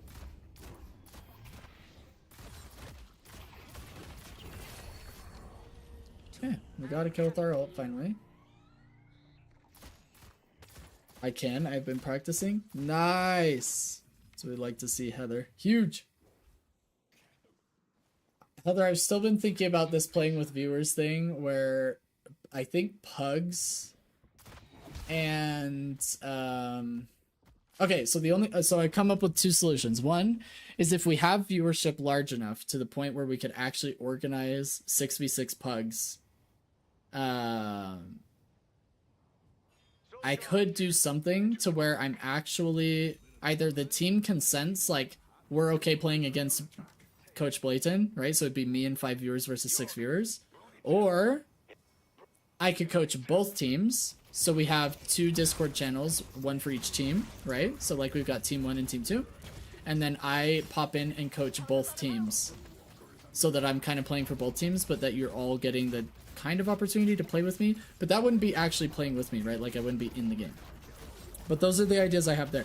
The second way, which I actually feel like is an ethical way of smurfing, if you will, would be I am forced to play the default build of the hero that I'm playing, so I have no builds or itemization or counter building knowledge usage. Like I can't use my ability to itemize, my ability to counter build, my ability to shut down the enemy team with items. It would only be abilities, etc. So I'd be forced to use the default build, which is also just an absolute garbage build for every given hero in the game. And I can't make comms. So any usage of my macro would have to go through whatever viewer I'm playing with. So like Heather, if you and I are playing together, I would be like, yo, Heather, I want to go mid boss. You're going to have to comment to the team and convince them because I can't make any comms. Like I wouldn't type and I wouldn't say anything. My viewer would have to. And by doing that with me, it would kind of like work that muscle. So you would get used to, oh, we just got kills. Would Coach Blatant do mid boss here? Because in our game he did. You know, what's different now versus when he made me make that comm, or, you know, something like that. Or I could tell you, like, here's how I would phrase it or how I would word it, right? That I think is gonna actually convince them, or, you know, just like little things like that. I think that's another way that I could do it. Dang, we're struggling to kill this Calico. That is unfortunate. She's gonna get Ava back. Yeah. And she got in there. Oh my gosh, Calico got out. So unfortunate. I think the second option that I have is like most realistic in the short term, right? Like it's the most realistic way for me to play with viewers is the default build no comms. I mean, I would still have a pretty big advantage over like really low elo players, but I think for the most part, that would even the playing field significantly. And in certain lobbies, it may actually give me a disadvantage, like a large enough disadvantage to be noticeable. Like if I was playing in Phantom that way, I may be like a detriment to my team almost. It would only be my macro that'd be helping, but I've been thinking about that. I do like how the Drifter is playing this. He's playing it very similarly to the Drifter that played against the Kelvin in the game we were watching, just constantly going after isolated heroes and looking for those, oh my gosh. Constantly looking for those isolated hero kills so he can build as many stacks as possible and take advantage of that damage amp, right? He is maxing this, so we're getting a significant amount of damage against these isolated targets, but then also, oh shoot, we're out of freaking ammo. But then also we're getting healing anytime we can get that kill. So really, really good for this Drifter to be playing this way. He's basically the only version, or maybe the most capable version of a jungler we have in this game, because we don't have a jungler role by default, right? Like we just have the 3 lanes, 2-2-2. There's no real jungler. But Drifter and Calico are like the closest things that we have to the jungler role, and you have to play it that way. I think the default is so good. I think the no comms would be good too, maybe with some guided help with super low rings. I feel like lower rings still are not understanding the flow of the game. So I would be coming to you. I don't know if that was clear in my description, but like, so Heather, you and I would be like in a Discord call, right? And then anytime I wanted to make a comm, I could tell you, like, hey Heather, I want to go mid boss. You have to convince the team to make the mid boss call.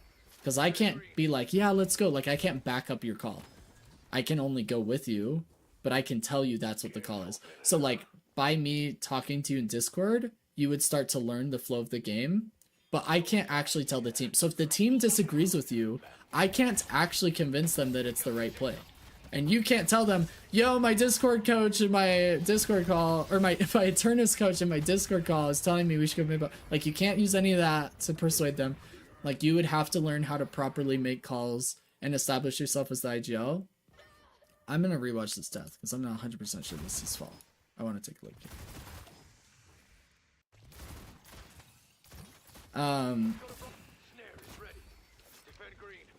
Are we fighting Urn? We better be fighting Urn. Yeah, anyway, so it would be like the comms would have to come from you, but then you would learn the flow of the game through me, if that makes sense. I would have to learn / explain why I think it is good. Yeah, exactly. And you'd have to express that to your team. Dang, do we really die trying to defend the Urn and Yamato and Warden just kind of eat us alive? That's crazy. And we're just never popping ults, man. So Drifter should have popped ult on this Urn fight. Like, disrupt 2 of their vision so we have some sort of advantage here. I feel like he's just never popping ult. I like his positioning, though. He is trying to fight the isolated target around the Urn first, so he can try and get that kill, use his amplified damage to give his team a numbers advantage. It just goes really, really poorly, unfortunately. And he doesn't use ult, which would have made it way easier. Yeah, Heather, I think that's the only way I'd be able to do it.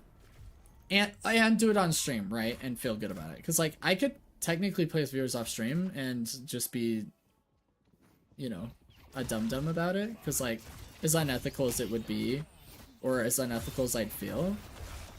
Oh my gosh, we just got absolutely ganked. Still didn't pop ult. This guy's allergic to his ultimate. But if I played with people off stream, right? Like it would be something that I could like technically get away with, you know? But that's just not who I am. So I was trying to think like if I did it on stream, because I really don't want my playing to be on stream necessarily. I want my playing to be like educational content. But if I was playing with you on stream, I like ideally would actually want it to be from your perspective, not mine. But I don't know how we'd accomplish that. I would have to have like my stream showing, like you would be streaming in Discord or something, and that's what the stream would be watching. They wouldn't be watching me play. They'd essentially be watching you play, and then I would just be there in the Discord call. I don't know if I can actually accomplish that, but if I could, that would probably be the way I'd want to do it. Because I don't think I want the game... I don't think I want the educational content to be around me making the play, or me making the comms with like a default build. Because I feel like if people don't understand fully what's going on, that would actually be detrimental. They're like, yo, why is this page building this? He's Eternus? What the heck? You know? Yes, I like that. They would see the POV from the person that is learning. Exactly. So it would be like a step above what live coaching is, right? Because we have live coaching, which is where we basically do that, but I'm not in the game with you, right? Is I'm like telling you the comms that I would make, and I'm telling you that, I mean, that's essentially what live coaching is. This would just be a step above that because I would actually be in the game. I would be the person following your comms with a terrible build. But it would basically just be an augmentation of live coaching.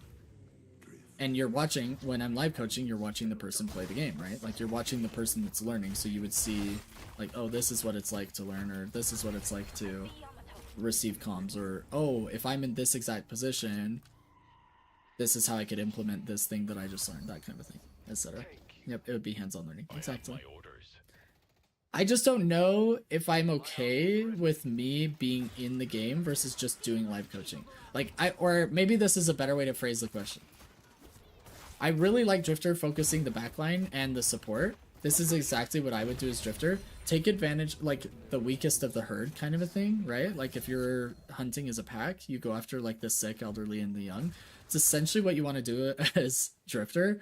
Focus the backline. Use your blind to separate them from the front line, so the front line can't like just come help, and then you get an isolated target, and you generally get their weakest target, which is usually like the support or the pick hero.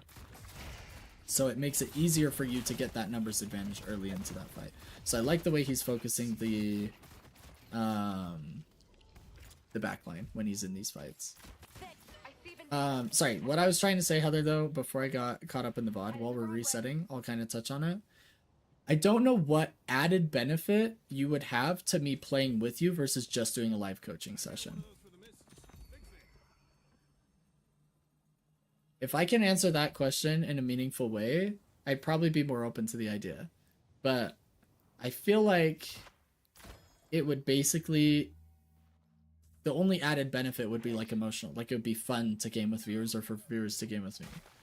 But like in terms of actual educational benefit, I don't think there's any difference in me actually being in the game versus me just watching you play the game in a live coaching session, you know?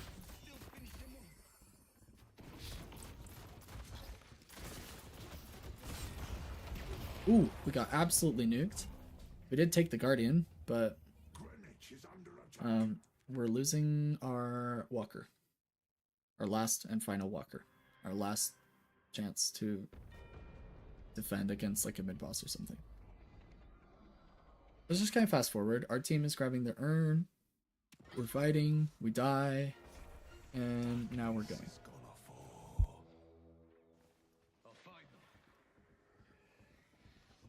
Yamato's on top of the garage.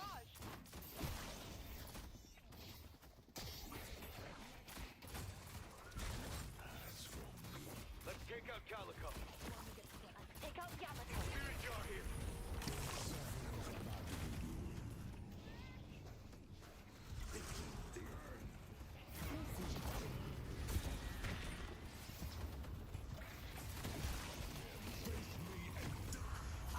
I do like him backing out of this fight. We don't want to fight the Warden ult, but oh my gosh. Oh, Vindicta missed the ult. We're so lucky. Got a nice little heal from killing Vindicta. Our team killed the Warden. We should go mid boss instantly. I think he wants that Calico kill because she's so low, but she already made it out, right? Oh. If he hit that, that would have been so dope. Like, actually. I like him going for that play instead mid boss just for the swag. We're actually dying to Yamato right now. It's crazy.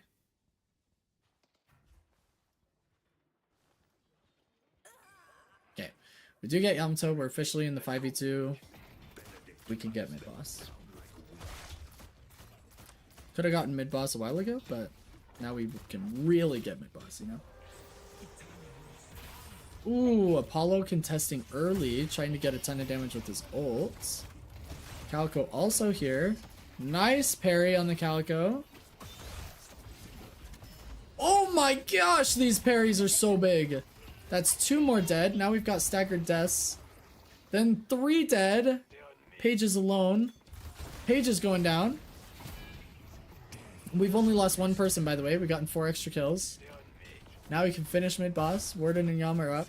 Yam has ult. She can get here. It's actually a fairly good contest, but I don't think she gets here in time. Ivy getting ready to contest with ult and Stoneform, if necessary.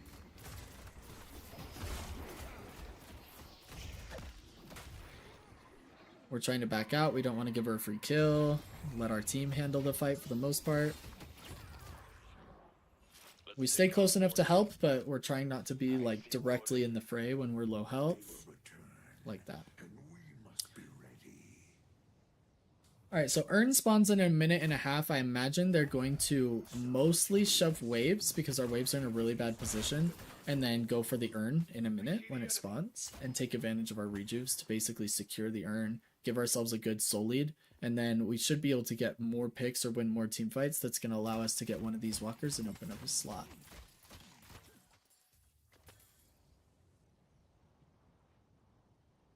Headed to blue.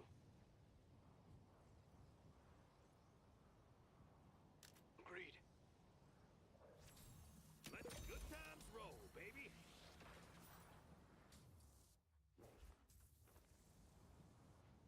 I see their sniper.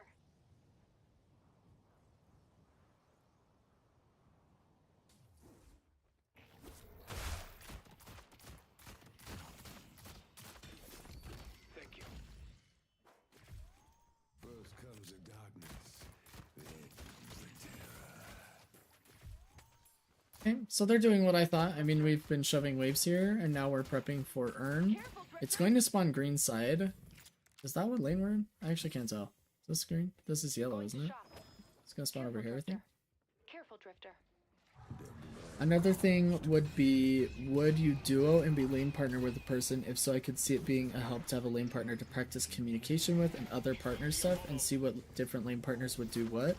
So like if you and I was Dynamo, you might want to be Mina, or if I was Hayes, you would do Kelvin, etc. That's actually a good point, because I would be your lane partner. It only makes sense, right, for me to be the lane partner of the person that I'm queuing with. And that would give you like an interaction on how lane partners should play together, right? Like, because I'll toot my own horn, like I want to stay humble and whatnot, but like I'm actually really good at lane. It's actually probably the strongest part of my game, always has been. So it would give you a really good idea on how a good lane partner plays, how I'm always on timings. You guys would get used to hitting timings with me. That's actually a really good point, Heather. Me being your lane partner actually does change things between live coaching and having to deal with like a lane partner that just is like on autopilot. I'm getting more and more convinced the more we talk about this, for sure. Let's push blue.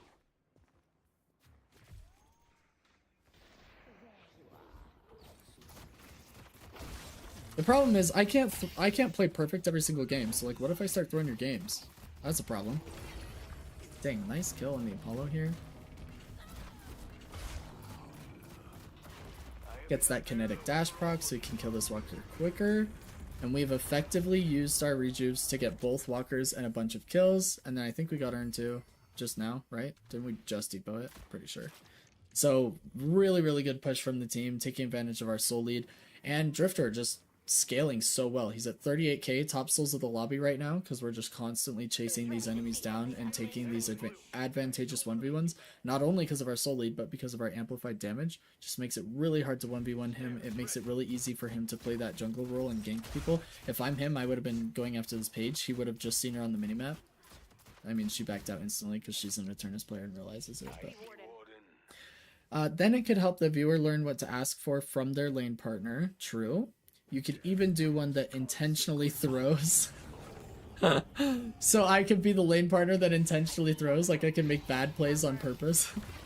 I don't know if I want to do that, but I think you guys get enough of that in your regular games, right? Like maybe I don't do that, but it would be good for all the other points that you made, for sure. Like I agree with that. Dang, Calico's so fast. Let's push green. Don't let her zip up. Flight's on cooldown. He knows she's over here.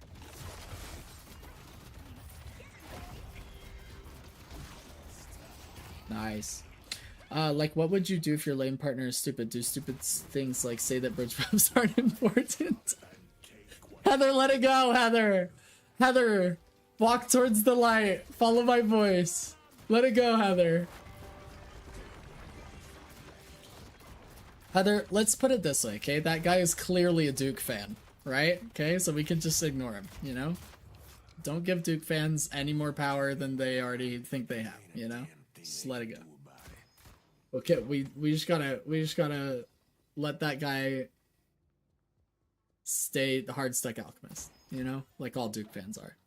Such a Duke fan, yeah.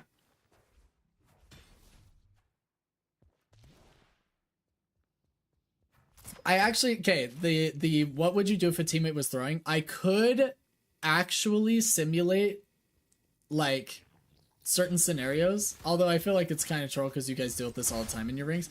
But like if you were to make a comm, I could instantly counter it and we could see how you handle like a teammate countering your good comms, right? Because then you'd have to learn how to explain why your comm was good to your team. Right? So like let's say I say, hey Heather, I want to go mid boss here. And then you make the comm to the team and you're like, hey team, we should go mid boss, we just got a couple kills. And then I instantly counter that like in actual comms with the rest of the team, right? Like I say, no, mid boss is dumb here, why would we do that? And then the whole team instantly in their minds are like, wait, this isn't a good idea? Everybody doesn't agree with this comm? You and the rest of the team would have to work together to like convince me that it's a good comm.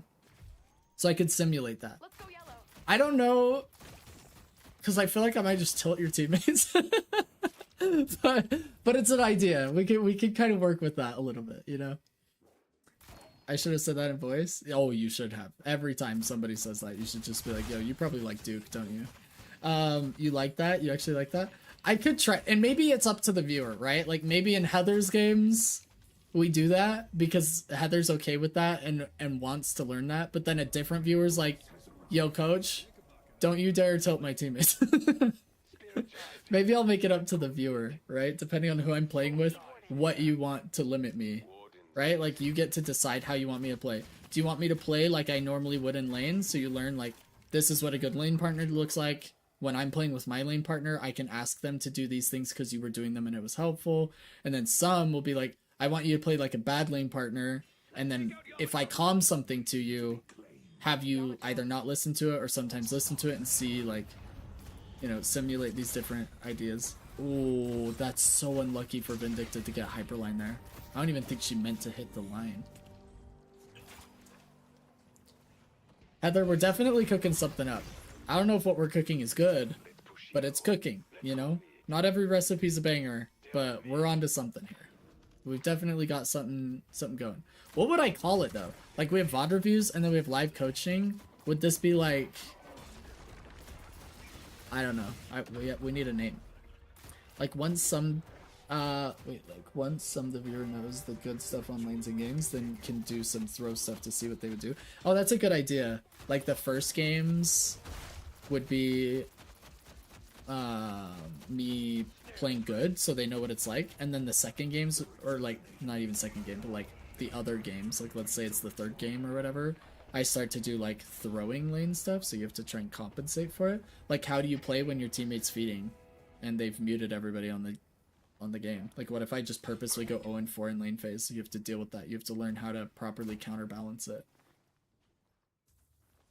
And then I'll play good through the mid game, so I'm not actually just throwing my viewers games intentionally, but like I am giving you something. Like, how do you come back from a bad early game? Like, I'll intentionally go 0-4, but then the rest of the game I'll like actually try. Maybe I keep feeding because I'm bad, but maybe I don't, you know. What would I call it though?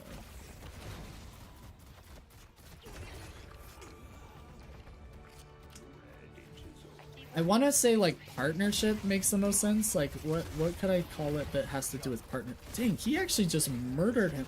What is his Merc Mag on? It's on his Rend? Well fought. Good job. Wait, no, go back! No, go back! No, no, no! I can't go back! It's too late!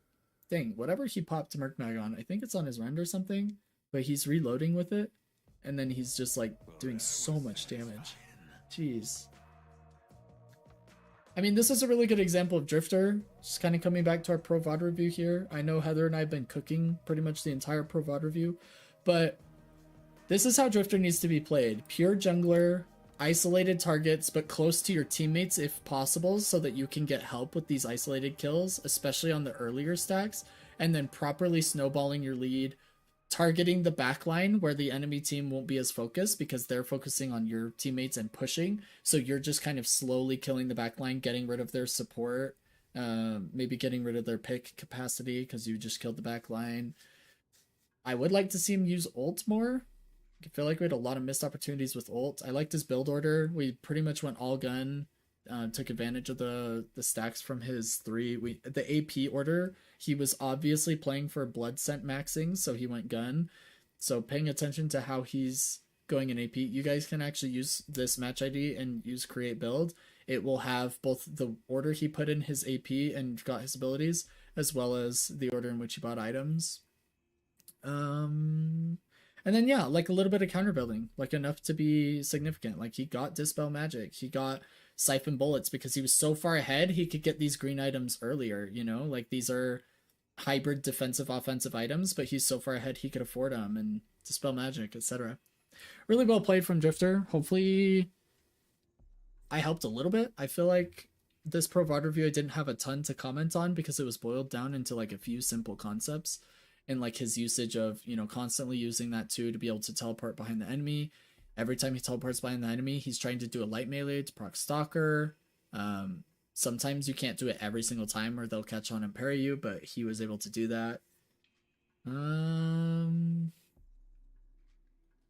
Yeah, would have liked to see more ults. I mean, Drifter's a pretty simple hero. He doesn't like have a ton of ability usage that I would say like, oh, this is tech. You know, like I think he played him the way that Drifter can be played, since he's pretty two-dimensional on how you use his abilities. There's not like a lot of tech you can use necessarily, but definitely liked his positioning and playstyle for sure. Okay, Heather said, when you know they have the basics and they are doing good in general, then can do some smaller what ifs and work up to larger what ifs. Yeah, that's good. I think it would be like a hybrid or hands-on coaching. Yeah, instead of live coaching, it could be like hands-on coaching maybe, or yeah, I don't know. Hands-on coaching is actually a pretty good name. I could bring it up in the Discord too and just see what people think and just like bounce the idea around before I start implementing it for sure. Like we can give it more time.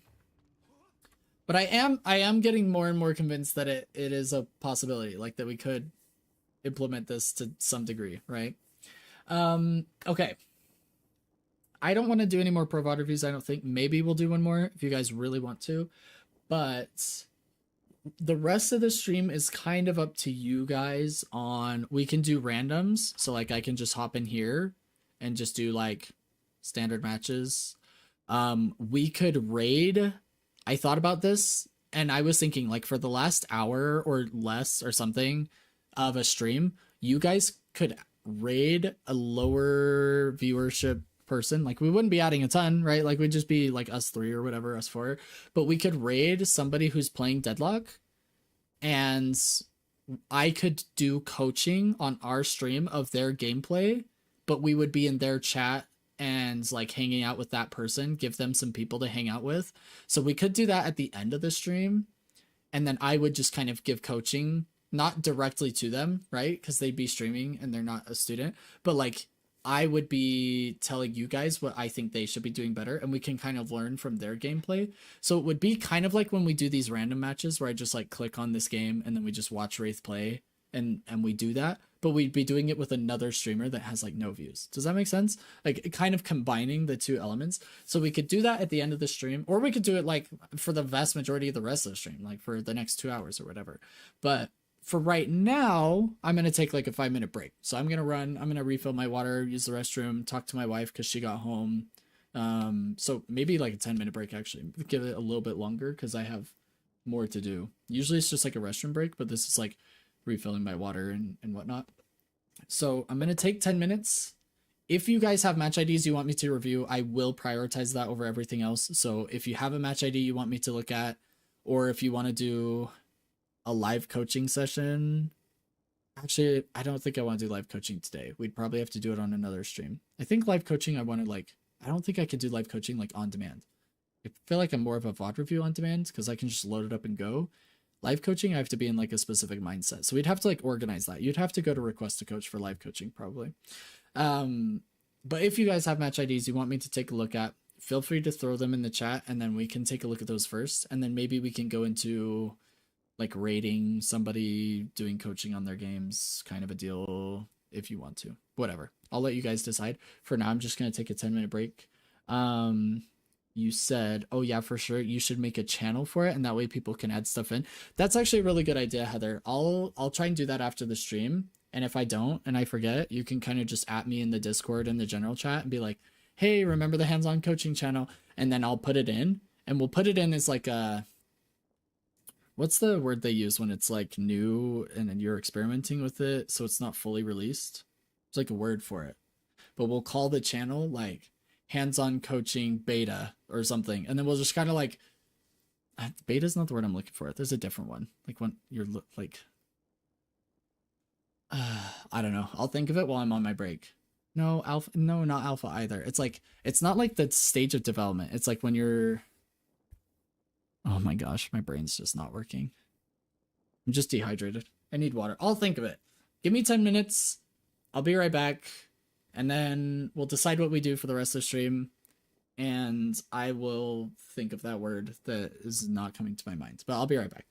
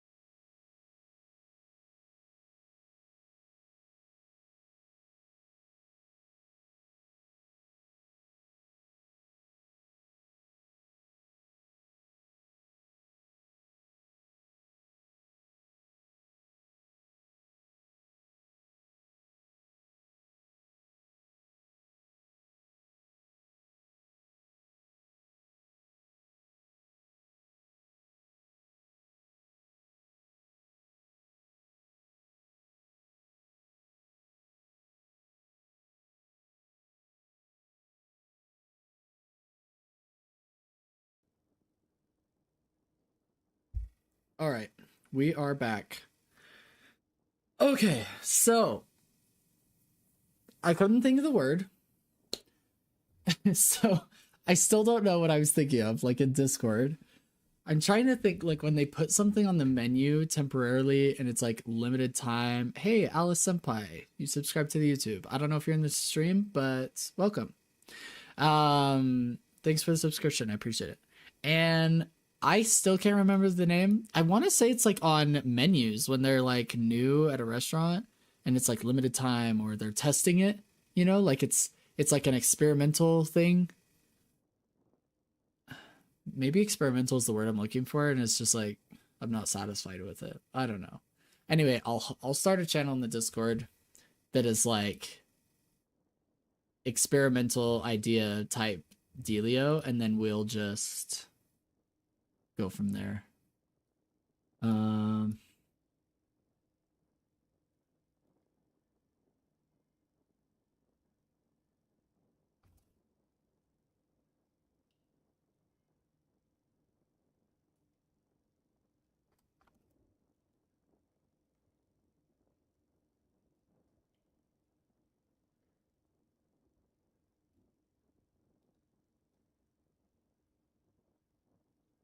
Okay. Sorry, I'm like totally out of it. After talking to my wife and then my buddy messaged me and I'm just like, okay, hold up. Lock in, coach. Let's go. I don't think we have any VOD reviews that we want to do today. Like if I'm not mistaken, I haven't seen any new match IDs come in. I don't have any other requests in the Discord. So I'll kind of leave it up to you guys. Do we want to do random VOD reviews like this? And it's kind of a guess the rank, let's do coaching, kind of learn from a random person type VOD review. Do we want, if you guys want another Pro VOD review, I can throw one up. We still have a couple of Yamato games. I got a Vindicta game. We can do those. They're just a lot on my voice. So, I mean, I can, though. I'd be willing to. Or, oh, and I have a holiday one too. Or we can do the raid idea where basically we raid them. Or, wait, how does raiding work? Does raiding put me in the chat as a spectator? Or can I raid them and still be watching them on my stream? Like I'm streaming their stream. I feel like the raid wouldn't work the way I thought it would. Because my idea was like, essentially what we would be doing is I would just be pulling up their stream. And then when we pull up their stream, then we could be watching it. Like we could do coaching of a random streamer, if that makes sense. And then you guys could hop in their chat if you wanted to. That would probably be the best way to accomplish what I was hoping to do. Because basically what we would be doing is we'd be doing a random coaching of a streamer, but we'd be giving them some chatters. We'd be giving them some interaction. But then I would also have my stream open, giving them like basically coaching, but for you guys to listen to, not them, right? So I'm not like forcing my coaching onto them, but that we can still learn from their mistakes and what they're doing well, or see if they're like some mega giga Chad Victor one trick that's using some awesome tech and then we learn from it together kind of a deal. I think if we raid, it like effectively ends my stream and then like we're all just in their chat and then we wouldn't be able to do the coaching that I was thinking of. So I guess it's kind of up to you guys what we do. But I think Heather's AFK still. So we may have to wait for Heather to come back.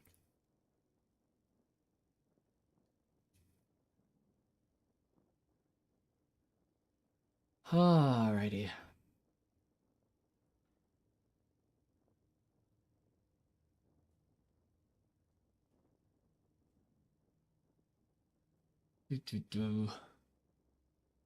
I'm gonna throw a message in the channel. Heather, let me know when you're back in case I'm not talking, LMAO. Because I'm gonna look for more Pro VOD reviews, like more heroes that I need to do in the meantime.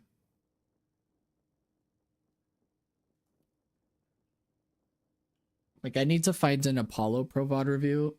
So I'm gonna pull up generic Edboy stream. Wait, is DLNS going on today? You guys. Night shift is literally going on. That has to be the play. I mean, we do night shift today. We'll do the rating thing another time. Night shift. Deadlock night shift. We're literally in the first map of the EU finals. You guys. I'm a genius.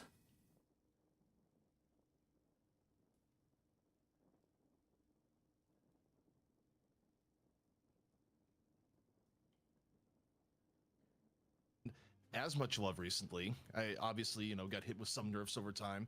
Dash Furnace, not the auto pickup once Okay. was.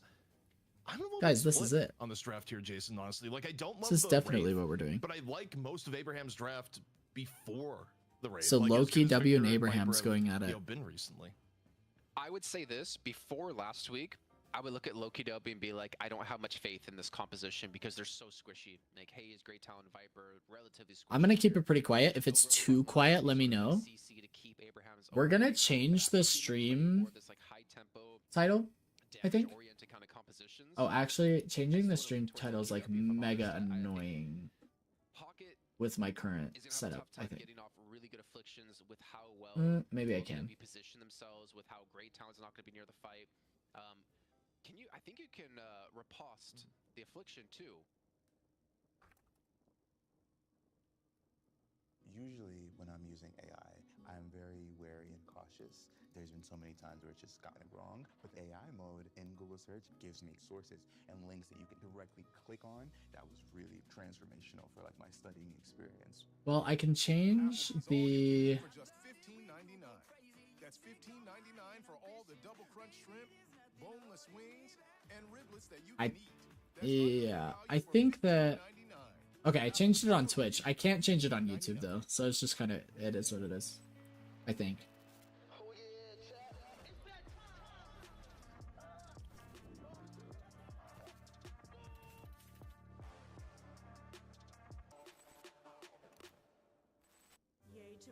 But I am excited for DLNS. I did not know that it was going on. We might have to do a review later this week then of the earlier matches, like the qualifying matches, and take a look at those. Maybe doing a more in-depth analysis, because I love the DLNS watch parties, but I always forget that they're like on Wednesdays and Thursdays, right? So we probably have more tomorrow that we can do. For whatever life throws at you, get coverage confidence with AAA insurance. But watch party is definitely the way to go. Who have the ability to survive long in these fights when an affliction lands because of a Kelvin who is just a threat throughout the entire game as well when those frozen shelters come online. It's mostly just the Wraith that just kind of feels out of place, if I'm not mistaken. Here's EP where you have to hit like the ultra late game. Maybe that's the win condition. If they hit the ultra late game, that's where Wraith will be their win condition go into this one. But I do kind of worry. If you're Saint here and you frozen shelter and there's an Infernus inside that shelter, it's more of like hurting your team than helping your team when Infernus can just dash through the entire thing. Also, I'm just thinking about like times I've seen Empty Dreams do well. We've seen Empty Dreams take over games like a lot on Warden, a lot on Ven, even though Ven isn't really loved in this particular iteration of the meta. I don't think I've seen a ton of games where Empty Dreams has gone wild on Wraith. I mean, to be fair, we haven't seen many people go wild on Wraith. Like the closest thing we saw was a somewhat recent game, in the last month where OCs did a lot on Wraith that we were watch partying, but they still lost the game. Like Wraith didn't even win when she looks good. So you have the Wraith curse kind of hanging over the head of Abraham's here. But other than that, I don't know. I actually do think I could see way more possibility for victory. I don't know. I think Loki W takes this. We'll take a look, but I think Great Talon's like been a part of the DLNS meta recently. That's kind of dope. Not gonna lie. When you're so squishy on Loki W's side, if you can get like a hook or something, a great. But Loki W getting Viper for Zergy. I feel like they lack a little bit of damage that you're gonna have this and they got Victor on frontline.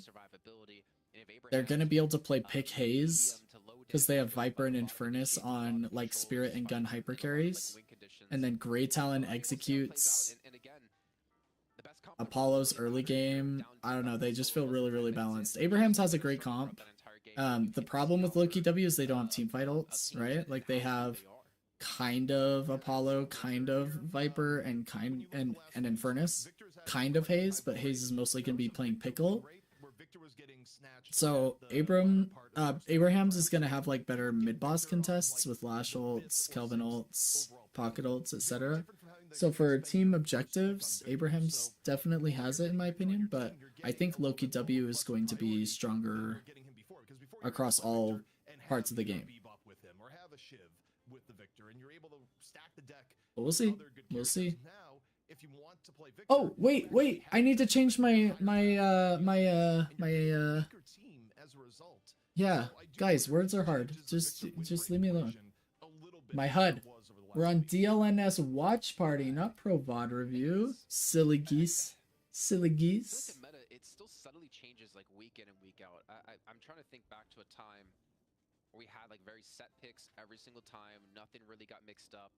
But I know with Loki W and Abraham's constantly scrimming against each other. I think it was it just yesterday or the day before Lightbringer was watching some of the scrims they were having between the two teams. Like anything could really happen, and they could show up with anything really in these in this weeks of games. But looks like ZP, we're about to load in. Looks like the teams are finally ready here, man. And this is the money match now between the two teams, and I cannot wait to see how this one. This is a best of 3, right? Finals always are.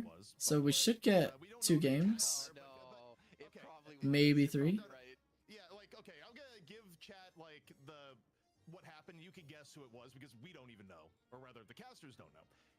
We were delayed because a single player had a name that wasn't the name they usually play on. Like, they were not named their usual name, and we had to wait for them to close down the game, change their Steam name, and come back in. There's one player I can think of that probably had to change their name, and I feel like everyone in chat knows, but we don't know for sure. Either way, they're all on their right names now, Jason. We're getting into it. Money match, Loki W versus Abraham. All right, let's take a look at it. I honestly have no doubt in my mind. I have to take a look at the schedule because we may be streaming like a long time. Because if they've got NA later or something, I love the DLNS watch parties. I'm willing to stream pretty late. I'm just gonna have to update my wife because I told her I'd be done in like 3 hours, and I might not. He had plus 50. I want to say within the first 10 minutes, and he was just hitting some big damage. Okay, I wasn't paying attention to who's playing who, but Cosmetical is on Great Talent. Obikim is on Haze, Listic on Victor, Break on Infernus, Hoot on Apollo, and Zergy on Viper. Figured. Saints. Oh, Empty Dreams is on Pocket. And Arzo on Wraith. Together on Shiv, no surprise there. Sonya Sniper on Lash. And then Saint on Kelvin. It's gonna be interesting. Taz's Bebop is sick too. I'm excited to see that, honestly. Can we peep that Victor build real quick? We're actually watching DLNS stream right now, Crab Shack. So I actually have no control over looking at the builds. We're watching the DLNS stream.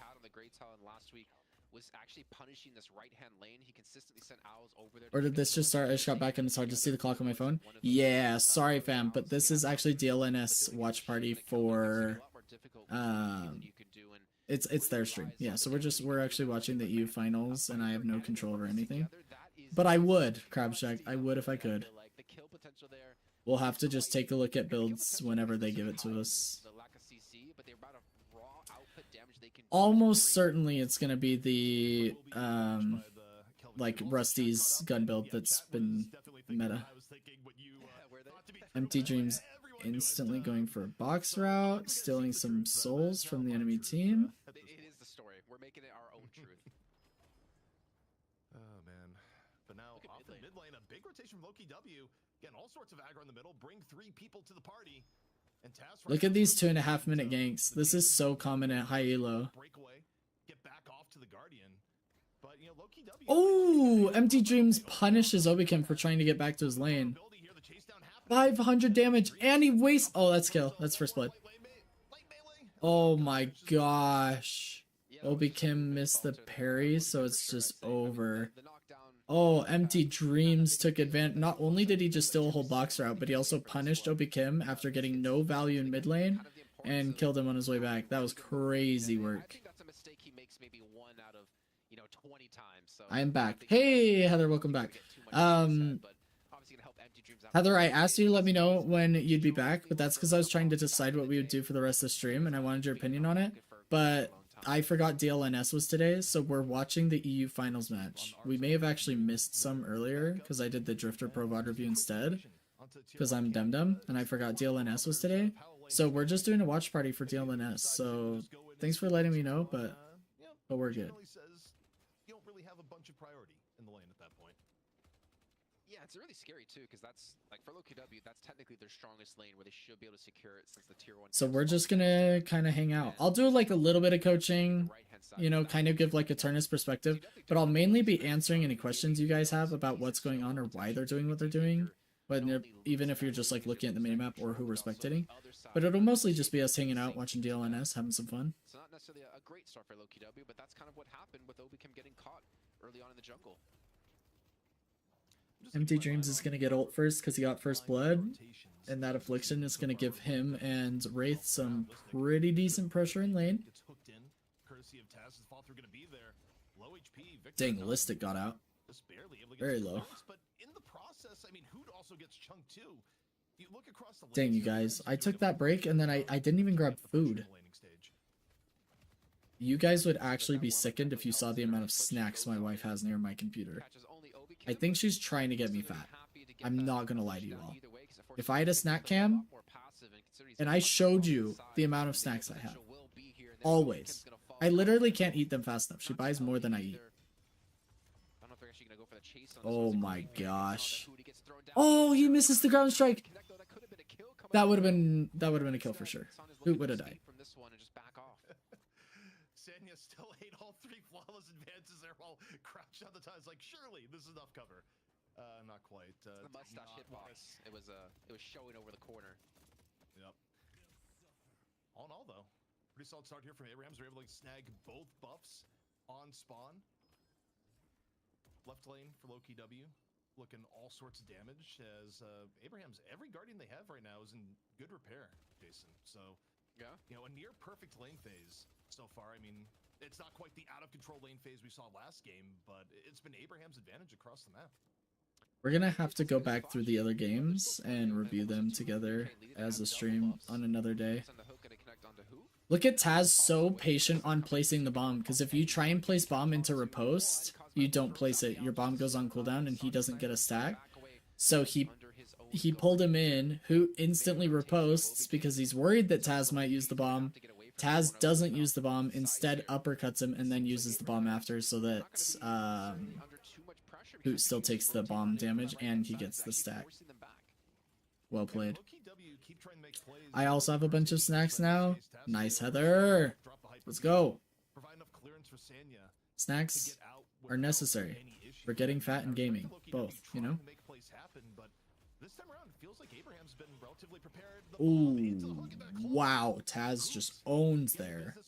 Abrams got both bridge buffs because they were checking the minimap and clock. Just saying, guys. Just saying. JK, I think it was all a pressure deal. Not any one of them is going to be miscommunicating or missing bridge buffs at this level of the game. But lane pressure was the big problem for them. Peanut M&Ms and Muddy Buddies? W. W. I wish my list of snacks was that short. I'm not going to lie to you. If I started listing things off, I think you guys would just get me banned from my own chat. Ooh, dang, Owl got Sanya solo, but weren't able to finish the kill. Yeah, off the affliction, Hoot desperately needs to leave. And looking across the map, you know, what is Abraham's looking to take for this? Look at Taz in these freaking picks. This is why Bebop is the best pick here in the game. If you hit these hooks, it's like every 15 seconds you can get a freaking kill if your team is organized. Bebop's so good. I have to say, I'm not a huge Peanut M&M's fan, but I'm a massive Muddy Buddies fan. That's so dope. I actually don't like regular M&M's either. I don't know what it is, but like M&M's just don't do it for me. Oh my gosh, Taz! Oh my gosh, is Vreg gonna get out? Is he gonna get out? Zergy ults, more peel. been able to stick around on full HP, apply some Oh, Taz, you are disgusting, man.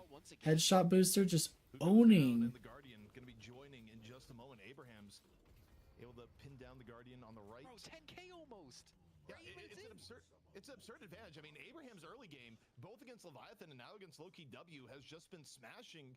And I just wonder here, Jason, is maybe part of this the fact that Victor's getting picked a little bit too early in the draft. Like, this is the difference from last week, is that if you first pick Victor, you get a weaker team in the earlier part of the game. And Abraham's, you know, they punished Leviathan in the last game, and now they're taking it to Loki W.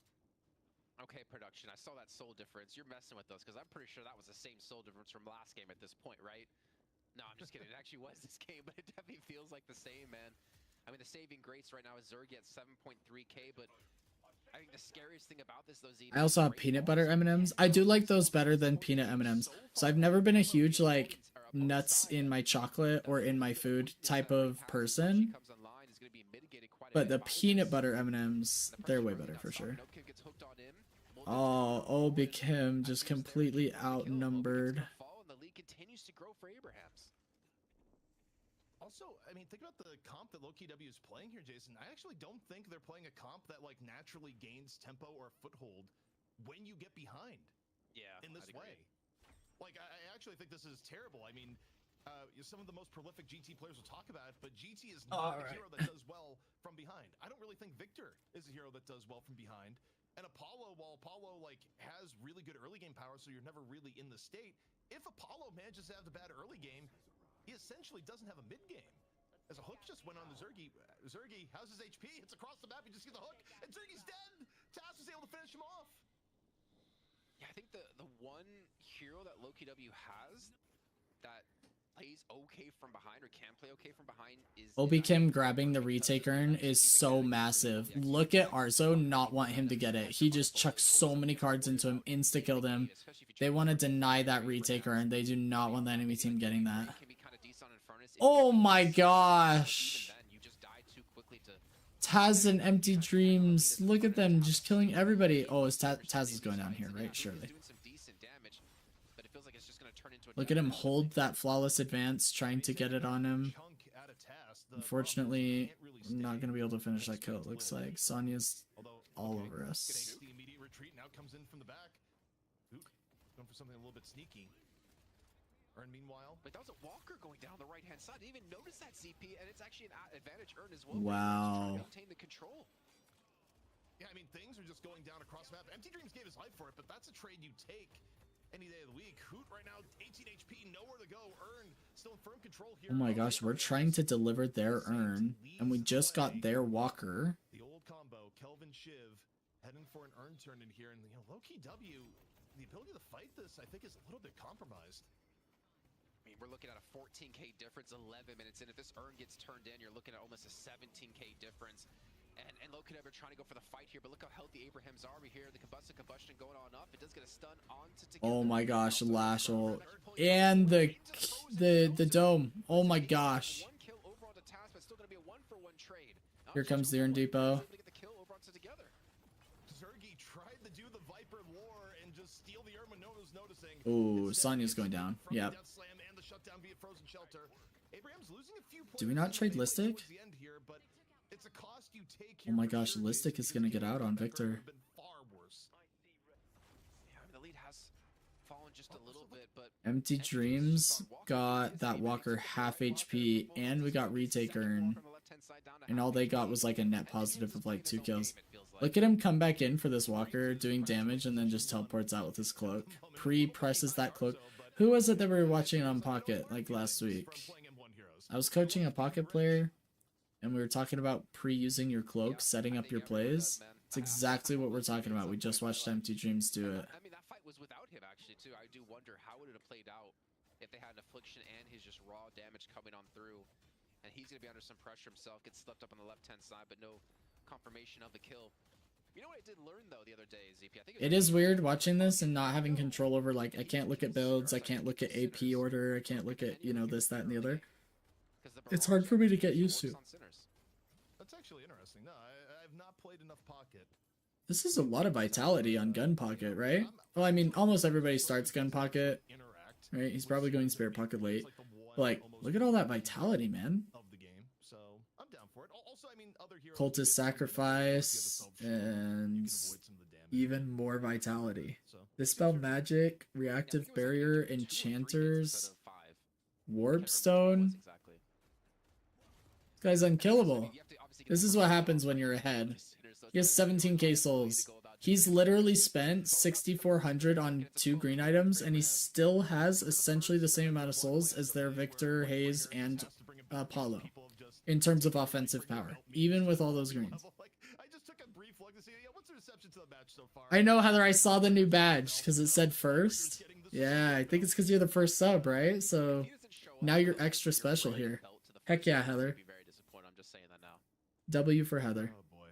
Well, definitely need some motivation for low-key W here because, again, I'm not seeing a ton of paths Very clearly they find themselves in. Because the upside for the Abrahams a Kentucky Wildcats fan. Just saying. Scales pretty effectively, and they have the ability to just kind of run it low-key W, set the terms of their engagement, and for low-key W, even for Victor at this point, you're not going to be breaking a whole lot of walls. In this case, Dang, Saint is getting creamed. Oh, Dome just came off cooldown, but he goes down. Loki W. Oh my gosh, Taz. What a hook. The dome falls down, the frozen shelter gone. It does some damage, but not enough to get the kill here. So Loki W, small little engagements, small little victories could potentially get them back in the game here. And I think the linchpin right now has kind of been Vreg. He's on a kill streak at 13k.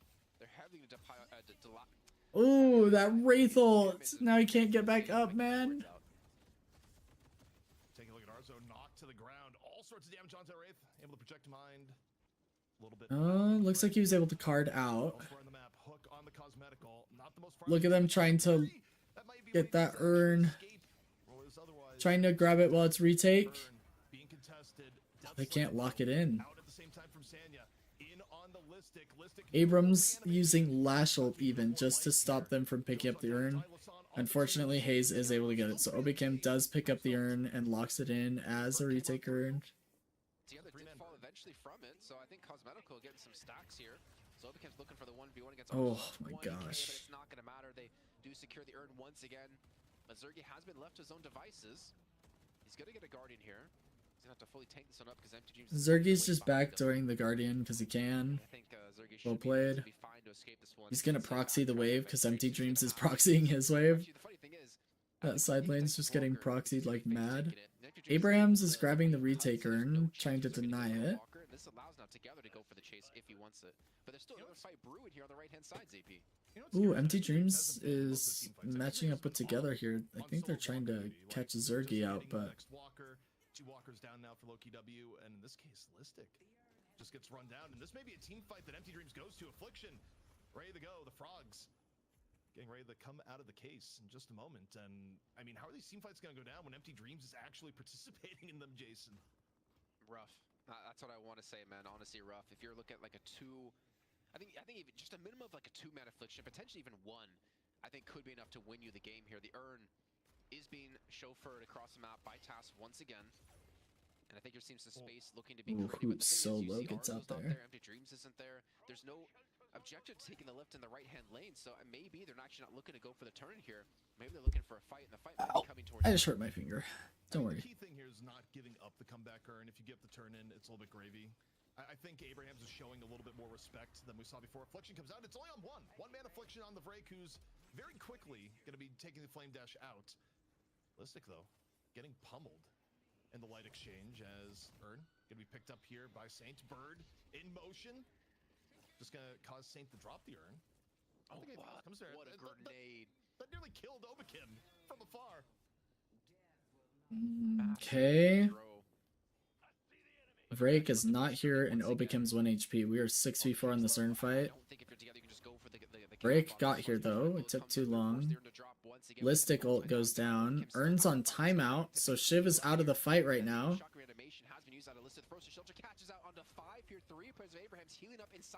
Ooh, that Kelvin Dome actually changed the entire fight. We're able to kill Listic and heal our team. We do get the Urn. Approaching 20k ZP. Also Together, wisely just tanking the damage, going for the denies. But the fight still continues on. Zergy gonna get caught in the cleanup. Is Late Bird from Cosmetical. Taz actually kind of low. Maybe he's gonna get caught out here. Oh my gosh, did they kill Hoot before he could get Taz? Abrahams are getting away with murder, quite literally. Oh my gosh, and they killed Vraic. That is mid-boss. Oh, Listic gets ulted. He doesn't have Victor, he has to run. What HP, man? He's just sitting on one. Any stray bullet would take him down. It looks like no one's gonna go for the chase on towards him, but man, Listic's been having a tough. Surely they go for mid-boss, no? 12,000 souls for him. Guess not. If you're 12k Victor fighting into a 25k pocket, I guess Abrahams didn't feel comfortable enough with the mid-boss call because they know that the other team is really organized. In matchmaking, they go for that every day of the week, but against a pro enemy team, mid-boss this early is pretty risky. break a piece of paper. It's a completely different game in pro play because the enemy team is completely and totally organized. You can't be overly aggressive or you get punished for it. So mid-boss, like sub 22 minutes, has to be like a pretty massive numbers advantage and they can't have any contest ults. You have to really respect the enemy team. It's a completely different ball game. See how much permanent advantage Abrahams has gotten here so far, and okay, Wraith with the highest Gamba makes sense, checks out. Yeah, but highest Gamba at the second highest net worth.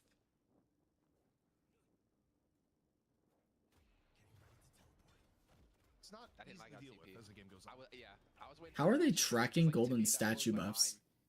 Do they really have somebody in the backgrounds that's like legitimately taking a look at every single golden statue buff somebody's gotten? Or is there like a mod for it? Abrahams instantly gets both bridge buffs right at 20 minutes and then goes for the urn over there on yellow. Can we see player damage too? Let's just throw production through everything, every single graphic we could possibly see. 20k for Empty Dreams, 9.6 for Arzo, but you actually, what's interesting is Empty Dreams probably also has the highest objective damage in the game too, taking down 2 walkers by himself. Yeah, I mean, Empty Dreams being this time player damage while not being in half the team fights this game is a little bit wild. I feel like that number is going to completely inflate in a moment, but okay, Bolt Dance in from I don't know if Crabshack is still here, but I just thought of something with his notes. I probably should have included in your notes the little urn trick to know when it spawns on yellow. There's a full team fight, 2-man affliction, an Owl coming in from the side for Cosmetical to try and slow things down. The Owl, a tiny Losan combo, takes down Empty Dreams. And Loki W, the best team fight they've had in quite a while here so far. Can they get another? With a decent affliction and then being locked in the frozen shelter, I'm honestly so surprised that Abrahams has lost anyone here from this one. But if somehow Loki W can come ahead, get the urn on top of this, and then transition into Eternus, this could be the turnaround point that they needed here. But that's going to be Listic going down. Arzo here ready to play on a 5-kill streak. As the urn's going to be dropped once again here. Together, trying to kill Zergy, trying to kill everybody. Oh. Saint as well needs to help out once he comes back in from base as he's back on the zip line here. And Loki W, are they giving this one up? Are they going to continue to fight? And actually, Arzo, he's the one continuing to fight here at a 6-kill streak, 27,000 souls. Not letting Loki W get themselves back in this game. Obi Kim positioning to try and defend this urn. Vraic with him. Here comes the dunk attempt. Yep. Stops the dunk, but will he be able to punish or not? Ooh. Obi Kim actually created quite a bit of space. Unfortunately, we did get lash ulted. Ooh, Saint's going down, or together rather. Saint's already down. Zergy just murdering them. Oh my gosh. Wait, does Arzo die to poison or no? Oh, he didn't have poison on him, I guess. Sonya Sniper is hurting.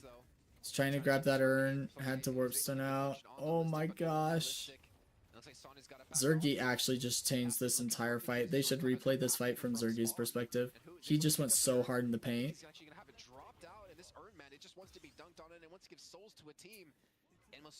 Maybe Boss Sauce should see this, man. The way that Apollo is weaving in these abilities in between his flawless advance. Taz finally gets it. He finally opens enough space to actually dunk that urn. Loki W put in a really good effort trying to stop that urn, but able to just stay alive long enough. Taz doing heroic interruptions towards the end is Hoot right now, playing around the veil, just wondering, do I live? playing in the double veil, and they just gave it up. And together, splitting Blue Walker got at half HP already. Not all of them, but at least the bare end of it. Together was going for a push onto that mid Walker, getting it down to half HP. And while the dust has settled, honestly, ZP, with how that fight was going, Nice I thought hyperline from Obikim. LKW had closed the gap a lot more than they actually had, as we're still looking at. She just interrupted his tempo. His timing to wherever he was trying to get just got disrupted. A little bit of damage too. Compared to everyone on Low-Key W's side is scary. It's Absolutely net worth scary.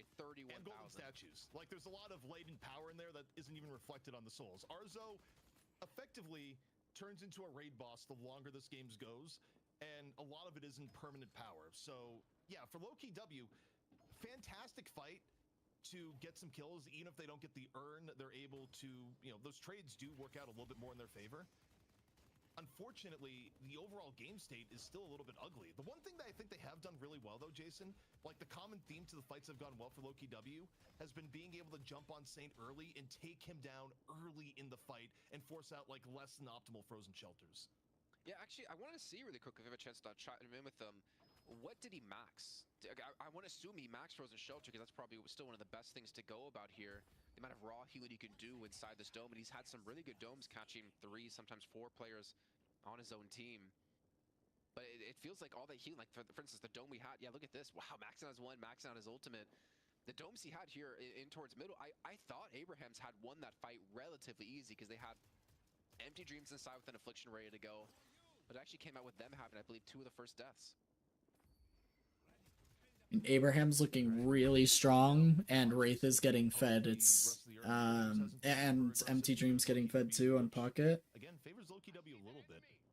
You know, if nothing is going on the map, both teams. It's looking dangerous, guys. Looking dangerous. Between the 2 teams, it shortens the gap. But 5 seconds left to go until next buff. And earned. You know what? While we're watching this, let me multitask. Let me create this new channel in the Discord.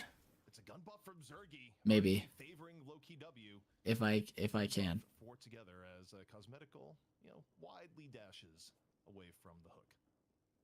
Plus 50, not terrible.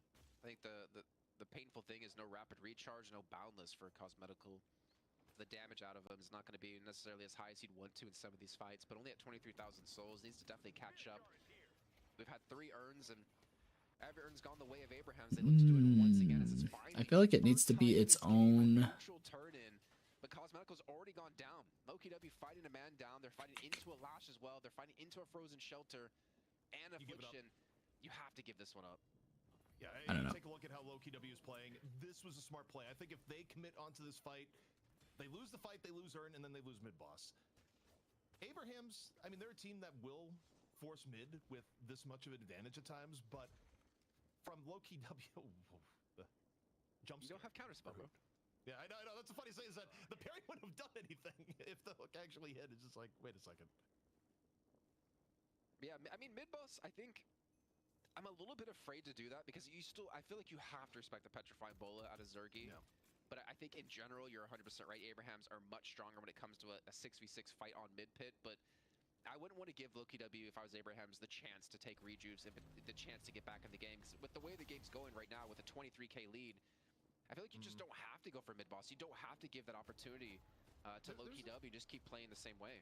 There's another problem here, Jason, we haven't really touched on, is that the flex slot situation is cataclysmic for Low-Key W. Yeah. They haven't gotten a single walker. And having no slots at this point it really does hurt your builds pretty significantly. So Low-Key W is playing with less power from Heather, what are you sending in the Discord? I just made a hands-on coaching experimental chat. Heather's instantly in there with some Lash dancing memes. What are we doing right now? Abrahams, though, Absolute troll. stick together and look for an opportunity.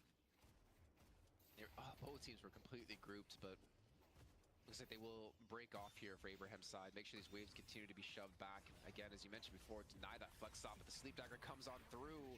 So yeah, they're using the ultimate to get away. The Frozen Shelters come in to actually help heal him up, and Obikim being trapped inside the dome might be his demise. As my voice completely breaks up here, Listic, shock reanimation has been used, and Obikim has gone down. Blessing it with a rumple fart skin. By Sanya, Abrahams in a reasonable spot. Empty Dreams actually gets hit with the bird and his lower HP, but while this goes on, Arzo comes into the back, takes away Listic's mode of escape. Telekinesis now, down onto the Apollo. Raid boss Wraith online, finds Hoot. 3 down from Low-Key W. Abrahams, flawless here so far. And Jason, that has to be the signal to go down the mid. Yeah, if you don't mid here, I think you're throwing. I mean, you have 4 kills, man. You have a 39,000, soon to be a 40k Wraith with Spiritual Overflow and Ricochet and Mercurial Magnum and weighted shots, and I'm not going to go on from there. There is way too much power in Arzo at this point in the game, and no chance for Loki to Oh, contest. thank you. There's only Yeah. a Walker left to get us, or Yeah, shove thank the you. lane into this one. That Walker's going to fall, and this lead is ballooning, man. We're going to be hitting the 40k mark here, I feel like, in the next few moments, especially with the jungle being eaten away by Abrahams. Honestly, my lead in channel points is also going to be growing. I looked at the draft, drew my channel points in on Abrahams, and dude, it was 60 to 40 on the channel points there. So I'm getting paid out. If Abrahams wins this game, that's all you got to know. I'm jealous. I keep forgetting to do any of those predictions. To be fair, the last time I did, Jake told me to bet on this team, and I think they lost, and I lost all my money, and he was taking his generational wealth with them. Okay, you back to his listen to family. Jake on channel points advice. He has gone bankrupt in channel points like 80 times. He just continues But he to keeps bouncing back though, man. Somehow. No. That daytime trading he's been doing on the night shift channel. You know, we traded Jake for Mitch today, where Jake is off in Japan for an event today, but we somehow tracked down Uber. He's getting here today. Like, which is weird because usually it's Uber is the one that's traveling, and he probably just got off a plane like 24 hours ago. But you know, and the one day, Guys, Mrs. Coach Blayton just brought me yummy food. every 3 months he gets off, we get to use them here on the night shift. I'm gonna take a picture and post it in the Discord because as of right now we don't have a snack cam. Later on. And that later on might not be too far away, though, ZP. I mean, it is a best of 3 here, but I mean, looking at this, I don't see how Abrahams lose this game with a 41k pocket, with a 44k Wraith, with Cosmetical at 24k. You're almost doubling the net worth with Great Talent over onto Wraith. I just don't know how you survive Nice. the raw damage Abrahams is able to bring your way. And there's a shocker animation already being used here. Listic just being stuck between a rock and a hard place. So I've got barbecue pizza, homemade, and I've got this. What is this, babe? It's like a Thai burrito. Sweet mango Thai burrito from Costco. Sweet mango Thai burrito and strawberries. Oh, and the sweet mango Thai burrito comes with sweet and sour sauce. Sweet chili chicken. Sweet chili chicken? Something like that. Alright. Sweet chili sauce. We don't know what it is, clearly, but it is Sweet delicious. chili sauce and there's chicken in the burritos. So. Okay, I mean, that works. Anyway, absolutely amazing. From solid into gas. I think you could even make mistakes with Arzo having this. Let me throw this. Maybe I need a snack channel. Hold up, we'll throw in another one. Hold up, you guys. Finally, they get a flex slot open up here with the courtesy of Zergy here pushing the right-hand side, but you don't stop the urn. I think that's what urn number 5 or 6 now for Abrahams. You can pretty much the lead they have has come almost solely from these urns. Can we with the shrines falling as well. Gander snack cam. Do you really want to see it? We need an IRL channel. How many sinners Arzo has consumed since the last check-in? Oh God. Not too many, but it's still pretty high. I should post in here Able to step up and get quite a few sinners. the what did I have? Monte Cristo sandwich I had yesterday too. That was amazing. If you're Abrahams, do you even leave? You have 3 rejuves. You have Obikim still dead. You can hook for a hook. You can still apply pressure from these different angles. You have a Death Slam coming online soon. You have an Affliction landing onto 3. This is definitely a game here, ZP. You're just talking about it to Yeah, the I max. mean, you stay the course. 3-man Affliction, 3 rejuves. Obikim gone once more. Maybe a big concussive combustion over the top, and Rake explodes the same as his ult. Arzo is mowing everyone down. A 4-man Bola. That's the briefest of reprieves. Zergy back into spawn. Abrahams coming out strong. Going to take map 1 away from our champion. Oh, come on, Saint. What you doing here? With a BM coming on through, trying to take down the Hidden King, but man, honestly, I feel like. I mean, Abrahams just snowballed. That was wild. I was wrong on who would win that. That's for sure. Over to 10k lead before 10-minute mark for Abrahams, but man, the power they showed up in this game. I mean, maybe what you're saying, ZP, might be true. Maybe this first pick Victor is a little bit of a bait and causing teams to really struggle in towards the later picks. But I will say this though, as like maybe a counterpoint, at least for that, is Loki W. I still feel. I'm still making this channel, the hands-on experimental coaching thing, and I'm trying to send a message in there so people know what we're trying to do. And I'm still putting it together, but I'm also eating food, but I'm also watching DLNS, and I'm also talking to my wife. Like, there's just so much going on right now. mistake in their draft was not banning Kelvin when they had the chance. They could have taken down Kelvin in the mid-stage bans, and I think Kelvin has been really vital for Abraham's being able to apply so much pressure in their team fights, in the mid-game and beyond, in both of the games we've seen from them today. If Kelvin gets banned, okay, we just put that highlight in because of the bug. I see how it is. Yeah, you gotta show them off. You know, make sure you... So we're constantly reading through 30-page documents and 50-page PDFs for every class. In Lens and Chrome, I'm able to search up specific words on the PDF document without opening up a new tab. I think it just saves some time and keeps me a bit more focused.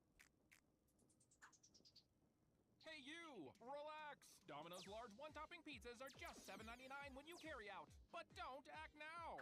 Alright, Heather, so far I've just outlined first that I'd force be use default hero builds, which would curb my ability to take advantage of itemization and counter building. And 2, that I cannot make comms to teams, so I can't take advantage of my macro. And then 3, You can count on Credit Karma. I would be the viewer's lane partner. From top providers without the extra legwork. So you can get to the coverage you need ASAP. Download Intuit Credit Karma to get started.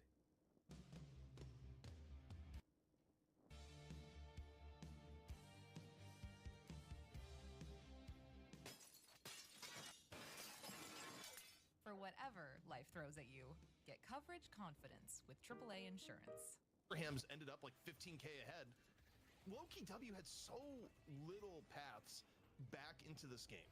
But to me, I still think the thing that put it over the top was the fact that Abrahams was able to pick Kelvin again. And I just think you redo this draft for Loki W, you ban Kelvin in the mid-stage bans. If you redo this game, I don't even know, man. It felt so weird watching this game play out. I didn't really think Abraham's had really that much damage behind the team, but they eventually just got so far ahead and eventually had, I feel like, so much more control because of so many threatening ultimates, like having a Death Slam, an Affliction, even though Empty Dreams wasn't there for the majority of the Afflictions that happened. Saint with some good domes as well. They were just they were the full wombo combo, man. They were like the full value menu. Okay, I just sent in a short novel into that channel. I don't know. I'm tired. So that you guys could take a look at it. Back in North America for less than a week, and you're just talking about value menus, man. That is wild. Man, but I've been eating up. I've been feasting here. I've been pretty happy because you know what, Italian food, people think it's amazing, but nothing beats some good old American fast food. all right. Well, yeah. I mean, looking overall at the stats of the game, I mean, you know, for Loki W, it was the one thing I'll point to is just the kill death.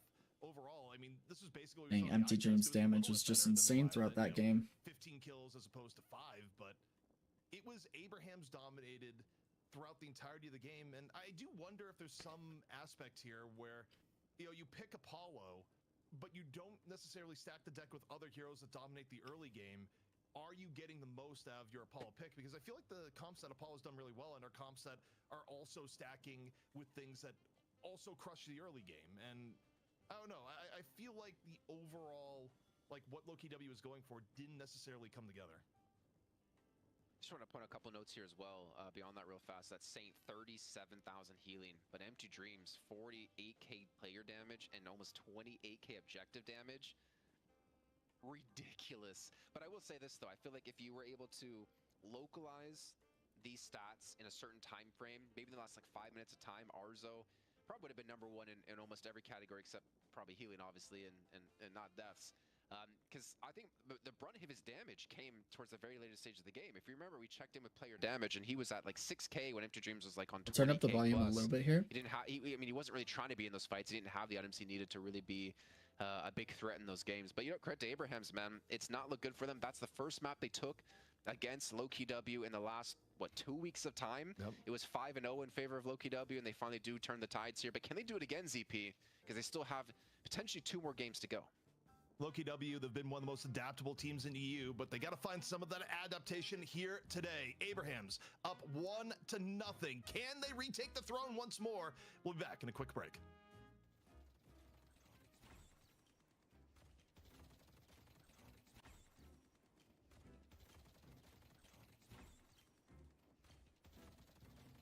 Dang, our highlights are in a loop on this one Grey Talon play. Oh no.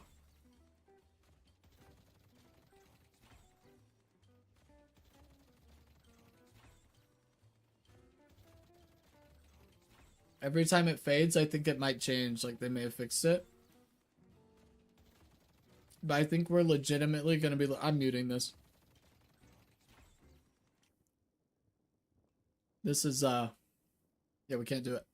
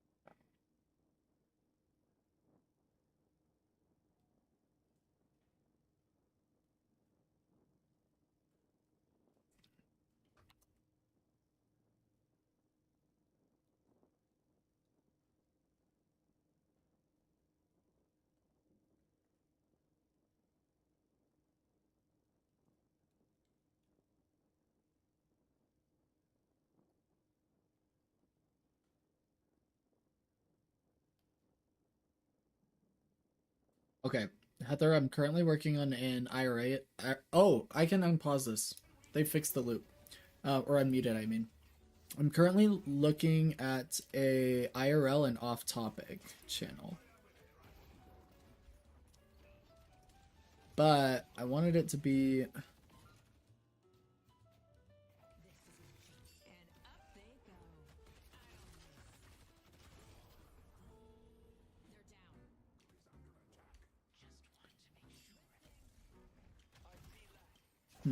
This is not where I wanted it, though. Lame. I need, like, a new... Hold up.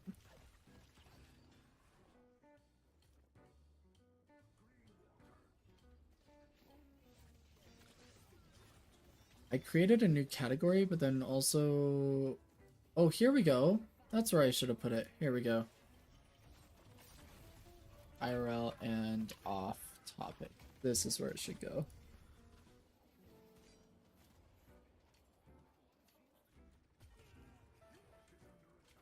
We're gonna delete this channel. And then we're gonna see if we can move this channel. I don't know if we can.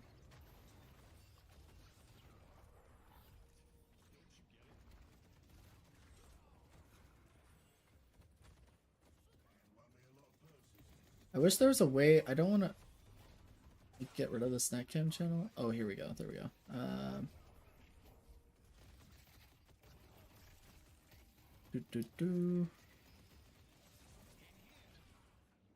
Okay, I think we got it pretty much set up. So we have a snack cam channel and we have an IRL and off topic channel, but it's below all of the other stuff. So like it's below coaching, hero discussions, and aura. And then it's above all the voice channels. So I think it's a little bit more organized. I think we got it squared away though. That should be better now. We have the snack cam channel. Jeez, I can't say that 10 times fast. And then we have IRL and off topic. There you go. That way when you guys all graduate and are smarter than me, you can throw it in the IRL channel. You know what I mean?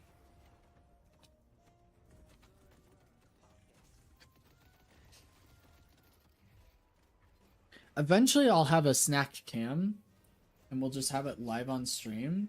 I'll just turn on the webcam for whatever snacks I have, you know?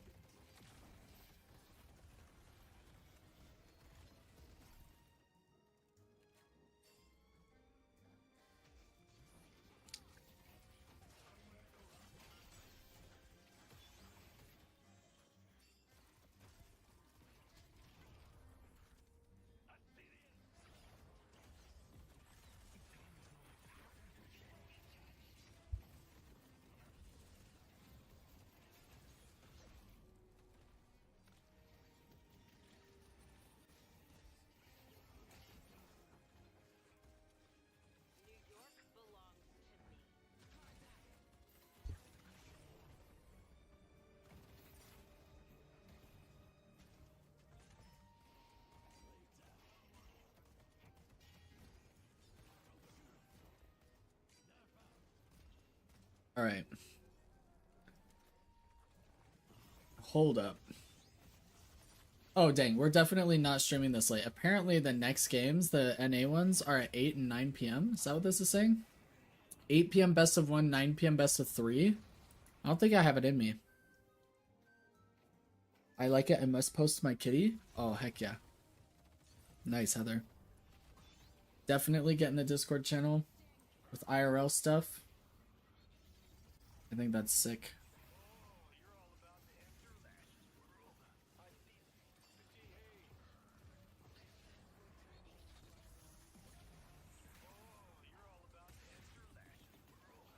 Great suggestions, Heather.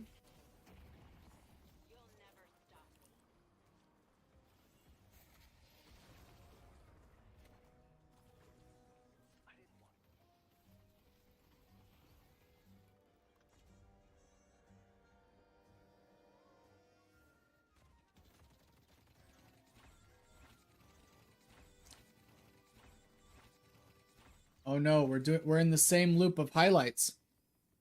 Oh, they fixed it again. Okay.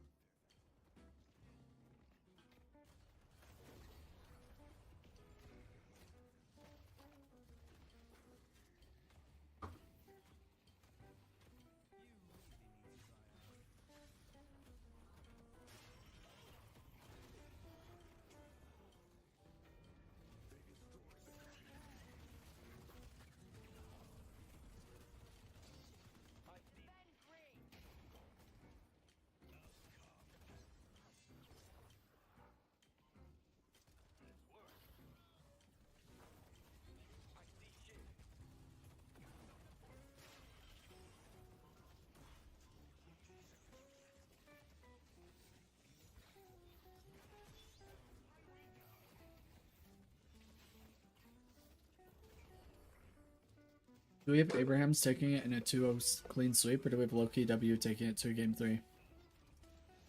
I'm excited to see picks and bans.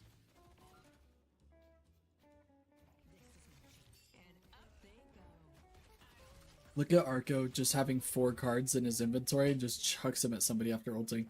It's the best Wraith strat. He does it here too, I'm pretty sure.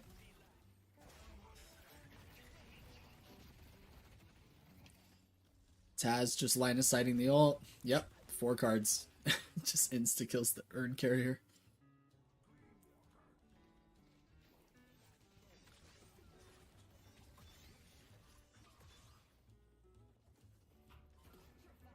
I mean, after watching this game, I'm really not sure where exactly Loki W went wrong.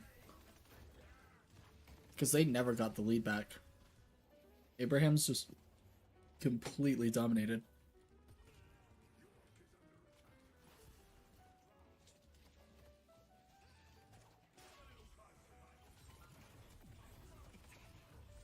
I'd have to analyze it better to know for sure.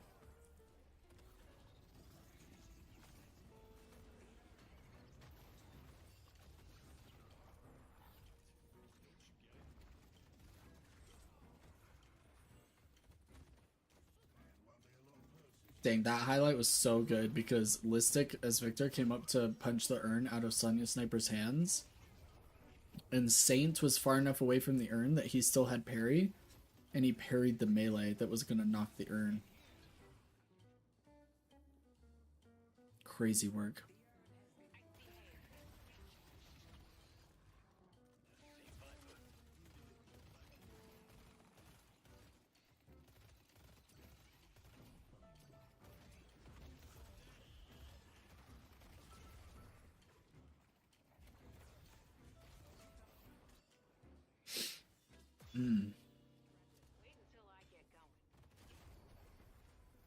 Alright, now that I've eaten healthy food, I can start eating some snacks, you know?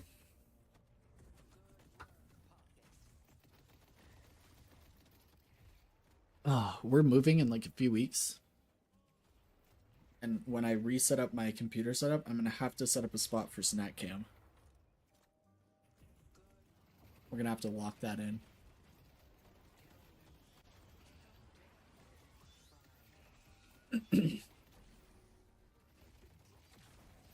You started on your Muddy Buddies?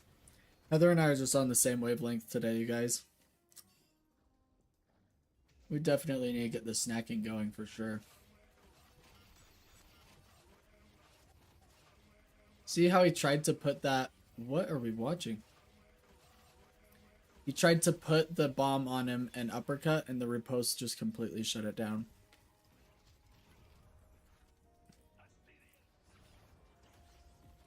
That's why Taz was being super patient with it earlier.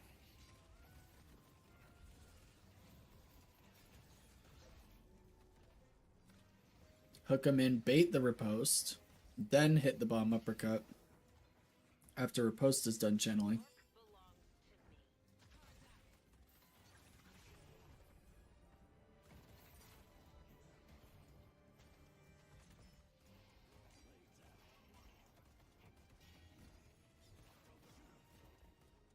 We need more, I need more specifics with my channel.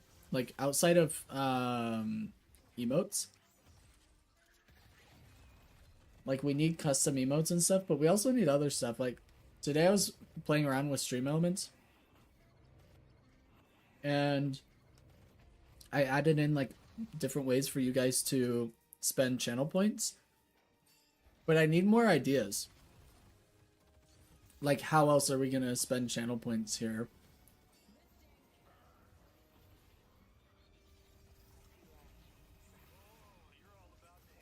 We definitely need to put that together. And if you guys think of stuff while I'm off stream, throw it in the suggestions channel in the Discord for sure.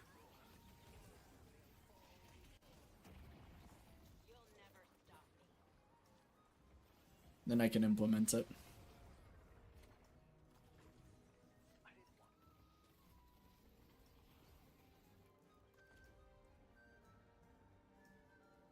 Like, eventually, we'll have Coach Blayton have different outfits, so he's not always just in a suit and bow tie. Kind of like, I'm sure you guys know who the Burnt Peanut is. You know how he has, like, a gazillion different outfits in his rotation that you can switch to? I'll probably change it so that eventually I have multiple outfits that he can be wearing. And then you can spend channel points to change it. You know what I mean? That's something I had in, like, as an idea. But Jason, Loki W, do they have what it takes I haven't done it yet. Like a trampoline, they will indeed. We're going the full distance here, ZP. We're going to 3. That's what I hope, actually. I want to see them bounce back. I want to see Abraham's taking a 2-0, though I think them taking 2 would actually would be a cool thing as well in a different way, showing that they have lost the last 2 weeks. They lost against them in the R1 tourney. To be able to beat them 2-0 would also be a statement for themselves and show Loki W they still have a bit to learn if they want to completely dominate EU. But it's so funny. We introduced this bonus pay, which feels like, you know, 2-3 months ago we had Abraham's on like a ridiculous streak, Melee Creeps on a ridiculous streak, and ever since we announced that, there's been a streak of like 2 weeks max, and then it's been shut down every single time. And obviously, we don't do it anymore now. But are we? Heather, you're always cooking on good ideas for the channel. I'm sure you'll come up with something for the suggestions in Discord. I think eventually you'll have a team hit that level of excellence. Should have an expensive one where you have to play a character or person choice, and they pick every item you buy. Yeah, but I'm not the one that's always like, I'm not the one playing the game, you know. Like I've seen those suggested, but since I'm not the one playing Deadlock, like, we're always coaching, I don't know how I'd implement that one. Unless it was during hands-on coaching, but then that would be at your detriment, because then it's like, I'm playing with you, and you decide what you're playing, and you decide what build I'm doing. I don't know about that. I mean, eventually we may get to a point, like, if the channel grows large enough, it may be impossible for me to just take on-demand students or take coaching, so you would be able to, like, spend channel points for something specific. Like, you would be able to spend channel points for live coaching, or spend channel points for make mine the next VOD, or, you know, something like that. But as of right now, that's like a main issue.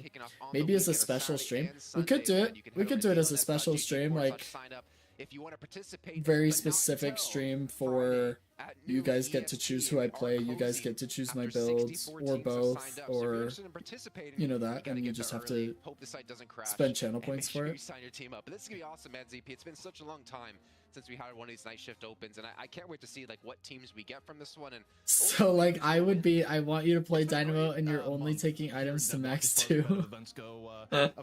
Oh my gosh. The misery that you're just putting my team through misery at that point. Saturday and Sunday, and then next weekend, of course, is going to be. I feel like if I'm gonna do that, I would be doing that on an alt account. I feel like that would be another time where I wouldn't be smurfing because you guys would be trolling me for sure. I would be playing that in Initiate, not Eternus. That's guaranteed. Would be so funny. Yeah, could you imagine the amount of toxicity we would have to deal with on stream if I was doing that in Eternus? Oh my gosh. You guys will have to come up with the alt account's name. Is coming this week. Like Yoshi already posted over on Discord. We just don't know what it's going to be or how big it's going to be. But that is definitely an interesting thing, ZP. If Valve released like a major overhaul on some heroes and items right before the 29th, it's going to be anyone's game, anyone's day in for the chance to win that one. Jason, I love how you says like we don't know how big it's going to be. Let's be real. We have all woken up to days where Yoshi says minor patch today, and you look at it and you go, okay, like 8 different game mechanics have changed, and the entire hero balance has been upended. Like So I'm gonna need 2 alts. I need one for potential hands-on coaching, and then I need one for special streams when you guys are trolling me. Is that what we're saying? We may get to a point where we could do it like on days, like for example, like every single Friday could be like I'm playing the game, but you guys are basically puppet masters on how that game goes. And then obviously it should be way more than that. Okay, every other day is like regular coaching or something. I don't know.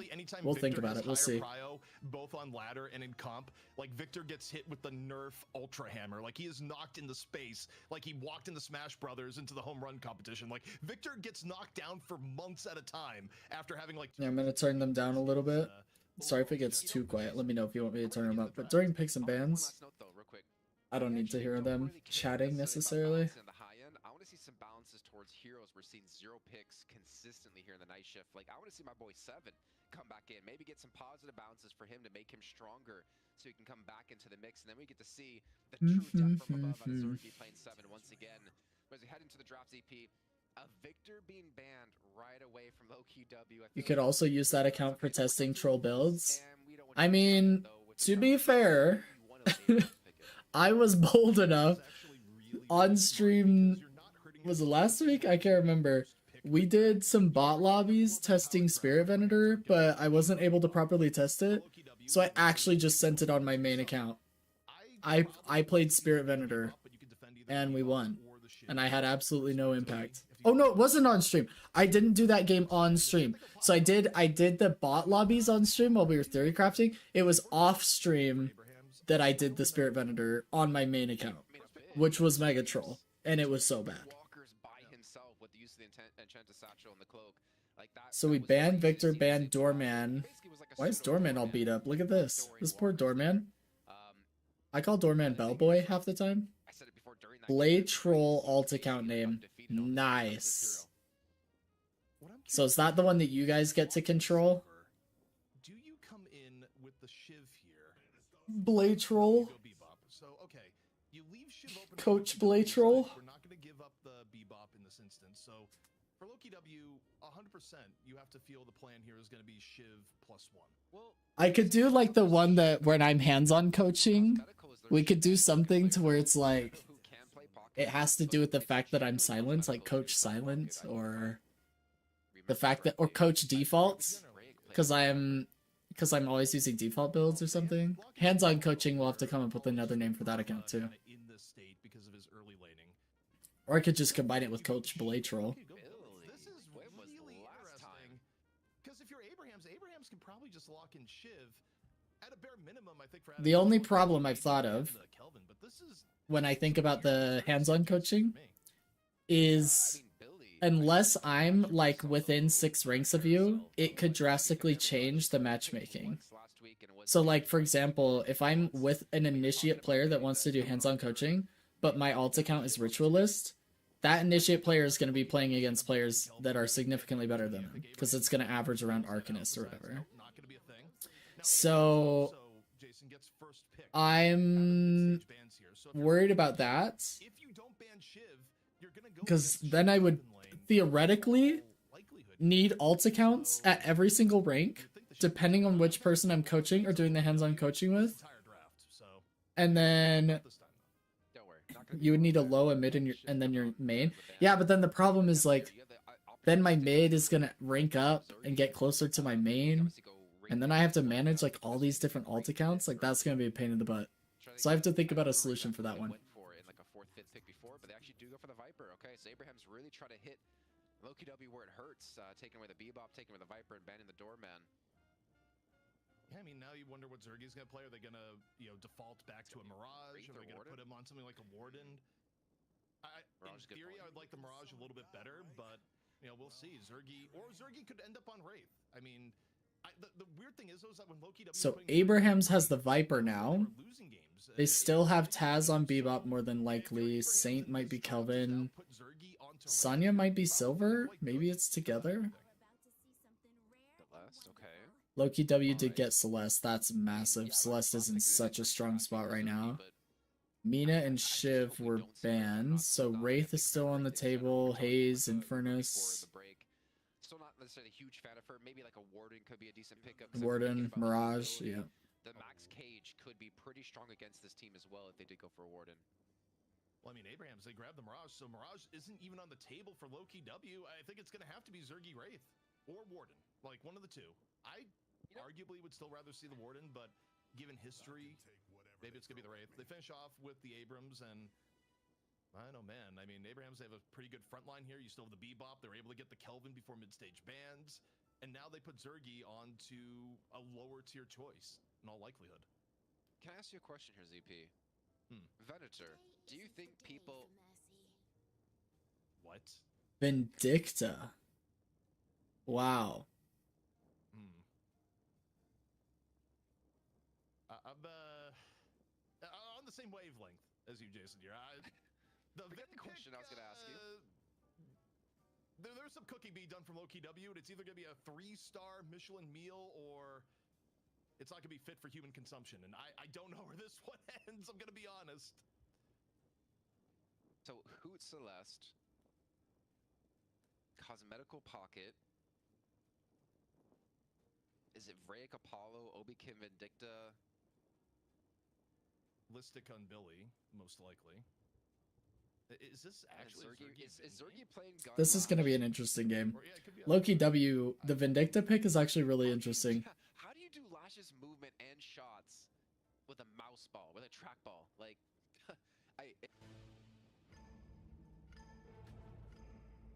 Oh, man. It's going to be an interesting game, too. Interesting game, too. I'm excited to see how they play it. See if Abrahams can close it out or not. I'm going to say the Lash team is going to win. I think that's Loki W that has Lash. I think they're going to win, too, because they got Celeste. Celeste is in such a strong spot right now. It's crazy. I guess I could mute the ads, huh? Oh, man. Oh, dang it. Today, I was going to try and test. I was going to try and stream on TikTok. I actually don't even have an account on TikTok yet. But I figured I would add it. Since we're already streaming on Twitch and YouTube, I figured I'd add TikTok. But I forgot. I actually just remembered that I was going to do that. I'll have to figure that out, and maybe we'll be able to do it on the next stream.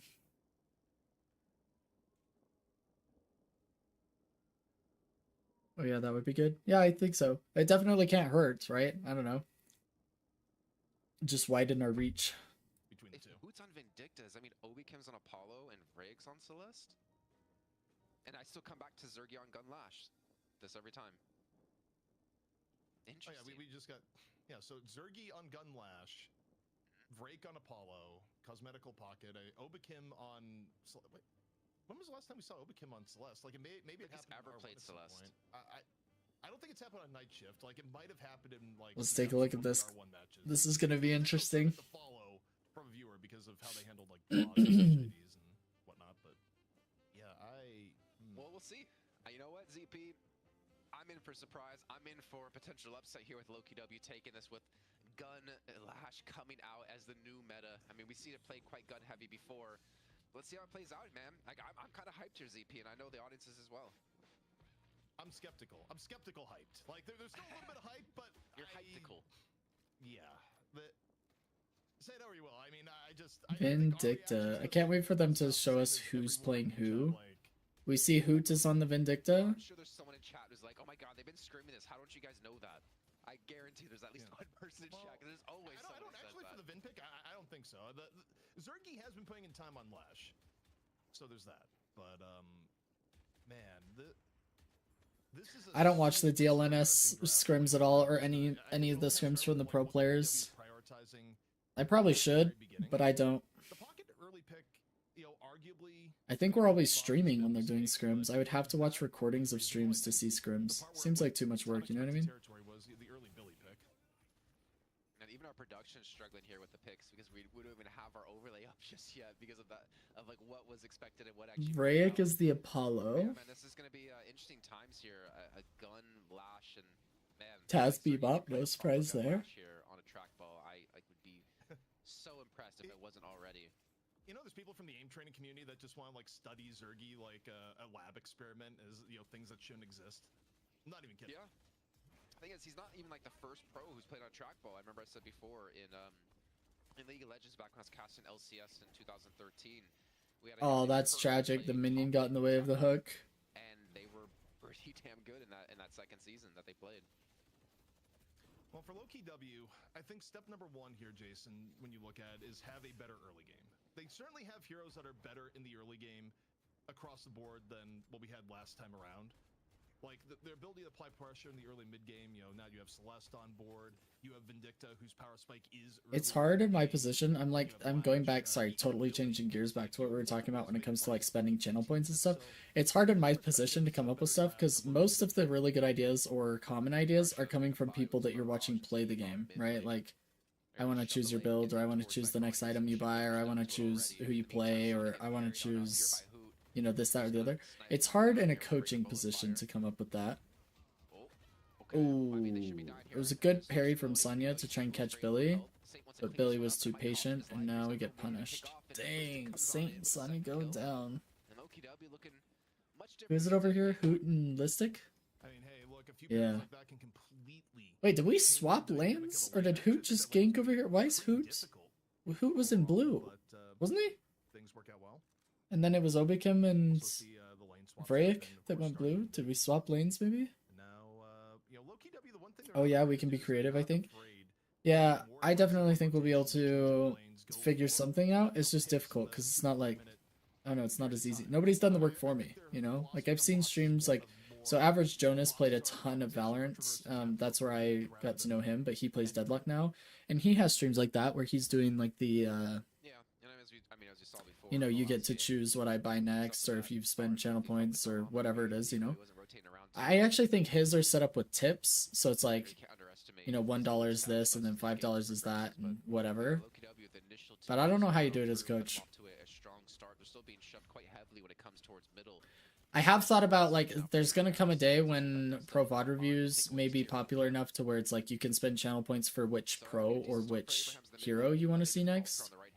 And I'll have a larger repertoire, so it's like, hey, I really want to see Taz playing Bebop, like Pro VOD Review, and so you spend channel points to see that, and then that's the next thing I do. That I can see, like, stuff like that, but it's just hard for me to come up with all of it. Wow, well played from Taz here. And this could be a problem for Loki W should another one or two instances of this happen, just because you know, I'm just glad we're finally Twitch affiliate. That makes it easier, because now we can do a lot of the things that we were barred from earlier. Like, couldn't sub, couldn't do bits and stuff like that, but now we can do custom emotes. We just have a lot more freedom, you know? So this could be better. Oh! Oh, Saint with the parry! Oh, we are going down. Yep, Listic's dead. Jester's dead. Saint rushed rebuttal there too, just for extra Oh, nice little OP edge for boost melees, from Hoot. in this case, Nice hauled in a movement. whopper. We do miss the bridge buff because we're too low. Fun today for sure. Whether it's the highlights or I don't even know what to call that. Like it's not a bullseye. I don't know what you would call what we just had there on screen for Hoot. It's a highlighter. We've used it on the casters too, but yeah, you look at the items for There it is again. Saint in the Billy lane, just super quick prio on rebuttal, which I honestly think is fine because don't forget too is that not only do you get the shorter cooldown parry, you also just take less melee damage if you are getting hit by melees. Like it's dual benefit. Survivable has been picked up for Obi-Kim. I also need to set up proper alerts for subs, followers, and whatnot. And I think I'm going to set up custom emotes with them. We have all ultimates online for Abrahams and currently Loki W. Got a lot to do. Got a lot to do. No death slam for Zergy just yet. It's all just a work in progress at this point. First time we're seeing this left-hand side here. Zergy's going to have his ultimate online here in just a few seconds once they finish off these minions, so they have to respect the death slam. Though Petrifying Bullet is up for Arzo.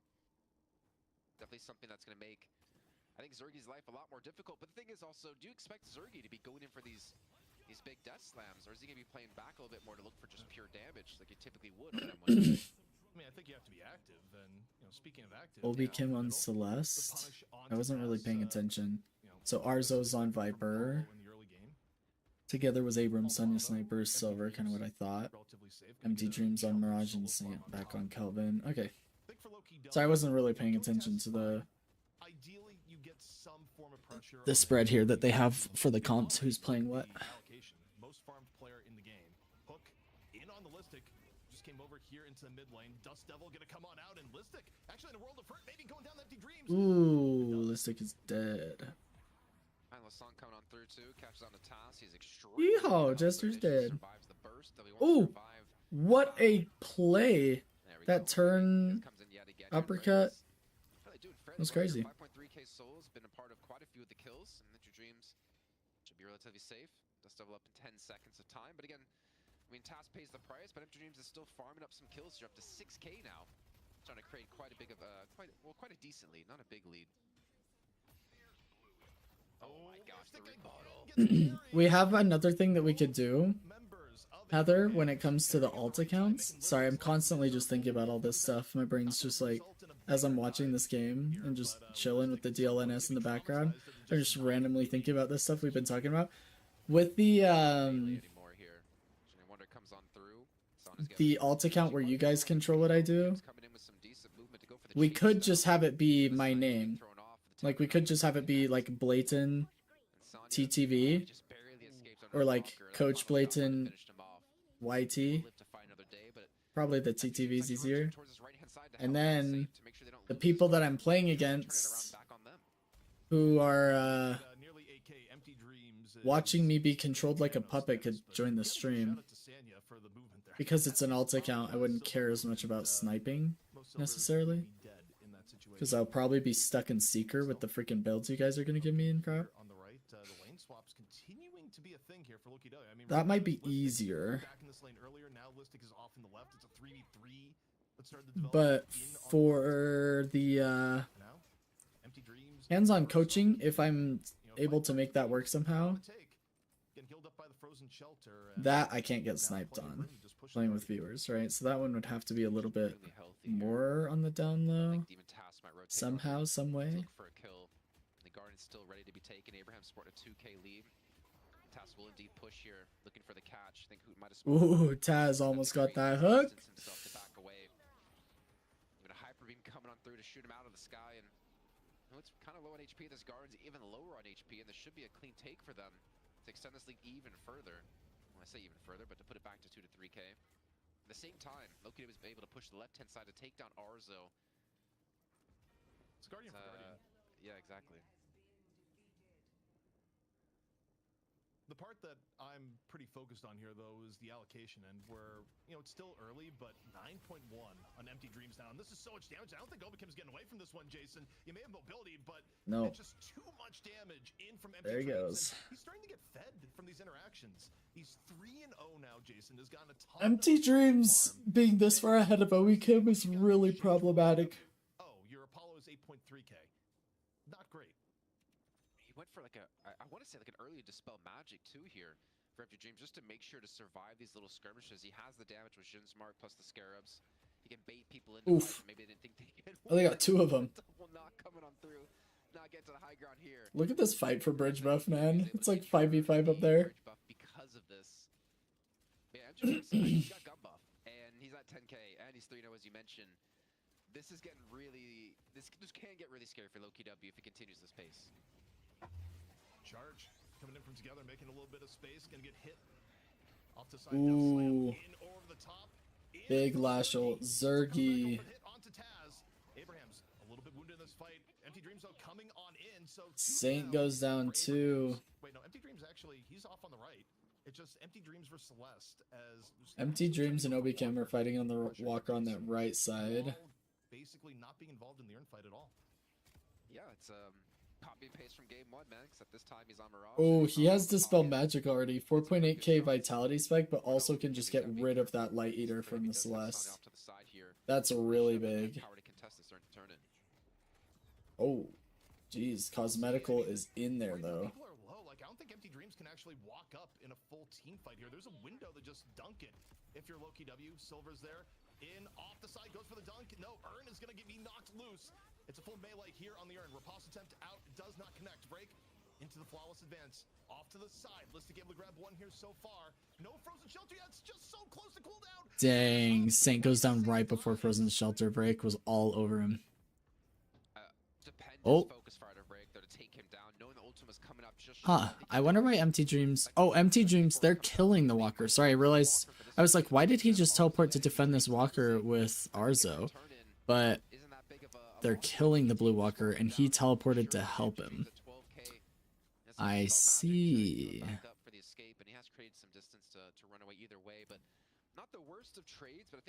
Did you see K-pop Demon Hunters, Heather? Let me know if you liked it, if you saw it. Because my wife and I are obsessed with it. And me saying I see reminded me. Like, yeah, mid-walker too, right? Yeah, I actually think Abraham's got out ahead. We absolutely loved K-pop Demon Hunters. You have and love it? Especially given the fact that, like, yeah. There for the walker kill. Like, this is a problem that is going to get worse as time goes on. But the chase down on Sanya. Ooh, this is not looking bueno. Okay, there goes the shield. Ooh, Abrams being here, it's just over. Oh, and Saint, jeez. 3v1. 4v1 with Empty Dreams, jeez. Obi-Kim just got nuked.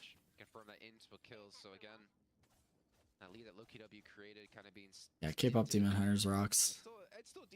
Me and my buddy were, like, so my work buddy, I think I've said this before, but I'm, like, by my career, so by trade, I'm a licensed stockbroker and financial advisor. And so I work with, like, a lot of really successful people, and my colleagues, a lot of them are very wealthy as well. And me and my buddy were, like, grown men stockbrokers for a very large firm on Wall Street. And we both love K-pop Demon Hunters. And so we're always joking about it. Because we're like, nobody can know. Ah, it's too funny, man. Well, and he has a 1-year-old daughter. And so he always says that he just blames it on her. He's like, no, she just wanted to watch it again. It was her, not me. And I'm like, yeah. We know what that's about. Just too funny. I thought you were going to say, like, does Zergy speak proper English? Which some people is like, well, he can mimic the voice lines pretty well. Yeah, exactly. I remember, was it, I think it was Lightbringer on a stream. Someone asked. It is so good. Yeah, it's fantastic. The way Zergy acts on a stream. When I first watched it with my sister, we were laughing so hard. We thought it was so funny. And then when we heard Golden for the first time, and you hear that, like, you hear her belting, I was like, wait, I don't know what kind of kids show this is, but this girl could freaking sing. And then, like, the music just kept getting even more insane. You get, like, Soda Pop, and then you get, like, Free, Your Idol, what it sounds like, you know, you start getting into these later songs. And I was like, dang, this soundtrack actually just slaps. So my sister and I were just like instantly in love. My wife too. My wife loves it. I just remember my sister and I laughing so freaking hard. I have them on my playlists, my idol, yes. Yeah, so I definitely have listened to the soundtrack like on repeat for the last 6 months or longer. Pretty much since it came out, so however long that's been. Jeez.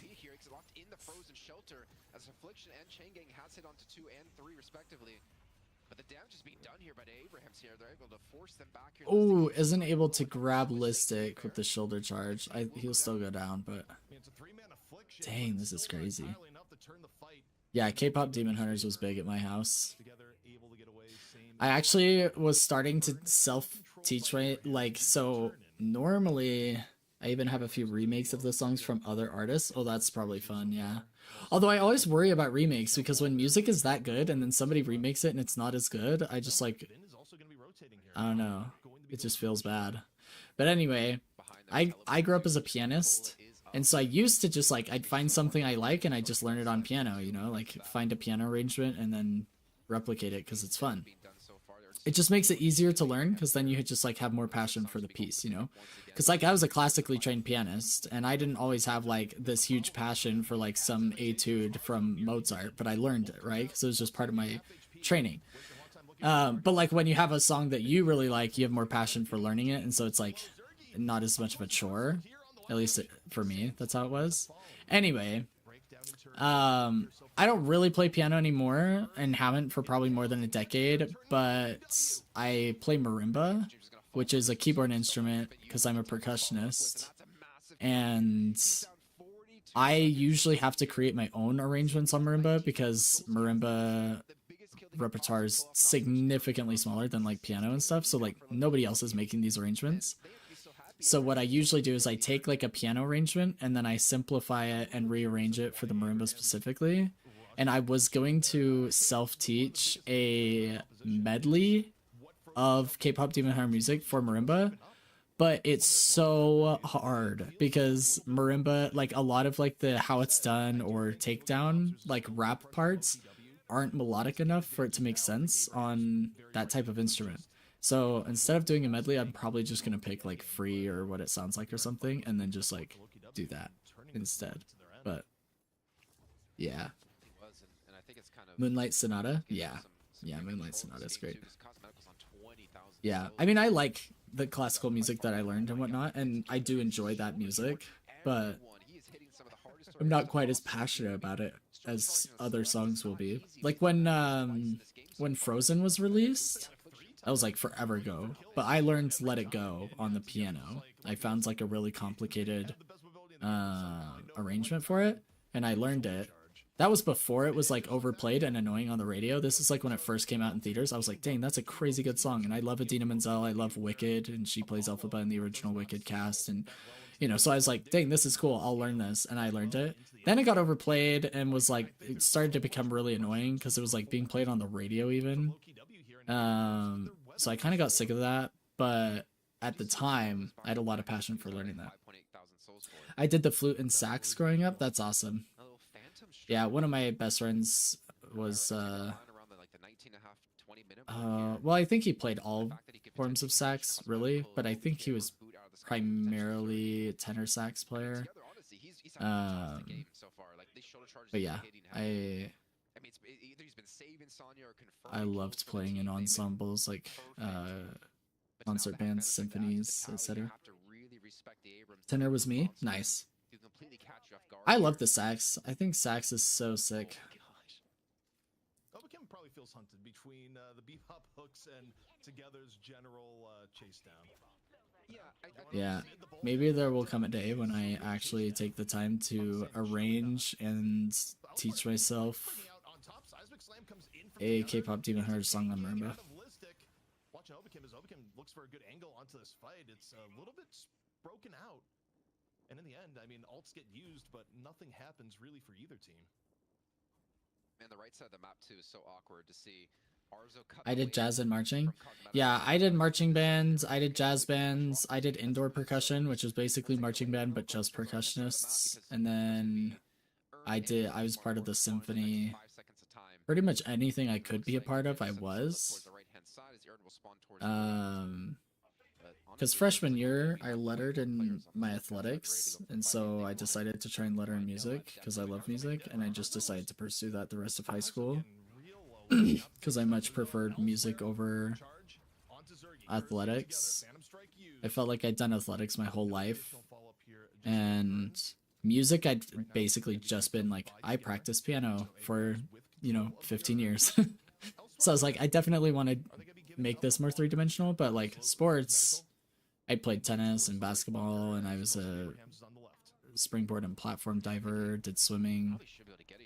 And so I was like, I'm done with athletics, and so I just did music in high school pretty much after freshman year. I just did percussion.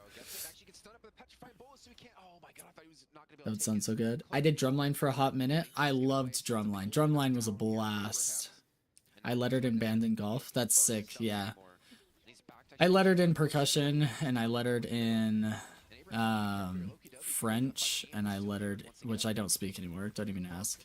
I speak Portuguese, but I don't speak French anymore. But in high school, I lettered in French, and then I lettered in diving, too. But percussion was probably the best part of high school. I hated high school kid. Like, I'm not one of the people that's like, oh, high school was like the peak of my life and everything's been downhill since then. And, fond memories. I hated high school. High school was a waste of time. People were dumb. School was dumber. I just hated high school. But music, like percussion and everything that I did with it was definitely my favorite part. So like marching band, drumline, indoor percussion, concert band, symphony, jazz band, everything like that. Definitely the best memories I have. Same, you hated high school? Yeah, I'm just not that person. I think it's why I burnt out of college so fast too, because I was like, dang, this is pretty much the same thing, except I have to pay way more money for it. And the musical side of things was not reasonable for how much work I was putting in on the side. You know what I mean? Like, high school, I could get good grades with like doing very little work. And then I would basically just spend all of my energy on the things I like doing, which is like music. But in college, I had to put a lot of effort into classes, so I didn't have any more energy for music. So it's just like, this sucks. So then I stopped college and got licensed as a financial advisor and stockbroker and started making a lot of money doing that instead. And now I'm doing this. 3-0 favor of Loki W. They're gonna pick up the urn. They're gonna get the dunk. They end up with 4 before it's all said and done. And Jason, it is mid-boss time. I mean, I almost feel like Got to a point where making money wasn't happy anymore. And he's gonna fall once again. That's 5 kills and the urn turn-in. Was that fight not a 6-on-4 in favor of Abrahams? And they lose the fight, they lose the urn, and they're losing mid-boss. A massive play here at a Cosmetical and Listic in particular. Yeah, I mean, that was the dream. As far as Pocket goes, you get the 3-man affliction, you get the massive chain gang out of Listic, and now you're able to roll that into. I've never played golf, Heather, but we have this like. Do they have Top Golf where you're at? I don't know if they do. Maybe that's just like a Utah thing where I live. But Top Golf is the closest thing I've come to playing golf, and man, that sport is freaking difficult. So lettering it in it must have been pretty freaking difficult. Oh, you have Top... Yeah. Top Golf is the closest thing I've come to playing golf, which is not at all the same. Because it's basically just drivers and irons. Like, there's nothing else going on. But, yeah. I could not imagine lettering in golf. I am not that kind of athletic, like, precision sport person. I like tennis, which is, like, a similar concept, where it's, like, a very precise sport. It's not like some contact sport of endurance. But golf is like a whole other world. I was a kid that knew what I could just not do and would always just pass those classes. I would get an A in the ones I did like, LOL. Yeah. I see that. I understand that for sure. I played golf in college too. I was MVP in high school, LOL. Nice! Yeah, that's sick. I could not. My cousin tried to convince me to play golf. he was like, so he's single, which makes it a little bit easier for him to say things like this. But he was basically like, yo, what you need to do is get a job where the base pay is enough to live off of, and then you get like bonuses or things like that based on like performance, and because he's in sales, so like he has a base salary and then he gets a bunch of extra money from sales and bonuses and stuff. And he's like, what you do is you live off the base pay and then you use all the other money for golf. And I was like, bro, Connor, I don't think that's the way to go. Like, I can't do that. And I did have a job like that. Like, you know, as a broker, my job was like pretty sales oriented. And so at the firm, my base pay was like less than half of my overall income, but it was enough pretty much to live off of. So I was in a situation like that, but like, I'm not single, you know, like I'm married and don't play golf. But it was pretty funny take from him. I was like, I'm definitely not doing that. But yeah, he tried to get me to play golf. He's like, and then he was saying, he's like, hey, listen, if you don't play golf now, you're just going to play it later and you're going to kick yourself for not playing it earlier. So just start now. And I was like, I don't know. We'll see if he's right. I'll check back with you guys on if my cousin has it all figured out. And if I end up like starting playing golf and going, man, I should have started earlier. But I don't know. I think if I was playing golf, it would mainly because I really wanted to play with somebody specific, you know? Like I have a bunch of friends that are like, yo, we're playing golf on the weekends. You want to come play with us now? I'd be like, all right, well, if it's with the boys, you know, I might go do it. But if it's just me, I'm definitely not.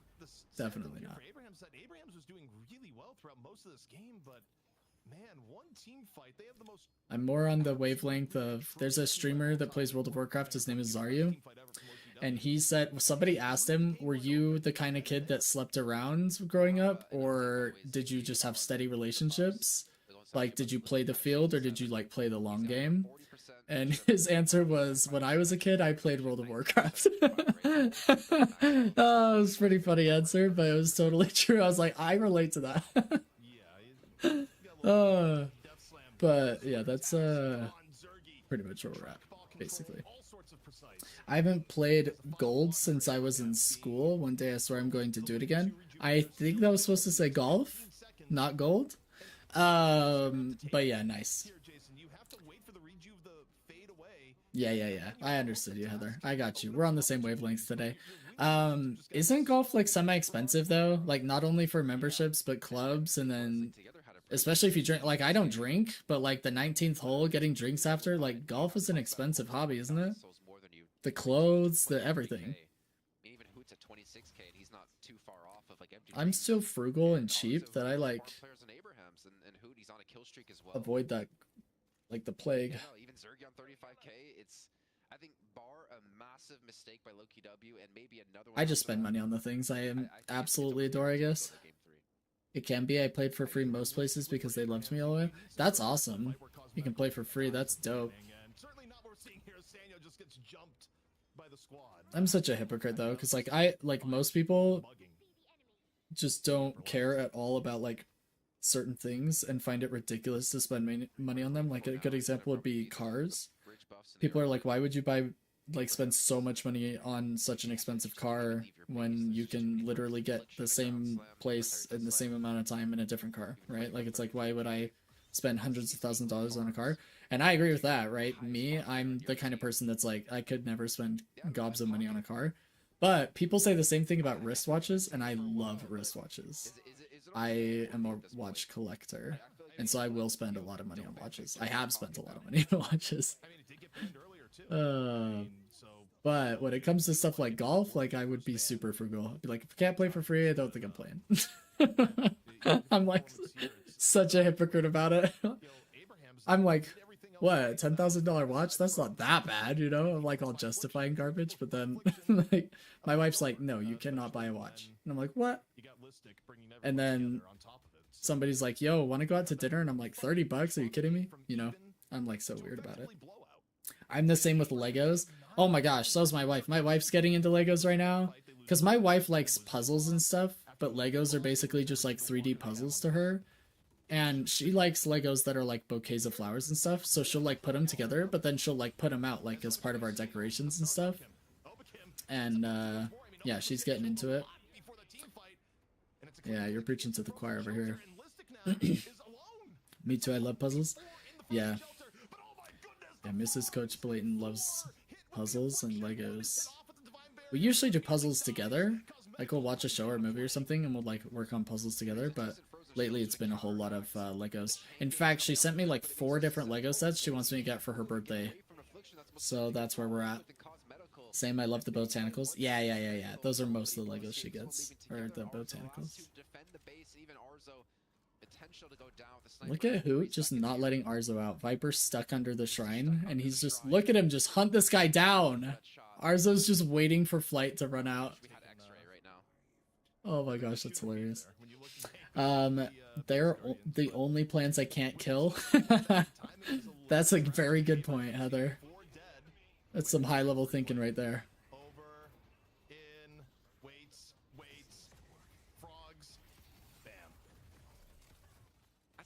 Did he hit nobody with that affliction? Or did they just like insta die? Looked like that was a missed affliction actually. I don't think that pocket ult hit anybody. Just nets in the team fight victory for sure. I mean, they had an initial kill that was Obi kill to go down, but it didn't matter. The affliction was enough to turn that fight completely around.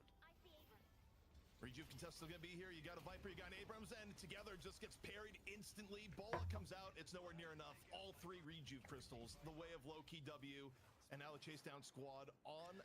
Alright, well I guess low-key W are gonna take this to a 3rd game, because they just won a team fight and got 3 Rejuves, so no more walkers to get, it's just base. Looks like they pulled out on top on this one. Heather got it right. Last team's gonna win this, we'll see. I kill all plants. Once I even killed an air plant. My family was like, here, you can't kill this. And that is how Lego Flower started. That's so good. What the heck is an air plant, by the way? I don't even know what that is. So you're down 1-0 in the series, play safe to make sure you can get yourself a map 3 and potentially the title for the 3rd week in a row. Keep in mind, I think we don't have like any plants really. Trying to think if we have any plants. Team take 3 wins in a row since maybe like the Leviathan era. Also, what I want to know here as the game is clearly I don't take care of them. But I don't think we have a lot of plants. My wife's not like a big plants person, but she loves botanicals. So we have Legos. Like, has he been cut off from the buffet? 82 buffs, Jason. OMG, it's this stupid plant that like goes on your fridge and it's supposed to live off just air. I think decent amount. What the heck? I've never heard. I'm googling this right now. Hold up. Air plants. I mean, Abraham's, you can fight this one out. You got ultimates up, but a 3-man affliction connects once again. And the Archmother will. Is it these little spiky things? Looking for a chance for redemption in game 3. Low QW bounce back in game 2 and take us to a 3rd. Air plants? I gotta say, coming into this game, Jason did not expect it. Had all the doubt in the world. Interesting. Draft, and frankly, interesting. there were parts that were right to be doubting, but I didn't know that was a thing until just now. Cosmetical on his pocket. The game went from even to a blowout in the flash. Just one quick slip of the frogs, and how things can change. Yeah, and Pocket. You totally killed it. How do you kill something that only lives off air? I don't even understand. You even killed a cactus once? That's tough. That's tough. And then you come into these team fights later on with your like max rank affliction. All right, we'll mute this while we're watching highlights. We'll wait for picks and bans. I know that is what everyone says. Oh, Heather. Heather. Killing air plants and cacti.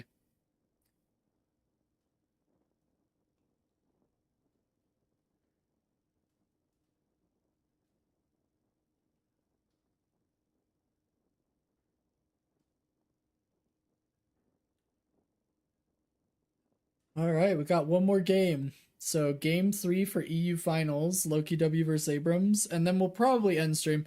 I probably won't be streaming for the NA games. I'll probably have to get off after that. I'm already exhausted. I feel like I haven't even been streaming that long, but for some reason it's yeah.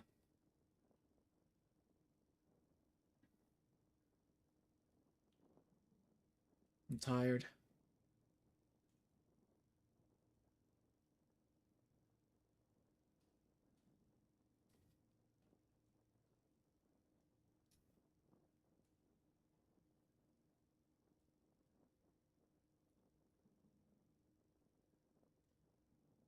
My kid for Mother's Day got me a stuffed plant and said, "Look, Mom, you can't kill this one." That's absolute gold. That is absolute gold. What? If you end up filling for like 2 to 3 minutes, that cut might get you W. my face and how happy I look. But I mean, at least the game finished early enough. Stuffed plant. Genius. But still, I mean, jokes aside, to bounce back from that first game, that first game was a slaughter. That first game just did not feel close, and you can see Cosmetical. Look at that, 21,000 objective damage being done. And that's kind of what we've been seeing out of all pockets now. High objective damage, high player damage, and of course, high souls. Then She trolls me. I love it. It's awesome. That's fantastic. Oh my gosh. I think part of the reason why, for example, something like Venator is less favored nowadays, that Venator has about 0 ability to leave a lane if you're committing for it. It's way easier to take him down, whereas, people are now having more value towards... Oh, these have match IDs? I thought these were like custom matches and didn't have match IDs, but this legit has a match ID. We could watch this from any one person's perspective and review it on stream. That's a huge W. I had no idea. So if you guys were like, "Hey, I wanted to see Cosmetical playing Pocket in the Night Shift game," boom, we could find it somehow, some way, Crazy. Or I could literally use Vraix 7-1 as my Apollo game that I've been looking for. Although these games are not great to review for like educational content, because these are actually like played completely differently from regular games. But maybe they're good for a different reason. She just came in here and saw me eating some of my snacks, and she just said, "What are you eating, Big Back?" Jeez. Ruthless. Ruthless. That's hilarious.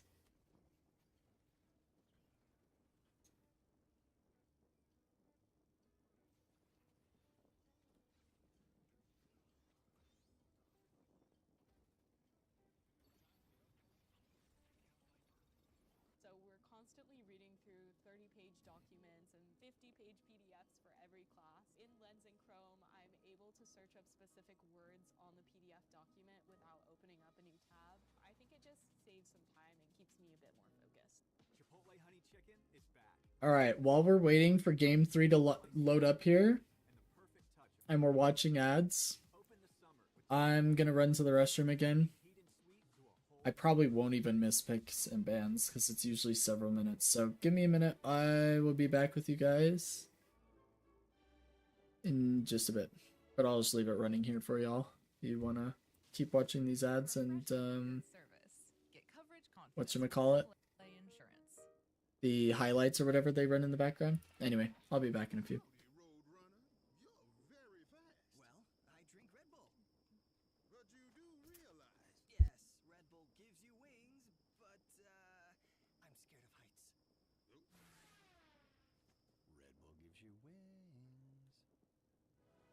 The new Red Bull Summer Edition with the taste of Sudachi lime.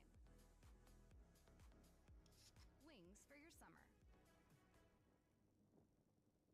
Hey guys, I've got AAA. When you're a AAA member, you're covered in anyone's car.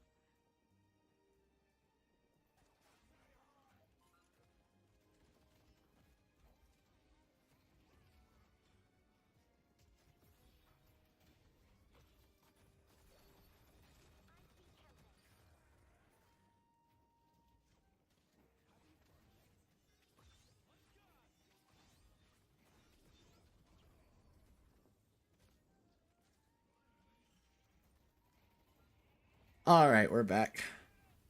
I knew I wouldn't miss picks and bans. They take pretty big breaks in between these games. Which is fine. Alrighty. Didn't this timer just say like 45 seconds and now it's at 3 minutes? What are they trying to pull a fast one on us or something? What's that about? Come on, get out of here.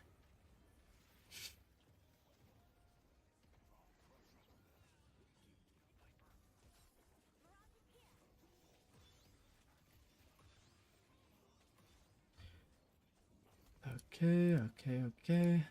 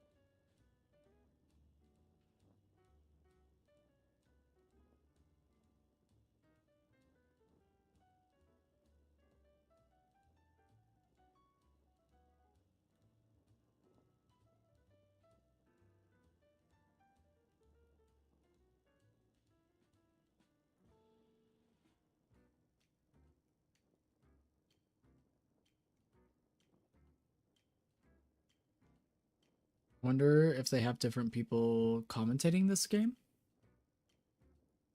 They're gonna swap it up or not.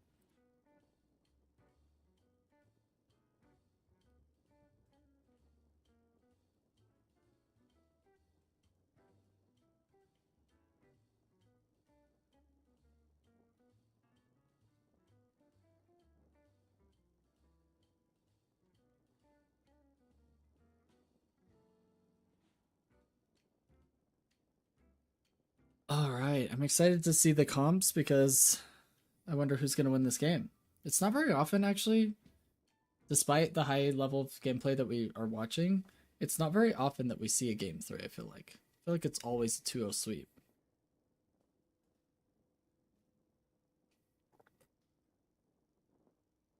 Maybe I should phrase it in saying it's not very often I see a game 3, because I don't watch DLNS enough. Definitely off stream, I don't watch it enough. Back in the second map after getting absolutely trounced in map 1 by an Abraham's team that looked unstoppable. But Jason, an unconventional draft, no problem for Loki W. They make it work off the power of Pocket. Yeah, and I mean, there's even Reddit posts popping up of like, is Pocket too strong? Honestly, I'm looking at it. I still feel like, and I was saying this during the break, that his max rank, or sorry, their max rank ultimate, the 0 healing when it's on you, I feel like that's too strong, and maybe that needs to be tweaked at some point, because it's the fact that you can't do anything is crazy, and all you really have to do to bring value necessarily is just hit an ultimate onto quite a few people. Obviously, Cosmetical and Empty Dreams are doing much more than that, but man, Pocket is insane, and if I don't see him banned at the start of this match, we better see him first picked. So my devil's advocate here in the other direction is that Pocket was already on the board when Abraham's picked Kelvin. So you already knew you were picking a hero basically based around your healing and saying the terms of engagement with Frozen Shelter into the hero that brings down the no healing frog. So Abraham's arguably maybe walked into that one from a draft perspective.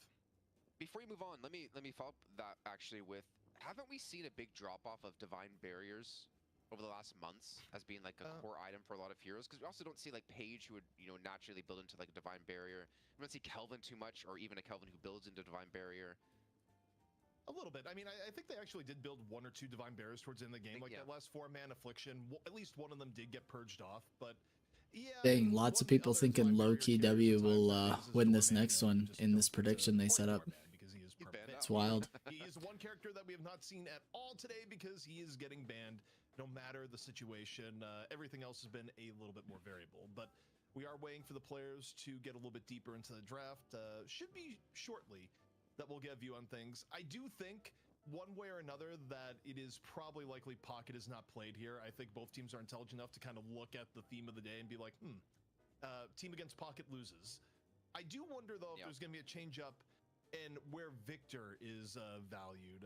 For example, on the low key W side, if we change up who's picking first and second, do they still ban or prioritize a first pick on Victor? Maybe not, especially if Pocket is off the table. That's the part that I think is very interesting to see develop. I think if you're Abrahams, you want first pick, and then you can ban Victor, and then you're oh man, as your first pick.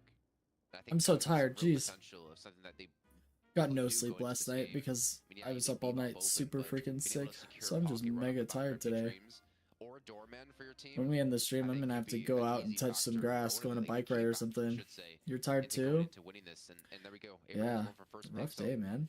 The stream was a lot of fun though. I was like on the verge of not streaming today because I was feeling so sick, but the stream has been a good distraction from how sick I've been today, so that's good. See what the preference is going to be. Had a lot of fun. Coming in from Abrahams, and yeah, they say we're not going to Pocket Town one more time. Cosmetical, you're going to have to got Boss Sauce and Crab Shack, some VOD reviews, some new notes. We did a couple Pro VOD reviews.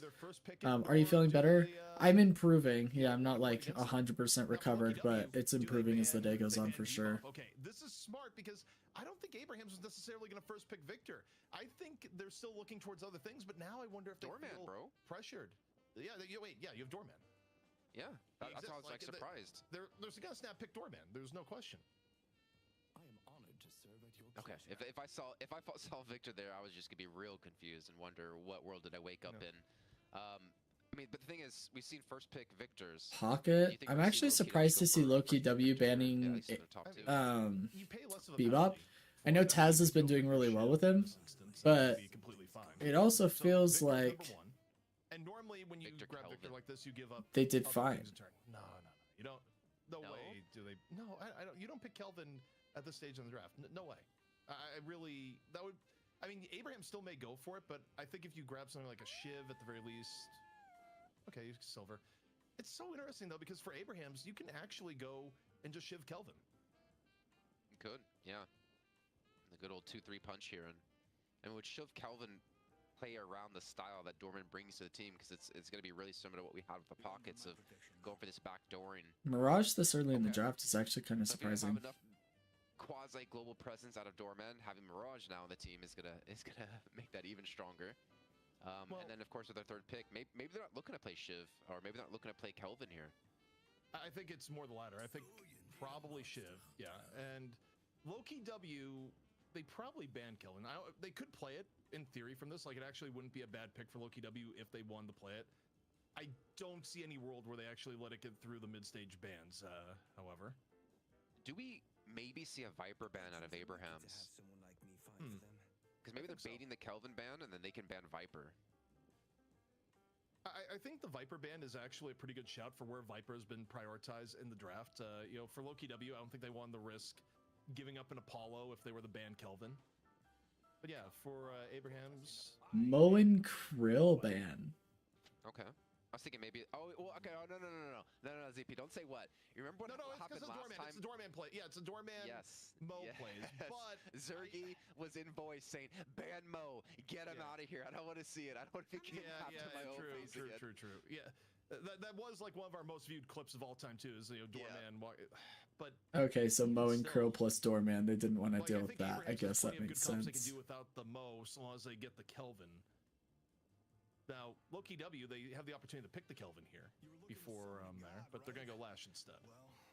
Abraham's banning Celeste is actually a really big deal because Celeste is so good. Such high impact, especially behind Silver and Victor.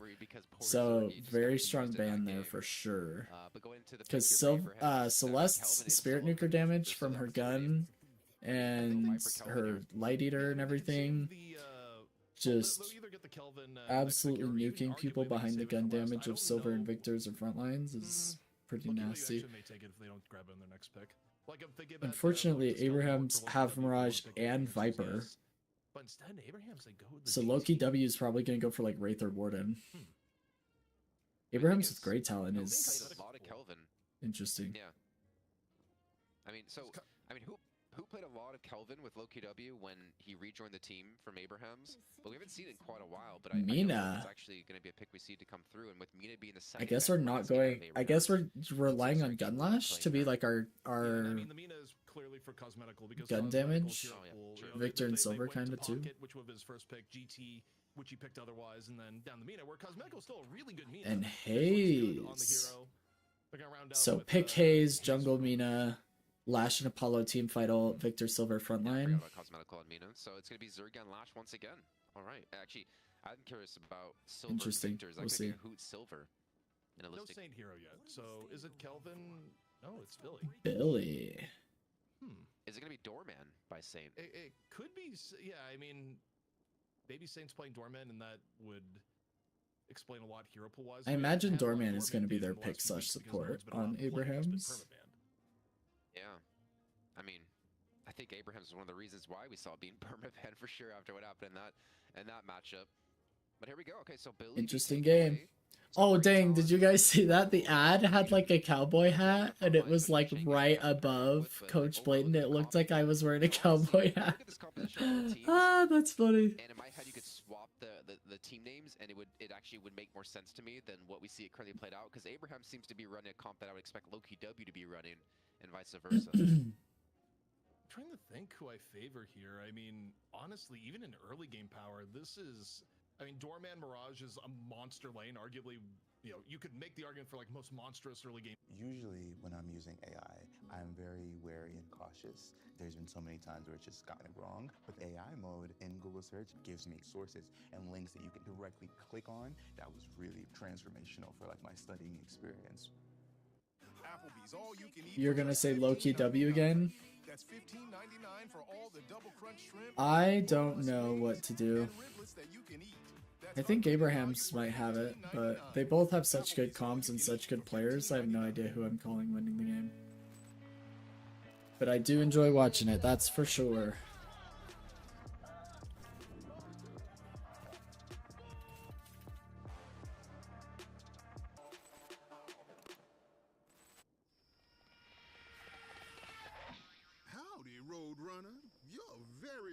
Well, I drink Red Bull.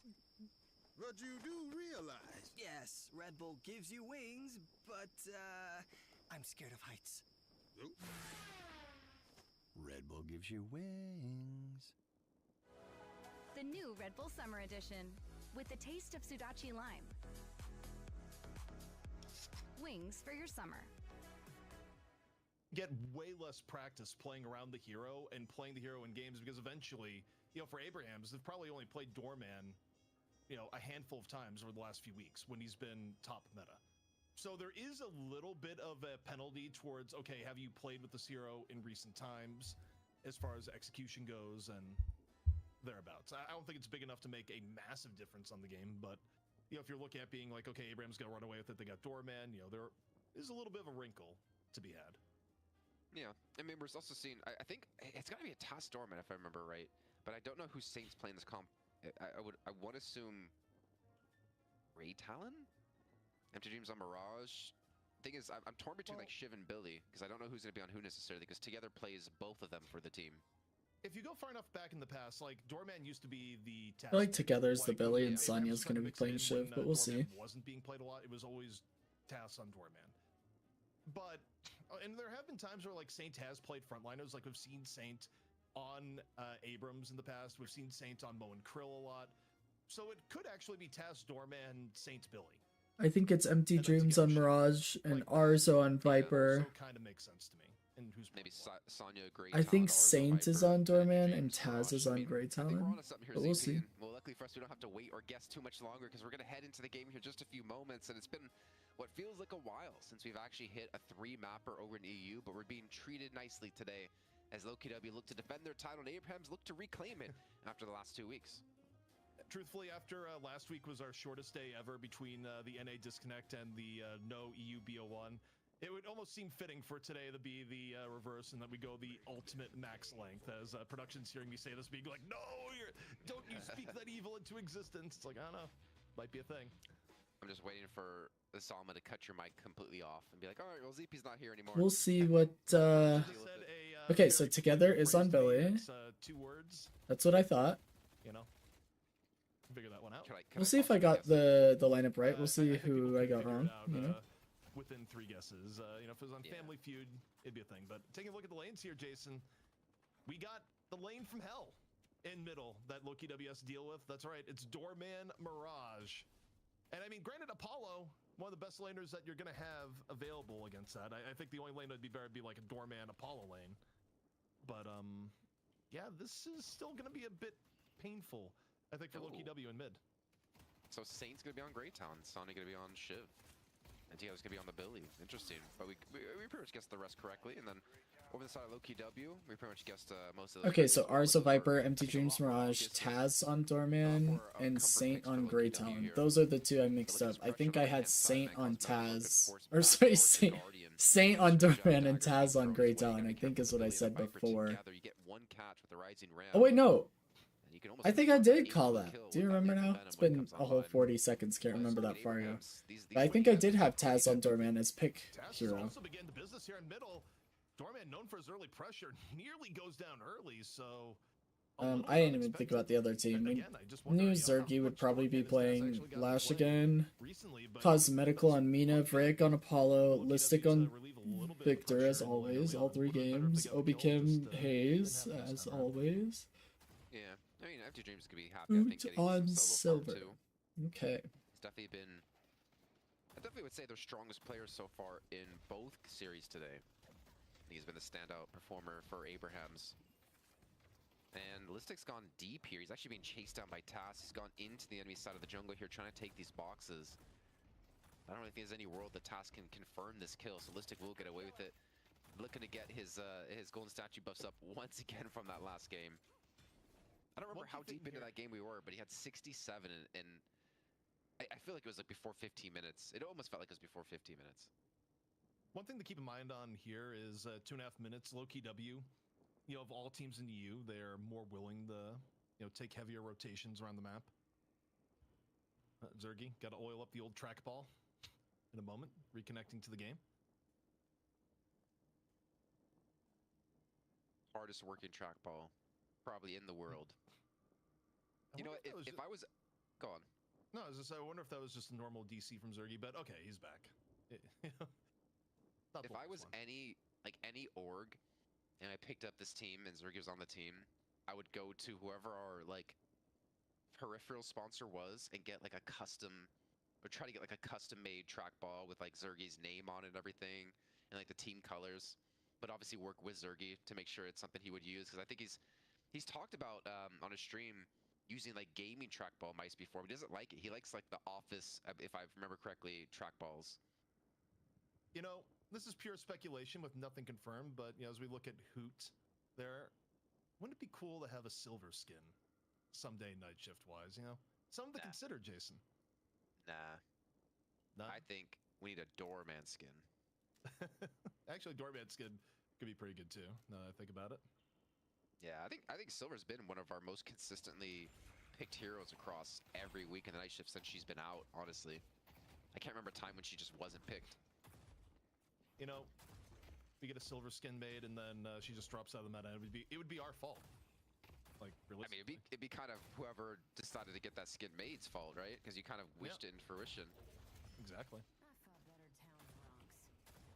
Also, the pressure being put down here on the left lane, pretty significant. Loki W. Meanwhile, it's also the one lane that they're actually being aggressive on and kind of have control. And I feel like middle, even though we did see Tasco back early on, it's been mostly them shoved up against their own guard, as you can tell by the HP. Same on the right-hand side, they've been really shoved back towards the Guardian. So I think for Loki W, doing well on your weakest lane is actually a godsend. Also, for Loki W, just hanging on in middle. You know, a lot of Doorman's power right now comes from what he's able to do into the early, into mid game. But oftentimes when he was being allowed into the game, his lane was just straight up winning. This time around, Tass being kept in check. I mean, I think it does help when you go out of your way to make Apollo the lane matchup on the Dang, Listic is looking worse for wear. Senses a little bit of weakness here out of Victor. Listic, low HP. Oh, he got another Scarab. Oh my gosh, what pathing. Listic goes down. Barely gets it. I thought he was free, Jason. A read on the movement. Billy's also going to be here, so Taylor's going to help him escape. Nice riposte from Break. Get out of there, disengage.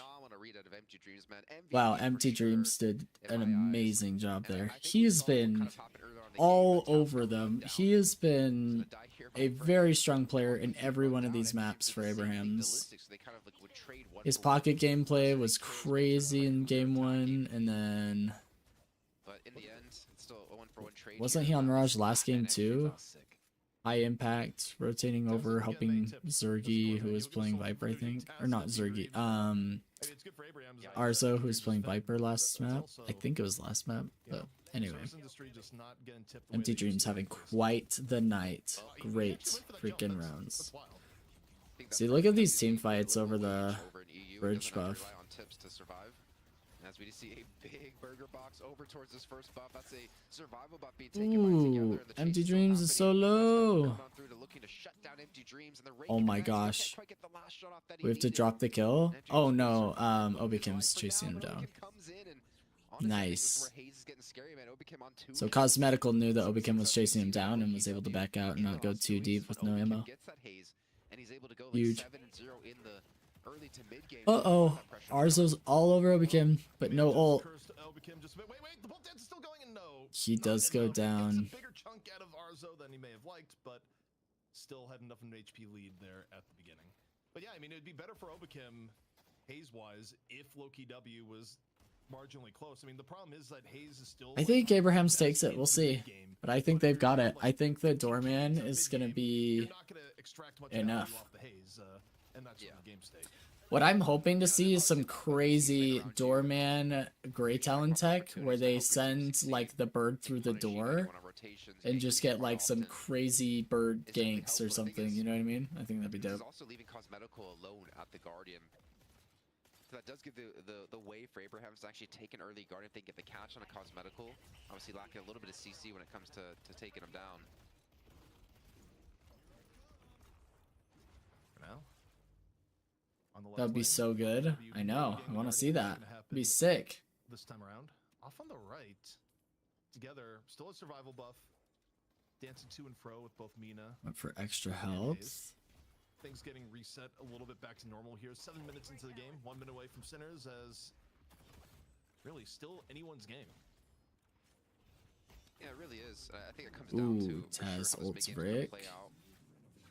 Isabela's Hotel welcomes its first guest of the match. It's gonna be Vrick, who's gonna get out with no late fees. And really no late fees. It's late fees that get you. That's why no one really liked Blockbuster back in the day. As Taz goes down. Trip to the Baroness Hotel onto Apollo and himself ends up paying the price. Chain Gang I'm surprised we're not seeing very many Sinclairs either. over in mid, but no one really getting pulled in. I mean, Sinclair isn't in the strongest spot he's ever been in, but in coordinated gameplay, he's so strong. Like, support Sinclair. Man, Shocking reanimation though. so And the good. guard, should he fall? And Obikim's coming in from the side here, Jason. Gonna get spotted out here, but still hits the sleep dagger. Was back to farm it up once again. But thing is, like Obikim, his presence I think has been felt quite far around the map. Except this time, Tia's gonna go for the chase down in towards the enemy side. Gets the catch on the rise. Oh no! Greedy light melee. Obikim just switches that over fast. That parry fixation stacks, pops the ult, and uses it together has nothing. Man. I mean, chat was pretty brutal against Obikim. Like, I looked back last game and people were just like, Obikim feed, you know, paid to throw, etc., etc. No pros there. That was a parry into a destruction onto together. However, call bell being serviced here in mid. Loki W trying to defend mid Guardian. And, I mean, the fact that it lived this long against this lane is still pretty remarkable, Jason. Yeah, I mean, maybe it's criminal actually for Abrahams to not take it earlier on. I think maybe part of that's due to Obikim the rotations, and Saint not gonna escape this one. A 3-kill streak now for Obikim at 6.5k souls. I mean, I think there's a lot of we have to like really focus on this too, because it's not only been about Obikim being successful in these ganks, but the fact that Cosmetical hasn't really been punished too much. He's on 8,900 souls. He's been doing a great job of just staying alive. Almost staying alive is something Obikim might not be able to do. No, he doesn't get hit by the jump pad. Is eating damage on the back. There's a Ooh, Saint was looking for him. Not quite the most birdable area, but Obikim feeling very hunted down. And actually still getting chased all the while. Like, Obikim's not safe here yet. It is a long, long chase. The service from the bellhop. In the back, the doorman. Ready and waiting to go. And I think just barely Obikim's gonna get away with his life, but that was scary. Close. Very close. Wow, I can't believe Obikim got out. But as I was saying before, like Cosmetical, 9.4k. That was wild. What a chase. So far ahead of everyone in this game. And I think awkward. The fact that he's been playing safe. Tried to hit both minions and hit nothing. With Obikim not There we really go. in the lane too often, I think is a testament to Cosmetical and also the way the team is playing around him. I mean, when he gets up to 10k souls, who can really contest him? He's 2k ahead of the strongest person on Abraham's side. The lead that he has right now is the lead that Loki. That was wild. The haze, yeah, couldn't agree more. That was a crazy chase. Yeah, and I mean, look, you think about threats in the game. Amina that is ahead of the game gets very, very scary. 10 minutes and we're already all over this urn trying to grab it.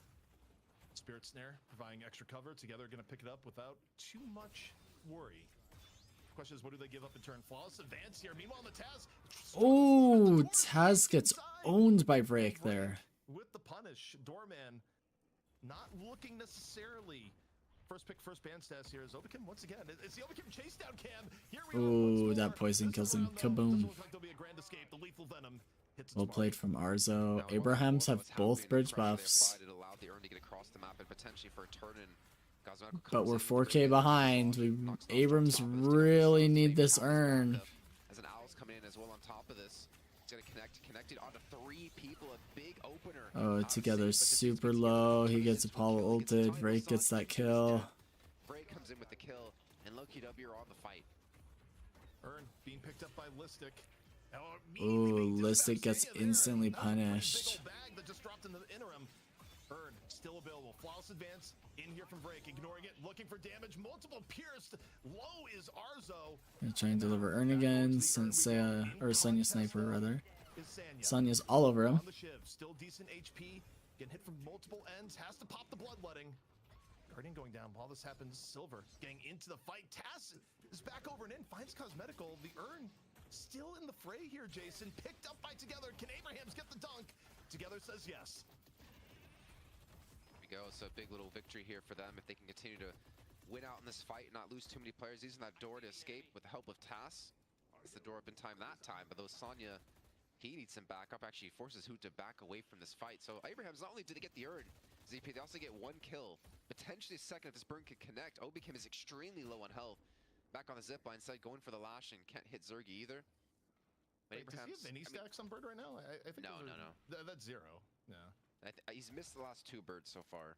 But before that, I think it hit like on a 3 or 4. Sorry, not the last 2 ones, but out of the last 3, he's only hit 2 or 1. I can't tell. Also, together, facing the rain of bats to the side of Werewolf on the right. OKW just looking for the Guardian, and here comes Obakim. Slowing Hex on him and Rusted Barrel. Obikim making sure he can't shoot back, he can't use tornadoes. Oh, Sunny Sniper goes down. Listic is low, almost got his ult. Hoot, half HP. Even as they get low in the process. Yeah, I mean, even though they lost the earned turn-in and that initial fight, it's a pretty close game so far. Extremely well here. I'm sorry, I can't really see much of what's happening right now. I think my Italian internet has come over with me to the US, as I can't read anything in the 3 pixels that I see. But it looks like it's about a 2K lead so far, and again, Cosmetical farming up Vrake, again having another great game, this time on Apollo. Stealing enemy farm with your teammate so it goes twice as fast and you're not on the enemy side of the map for as long. Definitely the play. On the feed. But yeah, on the whole, Mina and Lash started with their sinners, got it done twice as quick because they did it together. I have to say, it's sort of interesting to me where Obakim has been public enemy #1, whether it be on the Celeste or the Haze.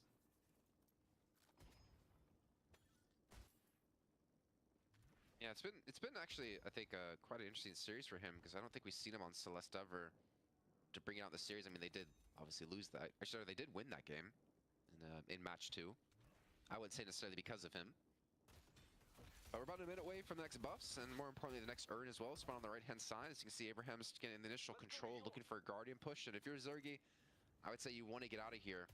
You have the backup out of Obikim, but there's just so many players here. Destam's also ready to go too. There's going to be the Bolt Dance coming on through. And the response to Lucky W is to keep them back on the right-hand side where they push left. And I don't know if Arzo can survive this. This should be a Walker actually being given up out of Abraham's, I would imagine.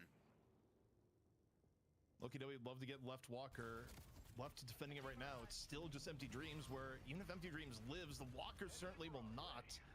The 1-on-3, there's only so much you can do at that point. So first Walker of the game. Going over towards Bridge buffs, urn. 10 seconds left till next It's about to get Okay, exciting. off the jump pad, Hoot taking a dive. See if there's Sorry, I'm like sitting way back. You probably can't even hear me. Or maybe I'm cutting out. Hold up. Are both Mirage and Doorman has 15 minutes hit. Bridge buffs and urn. That's one way to restore some of the HP you just lost from the jump pad. Yeah, he's gonna be happy about that too, considering Urn will be in play now. No need to go back towards base. Cosmetical's not. You could hear me? Oh, good. Keep this Garn alive, but again, I wouldn't expect it too much when you're up against Empty Dreams on this 1-on-1. He's got the sub stem already picked I'm sitting up. back too, LOL. I was wondering if we might see like an early E shift out of Cosmetical, like we've been seeing out of some Minas as of late. It gets my subconscious telling me that it wants to fall asleep even though it's 5:30 p.m. Lethal Venom if you don't have your Sanguine retreat up. Elsewhere. Oh. Comes in, pulls in Hoot. Pressure on Ooh, Arzo in a lot of trouble here. Getting damage to turn to Tani Losan out at the same time. Hits on Ooh, Obikim with the ult. Coming out from Obikim a little bit later into the fight. Shocking reanimation. Proct Listic. A second lease on life. Lycan Curse on the outskirts. Together goes down from Hoot.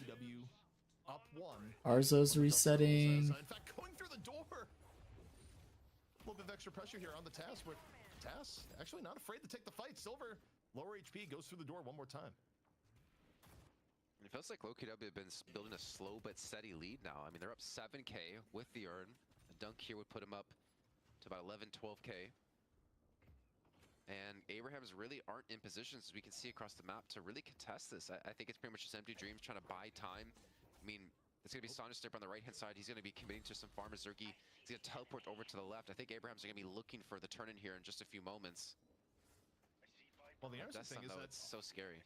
Off the Spirit Snare and the quick drive-by by Empty Dreams, they bought a little bit of time. Apollo going for the dunk, has to get through the goalie, which is Together. Together says, no way. Billy acting as the protection. Over the top, though. Ooh, Together goes down. Cosmetical deals with the GOAT. Perry. Over. Actually, riposte. They're looking for Frake. Taking the battle the other way. Cosmetical able to finish off Arzo. 2 down here for Abraham so far. Urn getting picked up in the fray by Vrake. Going over. Does he get through? He does. The Urn turned in for low-key W. Door, not enough. Did he like... Tass like jumped over Vrake. I think he thought Vrake was gonna jump to try to go for the late melee, and he just ran under him like a hurdle. And they get the dunk, man. 10k lead now, 17 and a half minutes in. Thing is, they're gonna lose a walk on the right-hand side. Empty Dreams doing exactly what he did pretty much this entire series and the last. So he does equalize things when it comes to walkers, even though they did lose the earn turn-in, and keeps that lead. I mean, still around 7k, so really not much of a gain here. LokiW. I mean, the one upside, of course, is when you talk about trades, there's a theory that, you know, you'd rather be on the earn side of it because the walker, you can get those tools later on, whereas the earn, it's gone forever. And I will say, the fact that Empty Dreams is able to get it is also pretty beneficial. Like, anytime you get a solar walker kill on your M1, you know, it carries higher value than getting it under other circumstances where, you know, while we're talking about this, Sanya getting incredibly low on the map, but all in all, I mean, still a winnable game for Abrahams, though down 8k. Oh, this is going to be a big pick. Arzo didn't have Bola, or he used it. I don't know. Obikim played that really well. Was able to get that pick. Oh my god, that was Ooh, Cosmetical looking for a second pick. Taz 1 HP gets out with the door.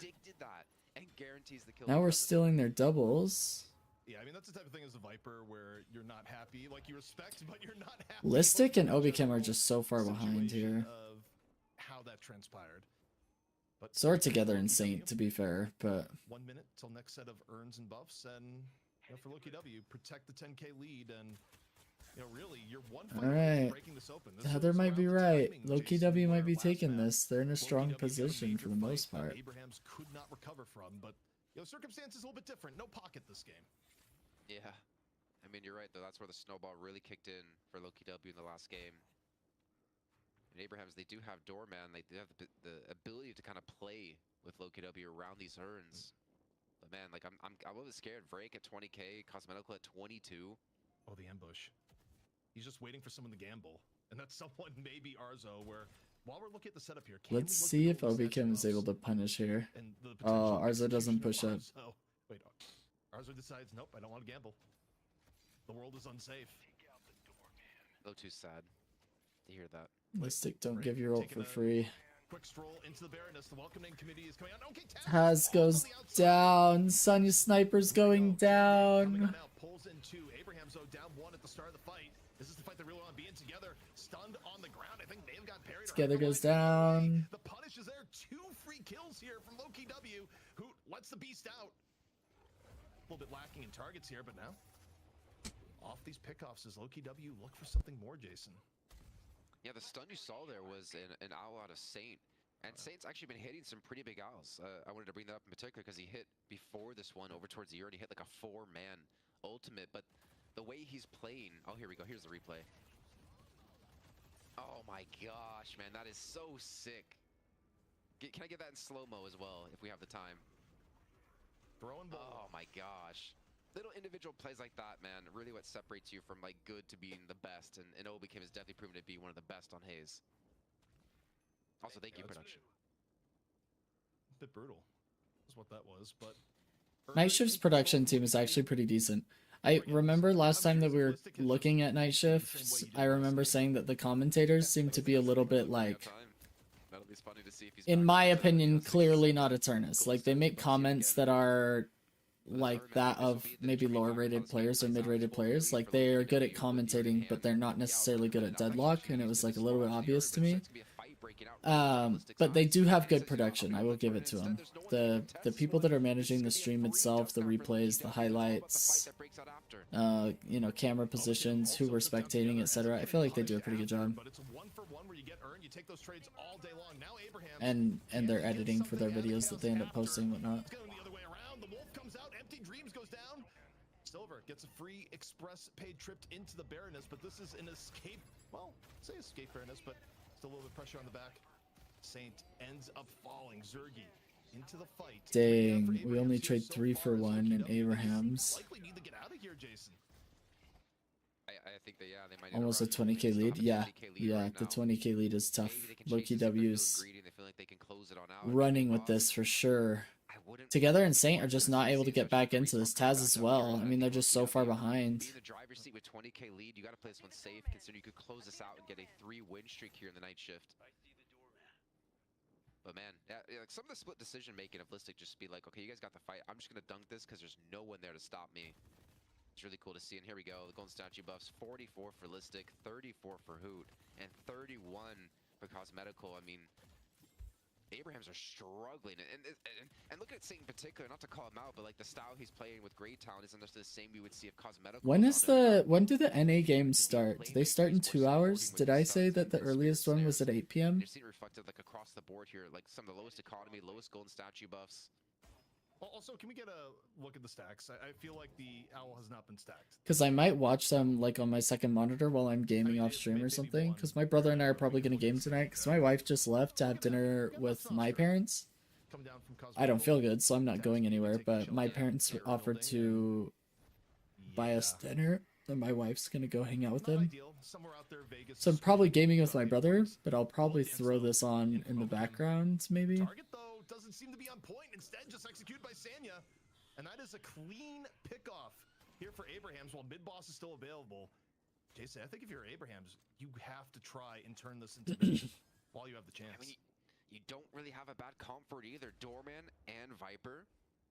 The potential for mid-boss control with those two heroes is crazy, but it looks like they're a bit. See, this is one of those calls from the commentators where I'm like, that's low elo. They can't go for mid-boss while Lash still has ult. Now they could, but we've used all our ults now, right? So like, and then we ended up just dying 2v3. No, 3 for 1 rather. Hayes was already dead. Maybe even more, depending on how this goes. Although Hoot's taking a beating from Arzo.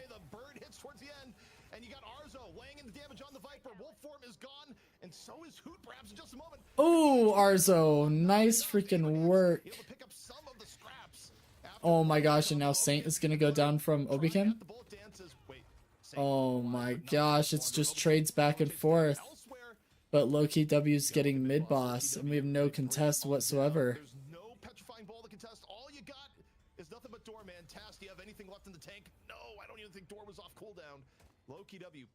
Oh my gosh.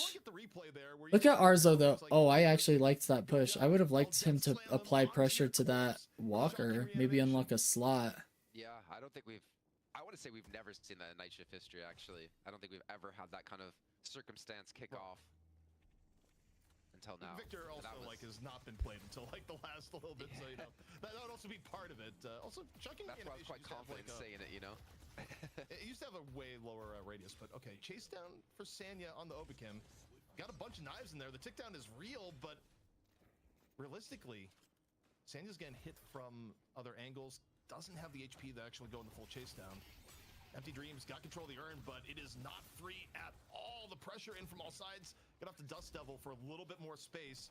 Abrahams coalescing here on the right. There on the pop, shocking reanimation. And was again turning into a very skirmishy fight. Thing is, they have 3 rejuves charges left to go. They have Cosmetical joining in, and they do manage, I think more importantly, to steal away the urn. You saw Abrahams try to take it and get it across the map as quick as they possibly could, considering it's on their side of the map. But Loki W, they are just trying to put a stranglehold on Abrahams and any economy, any income they could possibly get. And now maybe a catch on to Empty Dreams, so the ground strike not going to quite connect. But Empty Dreams is running out of HP, and the Dust Devil isn't going to be enough to survive. And maybe they can be turned on top of this too. Now Loki W are on a warpath here, ZP. I mean, for Abrahams, I think they've been right to try and go for scrappier fights. 25k soul lead, and they have our retake urn in a 6v5 with 3 rejuves up. That's nail in the coffin. Loki W looks like they are taking this. It's gonna take a pretty insane random turnaround for Abrahams to win this.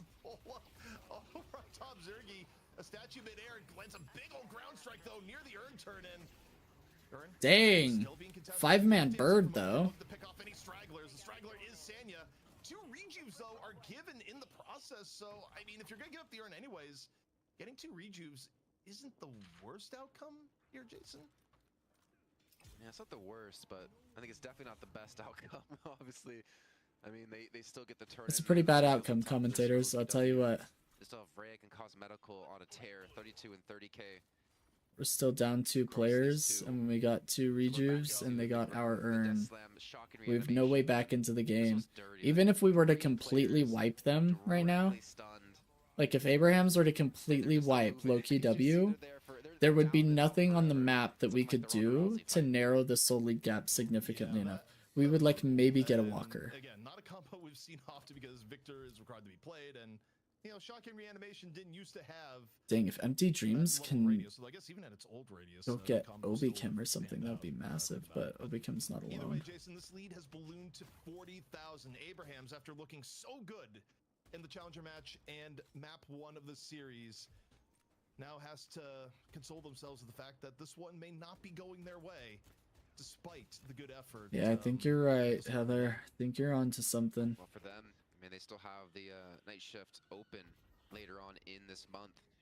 What was that? He just has a little bit of a warm Did he counterspell that? It looked like he did. Because they have a chance to qualify into the main event. Yeah, that looked I think he would have died if he didn't counterspell it. Why does my owl have X-ray vision on top of it? The truly ethereal spirit owl. But yeah, I mean, He did not just say ethereal. You know, losing here is It's tough. ethereal. What the heck was that? Come on. Come on, Night Shift. We can't be saying ethereal. That is just not a real thing that I just heard. Next 2 weeks for them. It's the most deadlock I think we've ever had in a single month, now that I think about it. For like official tournaments and play, I don't think we've ever had like 3 large tournaments on top of the weeklies altogether. But Cosmetical over the doubles, drops Nox Nostra. As we see Sanya just getting whittled away. Empty Dreams Arzo dead on the outskirts. The welcoming party, yeah, you drop the skin, but Listic, he's getting right back up. Shocking Reanimation nearly clipped. Yeah, I mean, we're just not taking any positive trades anywhere. 40k soul lead, and so low-key W are just 6v3 now. Staircase. I didn't know Zatani Lasan had X-ray vision and ethereal as well, able to go through staircases. But with 4 kills coming through, Loki W are finally able to push the base here out of Abrahams and also push a walker at the same time. Actually, not much you can do about this. You're down 47, almost 50k souls. It feels like a matter of time here, and Loki W going to be retaining their title once again here, the Night Shift, bar any massive mistake.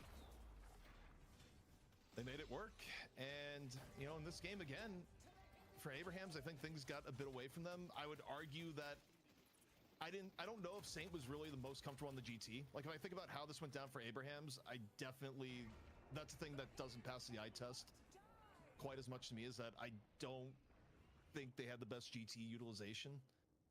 But for Loki W too, they were able to get a lot of comfort picks, like you had mentioned, Jason, but it's absolutely true. You still get Cosmetical on Mina, you get Listic on the Victor. I mean, Zergy Lash. I think this is Cosmetical's strongest performance, no? Hoot on Silver, Obikim Hayes. I mean, these are Maybe he had a really good Celeste game too, wasn't it? He on Celeste? long period of time. I mean, it was a comfortable composition for Loki W. You know, whereas for Abrahams, I don't know if that was necessarily the case for some of their players. Yeah, I feel like this was Listic's best game too. He's played Victor all 3 games, but I feel like this game he actually was able to put in a lot of pressure. In the other games he wasn't as quite as big of a deal. A decision they made. But maybe that's just me. Oh, Empty Dreams getting melted by Cosmetical. Taz too. Taz got caught by Obikim. That's game. That's 6v4. Patron's already down. This is looking pretty bad. Oh, Obikim's actually really low. Oh my gosh! Sanya, nice execute. I mean, it doesn't make a difference in the outcome, but nice execute. GG. Loki W takes it.